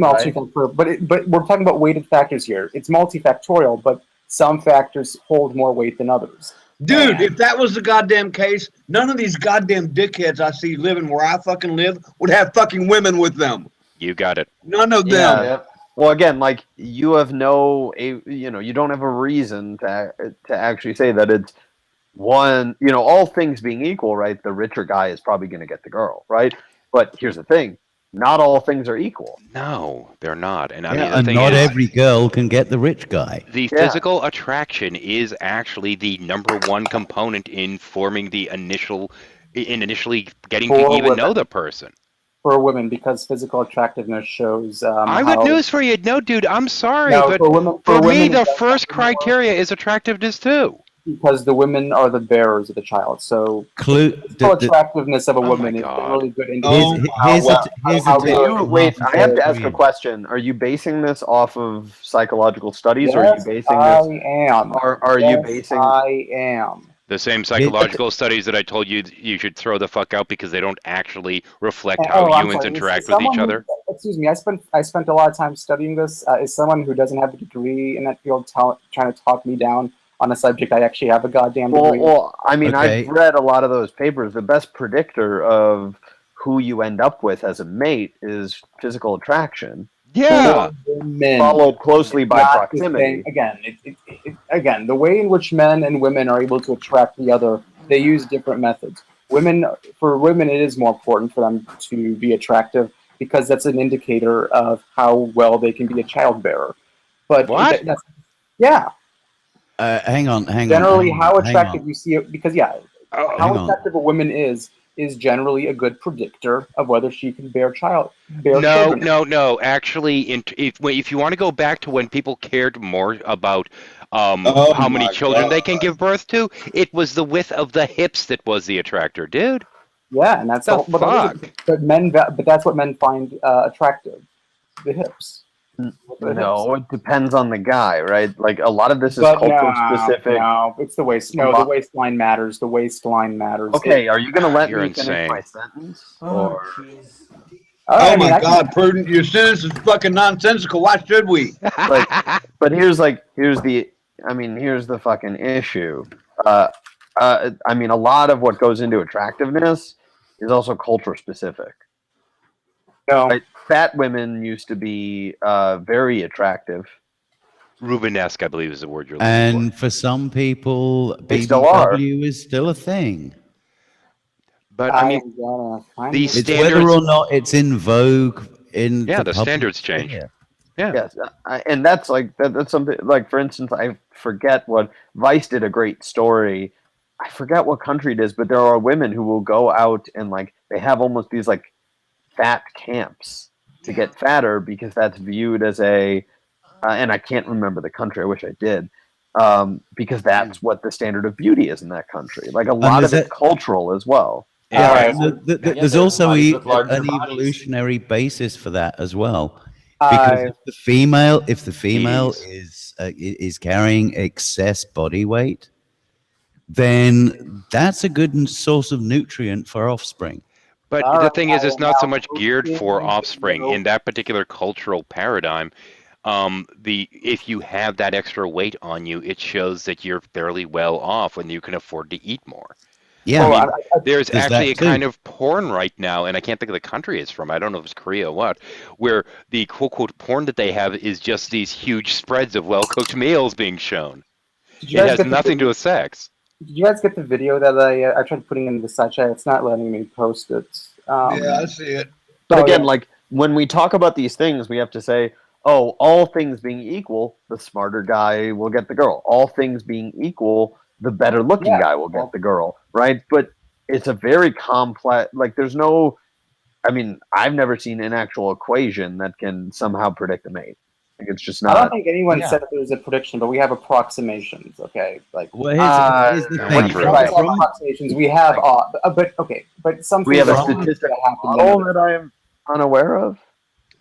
If I may briefly, from a retrospective, the younger I was, the more I was prone to go with the gut instant attraction factor.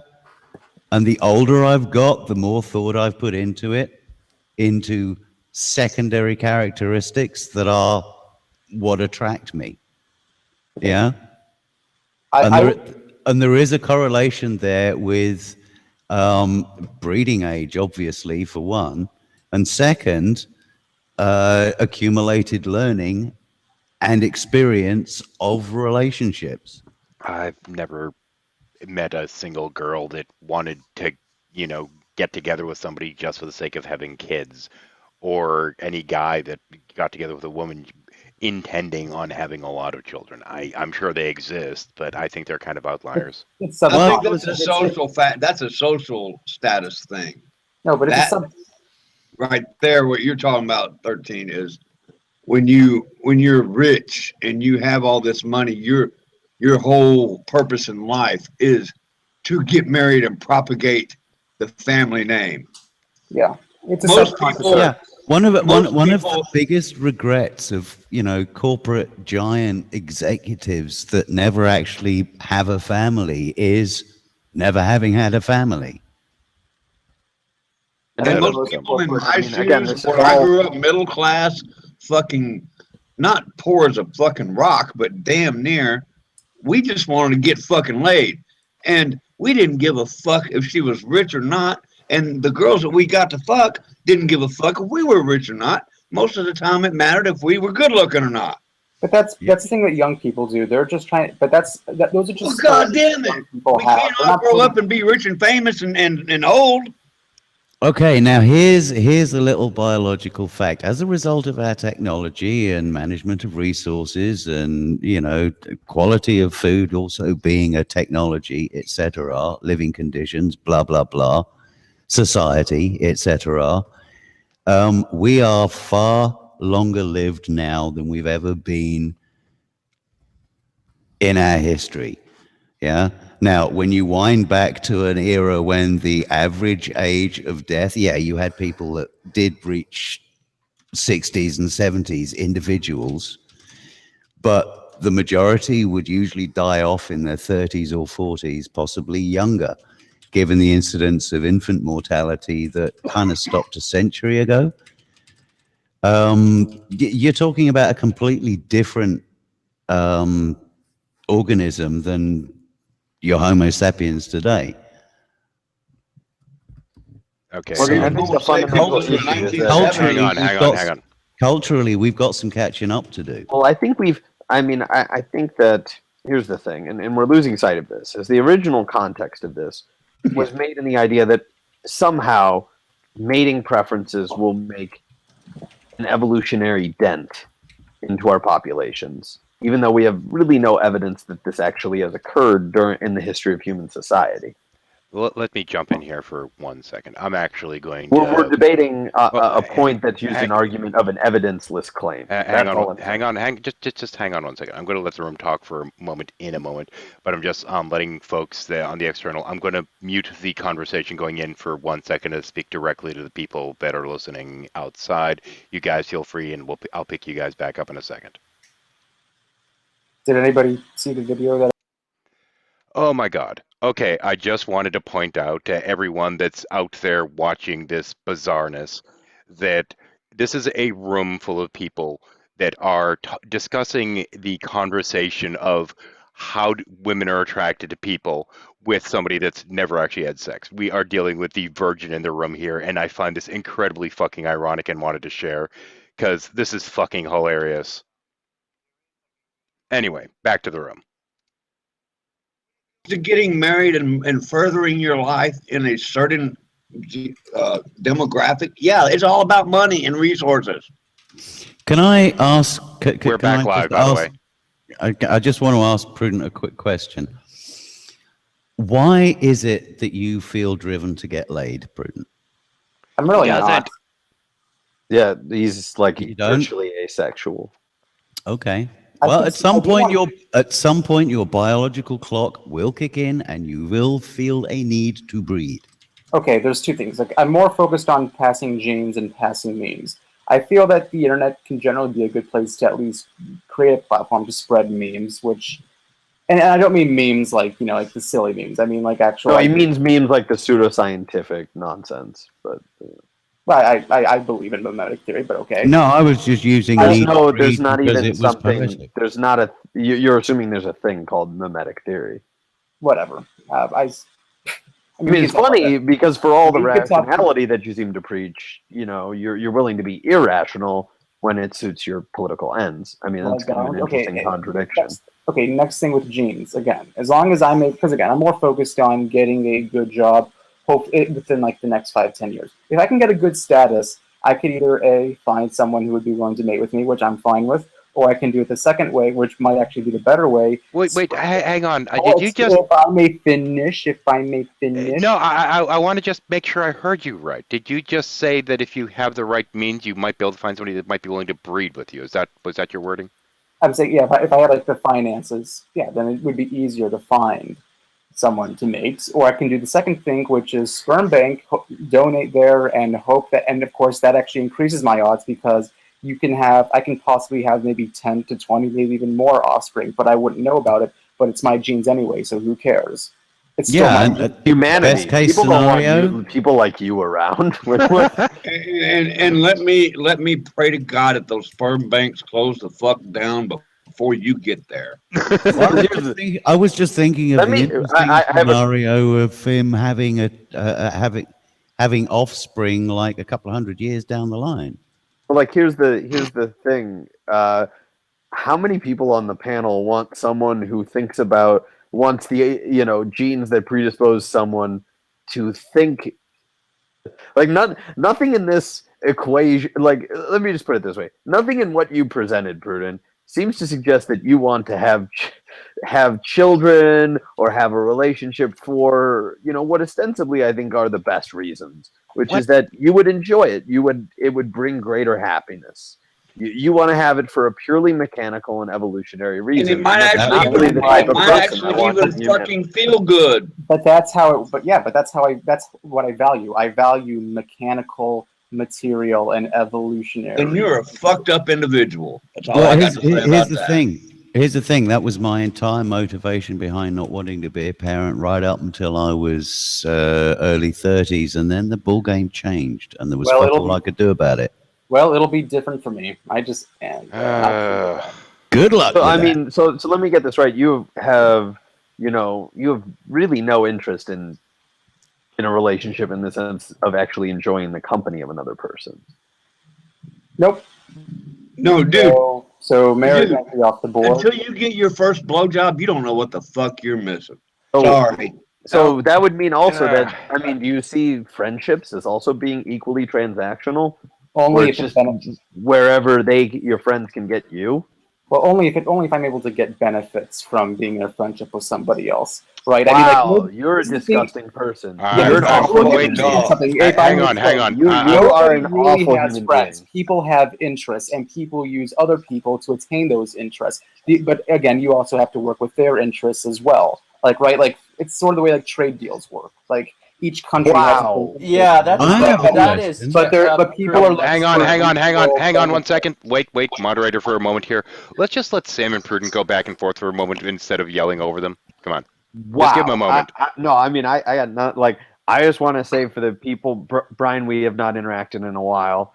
Yeah, it's good to see you, dude. Yeah, it's good to see you. But I would say of the people, who, the people who I'm pretty close with on here, being Shadow and Max.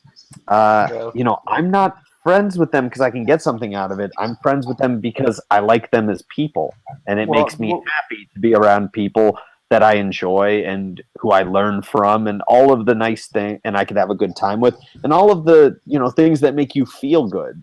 Like a friendship's. I find it actually pretty disgusting that you have your view of friendship is purely transactional, and I think that explains a lot of everything in life is transactional. I view everything in life. Yeah, I view everything in life as transactional. I don't think it's the big deal. I have a question. But if that's how I believe the world is, then why do you think that? Well, Pruden, can you empathize with somebody in a situation that you've never experienced?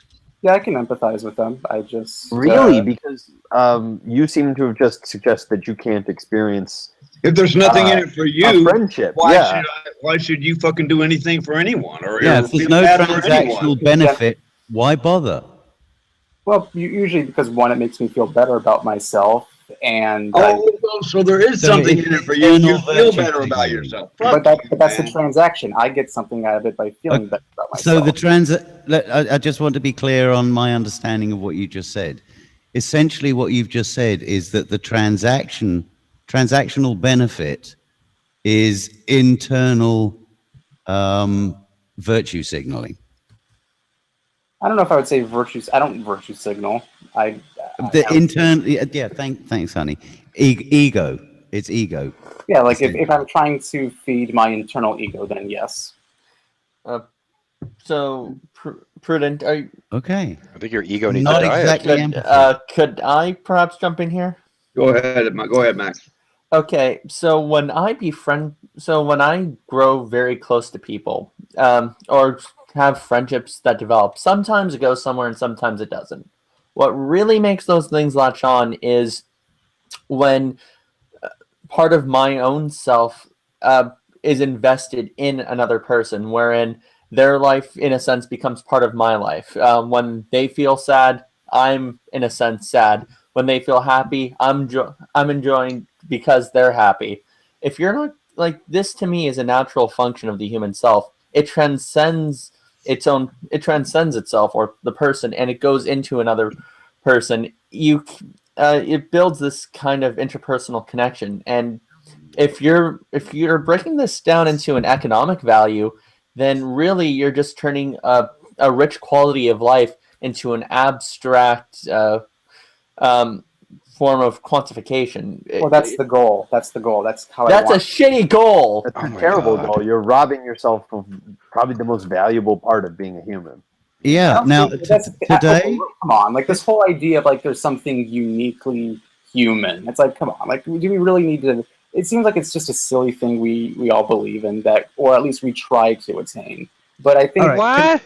What? I mean, empathy is the reason why we're able to survive. If we were to change our ways to make it more transactional, I think we would, at least the human race would benefit more on a material level, which is what I think we should do. So we should all just realize be Hang on. I'm gonna momentarily hand the argue stick to Bang, and then I'm gonna pass it to Epi. Okay, all right. So in other words, we should all become fucking robots, have no feelings. The only reason we should do anything is to make sure we get some more oil for our fucking gears and fucking motors that make us run. Is that what you're fucking saying, Pruden? Damn right. Well, you're a fucked up individual, dude, and fuck you.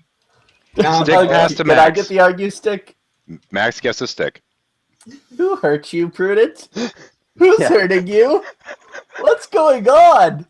Yeah, I mean, I'm almost speechless because this is the most disgusting thing I've heard in a long time, right? And the damn it doesn't even support it. People don't. Just so I can have the argue stick for a little longer, Sam, just one thing to emphasize.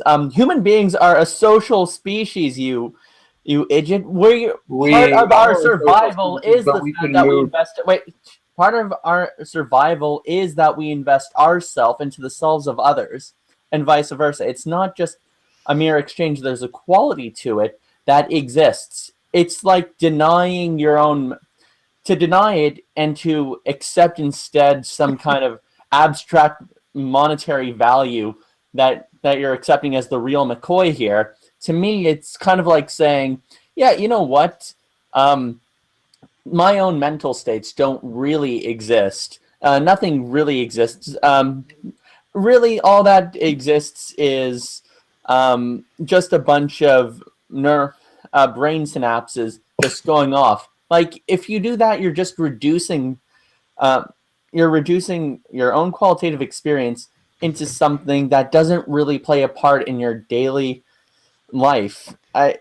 Well, social relationships are just a means by which we gain monetary and physical and material wealth. That's just not true. Hang on. We have I? a question from the chat right quick. So would self-sacrifice be a flaw in someone's character, according to Prudent? I guess. I mean, Yeah, if you go from an individualist point of view like I do, then yeah. Yeah, this is why this is why I can't really support the whole individualism bandwagon thing anymore. What? Yeah, by individuals bandwagon thing, I mean there's this kind of I am an notion. island and need no one else. Thank you. That Ah. like I might be an individual-oriented person, but at the very same time, I recognize that human beings need each other in order to avoid being. What was it that you said, Bankviz? Fucking robots trying to get our juices out of people so we could lubricate our gears. You said it a lot more eloquently. But yeah, Sam, go ahead. I mean, like if you look at what Darwin said, I mean, it's our benevolence and our ability to empathize that allowed us to survive. Like our empathy is a major portion of what makes us a successful species. I'd like to just quickly make the point that somebody just called Bangfizz eloquent. I'm going to have to timestamp that. Okay. Yeah, someone fucking make a note of that shit because that never fucking happened before, ever. I'd just like to return to the pomegranate for a second, okay? Now, this pomegranate exists on this table, cut up in pieces, with a very satisfied exile sitting next to me, having gotten her fingers red and chowed down on Nomi pomegranate for about half an hour. Purely and simply because on an impulse, when I was in the shop getting, some things that we needed, I saw a pomegranate. And I remembered a conversation that we had a few days ago about pomegranate. And my little primal ape self came out and said to me, "Oh, fruit, mate, home. She would like this. Put me in good books. Going home with me." And as a consequential and totally unintended benefit of that transaction, if I may hijack your word there, Prudent, you guys got to experience some food porn today. So, well, and in addition to that, a little bit later when she's done with the pomegranate and you go to give her a kiss, you get to have a happy pomegranate kiss. I do, yes. That's just romanticizing our tribal instincts. I don't think that helps us. No, it's pointing out that there are some basic drives that we are never going to get away from when it comes to relationships with each other. I'll point something out. If you look at, you took psychology, so I'm surprised that you. I'm surprised that you haven't thought about this, which is that the best predictor of people's happiness above a certain wealth threshold is the relationships that they have. It's not wealth after a certain point. But the relationships are a means to an end. The relationships are a means to an end. To what end? You keep saying that like it's written on the inside of your eyelid. Like I'm willing to bet, right? Like, you've never had to you would never think that a tear-filled heart-to-heart with someone where you really have someone who can console a part of you, that type of a close friendship where you can seek that advice and there's no transactional benefit there. That's really just someone being there for you. But there is a benefit that you've never experienced anything close to that type of closeness. But like I said, having relationships with someone is basically the same thing as countries having trade deals with others. You benefit, I benefit, right? Mutual benefit. Prudent, here's a question for you. Do you agree that, let's just assume this whole thing for the sake of argument, that friendships are basically like a business contract? Is that a fair way to characterize it? It's a contractual exchange. Yes. Hang on. Okay. I'll just go with that. Okay, I'm talking to those in the external for 1 second. Sorry. Okay, for those of you out there, yes, you pegged it, Exile. He is indeed. Actually, I think it's technically Asperger's, not autistic. Friendship from a bad friendship, right?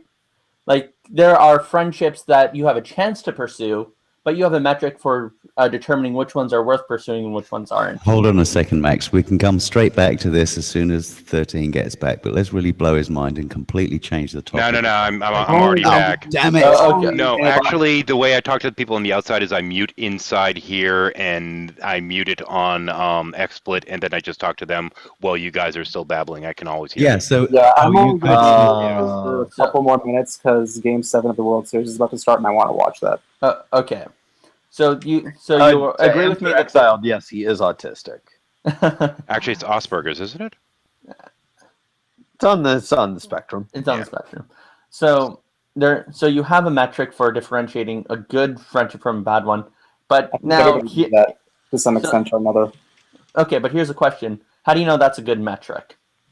Usually, Define good. Through induction has the metric worked throughout my lifetime. What do you mean by good, though? Yeah, by good, one that's able to one that's able to determine a good friendship from a bad one, and you would base induction. You might be operating off of a different. I'm not using good in the moral sense. I'm using it as a hypothetical norm, like good in order to achieve an ends. No, I get that, but here's the thing: is I don't think that he genuinely understands the value of. Like, he doesn't understand the fact that as you put it earlier, that when you have a close friendship with someone, you put it in the best way I've ever heard it, which is that you make that person. It's the only way to bridge the third person into the first person. That, to be fair, I stole that completely from Aristotle's I know you Nicomachean did. Ethics. I know you've done that, but that's the best way I've ever heard it. Right? Is you can't really put a value on that.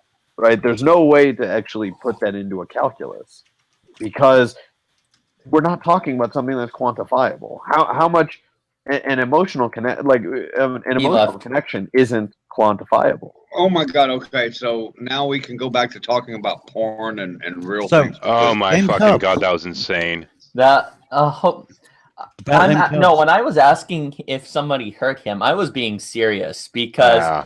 like to say something like that requires emotional scarring in my mind. And that makes sense because it sounds like somebody fucked that boy up. Man, that was really wow. The thing is, this whole weird transactional thing. I'm thinking, one of for me, one of the most memorable moments in my life was shortly after the stroke, when my wife logged into Skype from the hospital, and the Cogito group was there, and she let them know what was going on. And the first remark that they made was, "Is he still him?"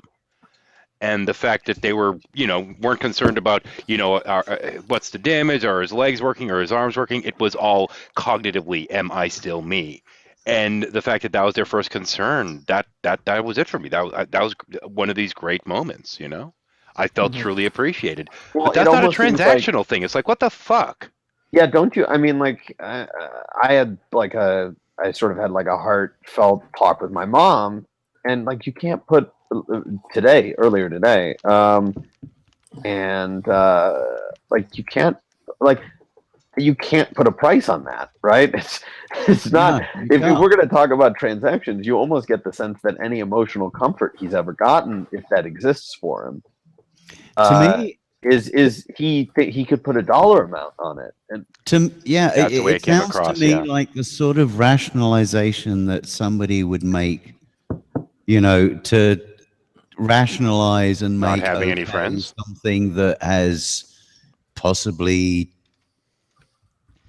I don't know, needs to be rationalized away in such a manner. That, I don't know, it seems fairly traumatic to me, but To I me, don't it sounds like want an to ad do hoc the armchair justification for not psychology having thing. friends.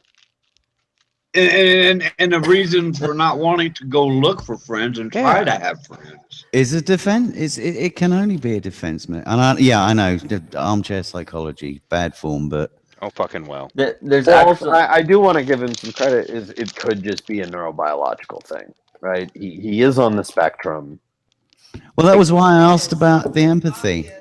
Yeah, I don't want to. and that's the thing is I don't know enough given that as a fact. I would say that if he's within the realm of normal human emotion, it kind of screams trauma. Yeah, but then again, being on the spectrum, there maybe that is one of the social skills that he just hasn't been endowed with. My girlfriend's got a daughter on the spectrum, and she craves friends, and she doesn't want anything out of it except friendship. Yeah, that's the thing is I've known a lot of Aspies, and even though they do have some trouble with the empathy thing, it's this, and I wouldn't know how to describe it well, but it's almost like, I don't know if Bangfizz, if you would agree with this, but it's almost like they crave to be able to have that, to have an intuitive understanding of right. Well, they crave to want to be accepted, and well, with her it is anyway. But she has problems going back to when she was born very prematurely, and I think that played into her spectrum being on the spectrum. But and I don't know that would apply to Cliff or anybody else on the spectrum. The thing is, we all want to have a friend, and it's not always about getting something out of that friend beneficial to us, other than the friendship. Yep. Mm. Now I understand the whole alt-right thing with him. To be fair, he's more of a neocon than a member of the alt-right. Oh, yeah, that's so much. There's a difference. Yeah, the alt-right. So the alt-right wants to hate brown people within their borders, while the neocons want to just hate them outside their borders. Sounds like a distinction without a difference. To hate everyone that's not. No, I've actually seen a lot of alt-right videos where they said, look, we don't mind Muslim civilization. In fact, we like their traditional values, but we just want to keep our culture pure, and we want them over on their culture. Yeah. And whereas neocons are more like, look, we just care about Americans no matter their color, but if you're a brown country, fuck you, bombs. I'm sorry to bring it back. I am still like fucking blown away that he just said that shit. Like almost like when he was in my hangout and he goes, you know what? I never take the charitable interpretation of what someone else is saying. It's on that level of where, what the fuck? Isn't that on sort of like 101 level basic debate etiquette? Why is it every time I get in a goddamn hangout, Prudence and I wind up telling him fuck you and fuck off? Because it's destined, Fizz. Well, to quote Robin Williams, he's in more dire need of a blowjob than any white man in history. and seriously, if he'd ever had a blowjob, he'd fucking understand what we mean. It is your destiny, Fizz. Damn, boy, go get a blowjob. Get with the program. Jesus fucking Christ. And don't anyone ever fucking call me eloquent again. I might have to fucking go jump off a bridge. Oh my god. I was feeling pretty shitty about myself earlier today. I don't feel as shitty anymore. Good. You think? There you go. Perfect transaction. Yeah, that was transactionally beneficial to me. Transactionally beneficial to you. And I don't even call that motherfucker a friend, and I feel transactionally benefited. Oh my god, like I can't, man. Like that's really, dude. I mean, I almost wanted to say, if your parents died, would you even cry? That would have been a good question. Or why would you cry? Would you just cry because now you don't have someone paying rent for you? It would be interesting. Now you have to move out of their basement. Well, hang on.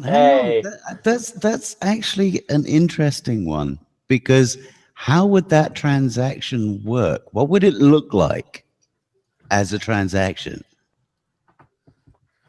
I'm almost worried that he'd be like, yeah, I'd be upset about that fact. I'd be like, because like I would be fucking like, granted, I don't live with my parents, and maybe that changes the dynamic. But even when I did, either of my parents died, I'd be fucking devastated because I would have lost two of the people I'm closest to in the world, right? Yeah. Like that's. I've just had another curiosity raise its ugly head. It's a shame he dropped, because I'd be interested in how he deals with internal transactions with himself. Masturbating? Yeah. Sorry, that's where when you say transacting with one, just tell him to go transact himself. Yeah, it's like it's kind of like okay, what are the benefits to me if I do this thing? Okay, Hand, are you going to get arthritis from this?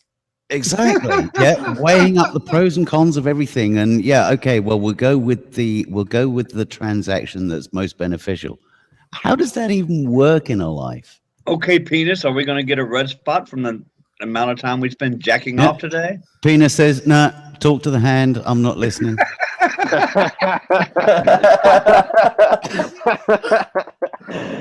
Oh my god, that's one of the funniest things I've ever heard. Talk to the hand. Remembering this. Oh my god. Yes, you can use it if you like. I'm gonna have to. That is. just God, link. I have some tears just link going me now. to. Just link me to how you work it in. I will have to. Jesus fucking Christ. But it does make you wonder, right? Like it does, doesn't it? I'm not alone. Thank you. All of these things, though, right? Like, in all seriousness, what would make him actually feel something for somebody? I don't know, but I'm sitting here. My wife got home from work a few minutes ago, and she's sitting there stripping in the hall while dancing. Does this count as some kind of like monetary exchange, beneficial weird shit in Prudence book? Because it's doing it for me. On that note, I might have to go soon. I was gonna say, dude, you're still sitting in front of the goddamn computer. What the fuck? She's just playing. She's being a I brat. tell you, if Exiled was undressing down the hallway, the last thing I'd be doing is talking to you, jerk offs. Well, if I get up and go over there, then the show ends. Ah, yes, that's a very good point. Well, you could let us run the show, and nope, and that, nope, no, I'd get flagged come for on. that shit. You could always turn the camera on. make sure that you extract your transactional fee. Yeah, I'll extract my transactional fee. And that's and right. by that I mean come. Stick it on YouTube and monetize it. There you go. No. Still no. Anyway, I am probably going to cut this in a couple minutes. Just the World Series is on. I need to go watch it. My fucking mind has been blown. I don't know about y'all. Yeah. Yeah, that was some fucked up shit. But on the thought I of was weird laying in the fucked up bed over shit, there. hang on. I'm doing a quick plug here because I know why my viewer count dropped suddenly or a little bit earlier. Redline is doing a hangout in which he's allegedly trying to get a flat earther in there. So for those that are looking for drama, feel free to go bounce over there. Drama. I would rather listen to Prudent talk about transactional relationships. I just want to put Prudent in the same room as a hot girl who's into him. That's impossible, but I believe it can be done. Yeah, I would probably trade a year of my childhood to be a fly on the wall for that one. Well, I maybe mean, he could make maybe he could attempt to make a transaction, which would make her into, oh my God! Wait! Oh my God! I was worried now we're No. talking about prostitution. I think Oh my God. Wait! Fizzy has it. Fizzy has it all figured out. He thinks that all relationships with women are on a transactional level. He's talking about hookers. That's gotta be it. Fuck! That is so true. No, but even then, he would think that an emotional relationship, you're just with an emotional hooker. Yeah. You're, or that he's an emotional hooker. Nah, he doesn't do emotions. The dude doesn't know what emotions are or what they do for you. Well, I'm going to cut the online portion of this for the moment. Let's see now. Where is it? Outputs. There we go. And for those of you that watch, thanks for joining us. See ya. Sorry for being so eloquent. We'll do it again when we can, but honestly, I want to watch Redline's Clusterfuck, so I will catch y'all later. All right.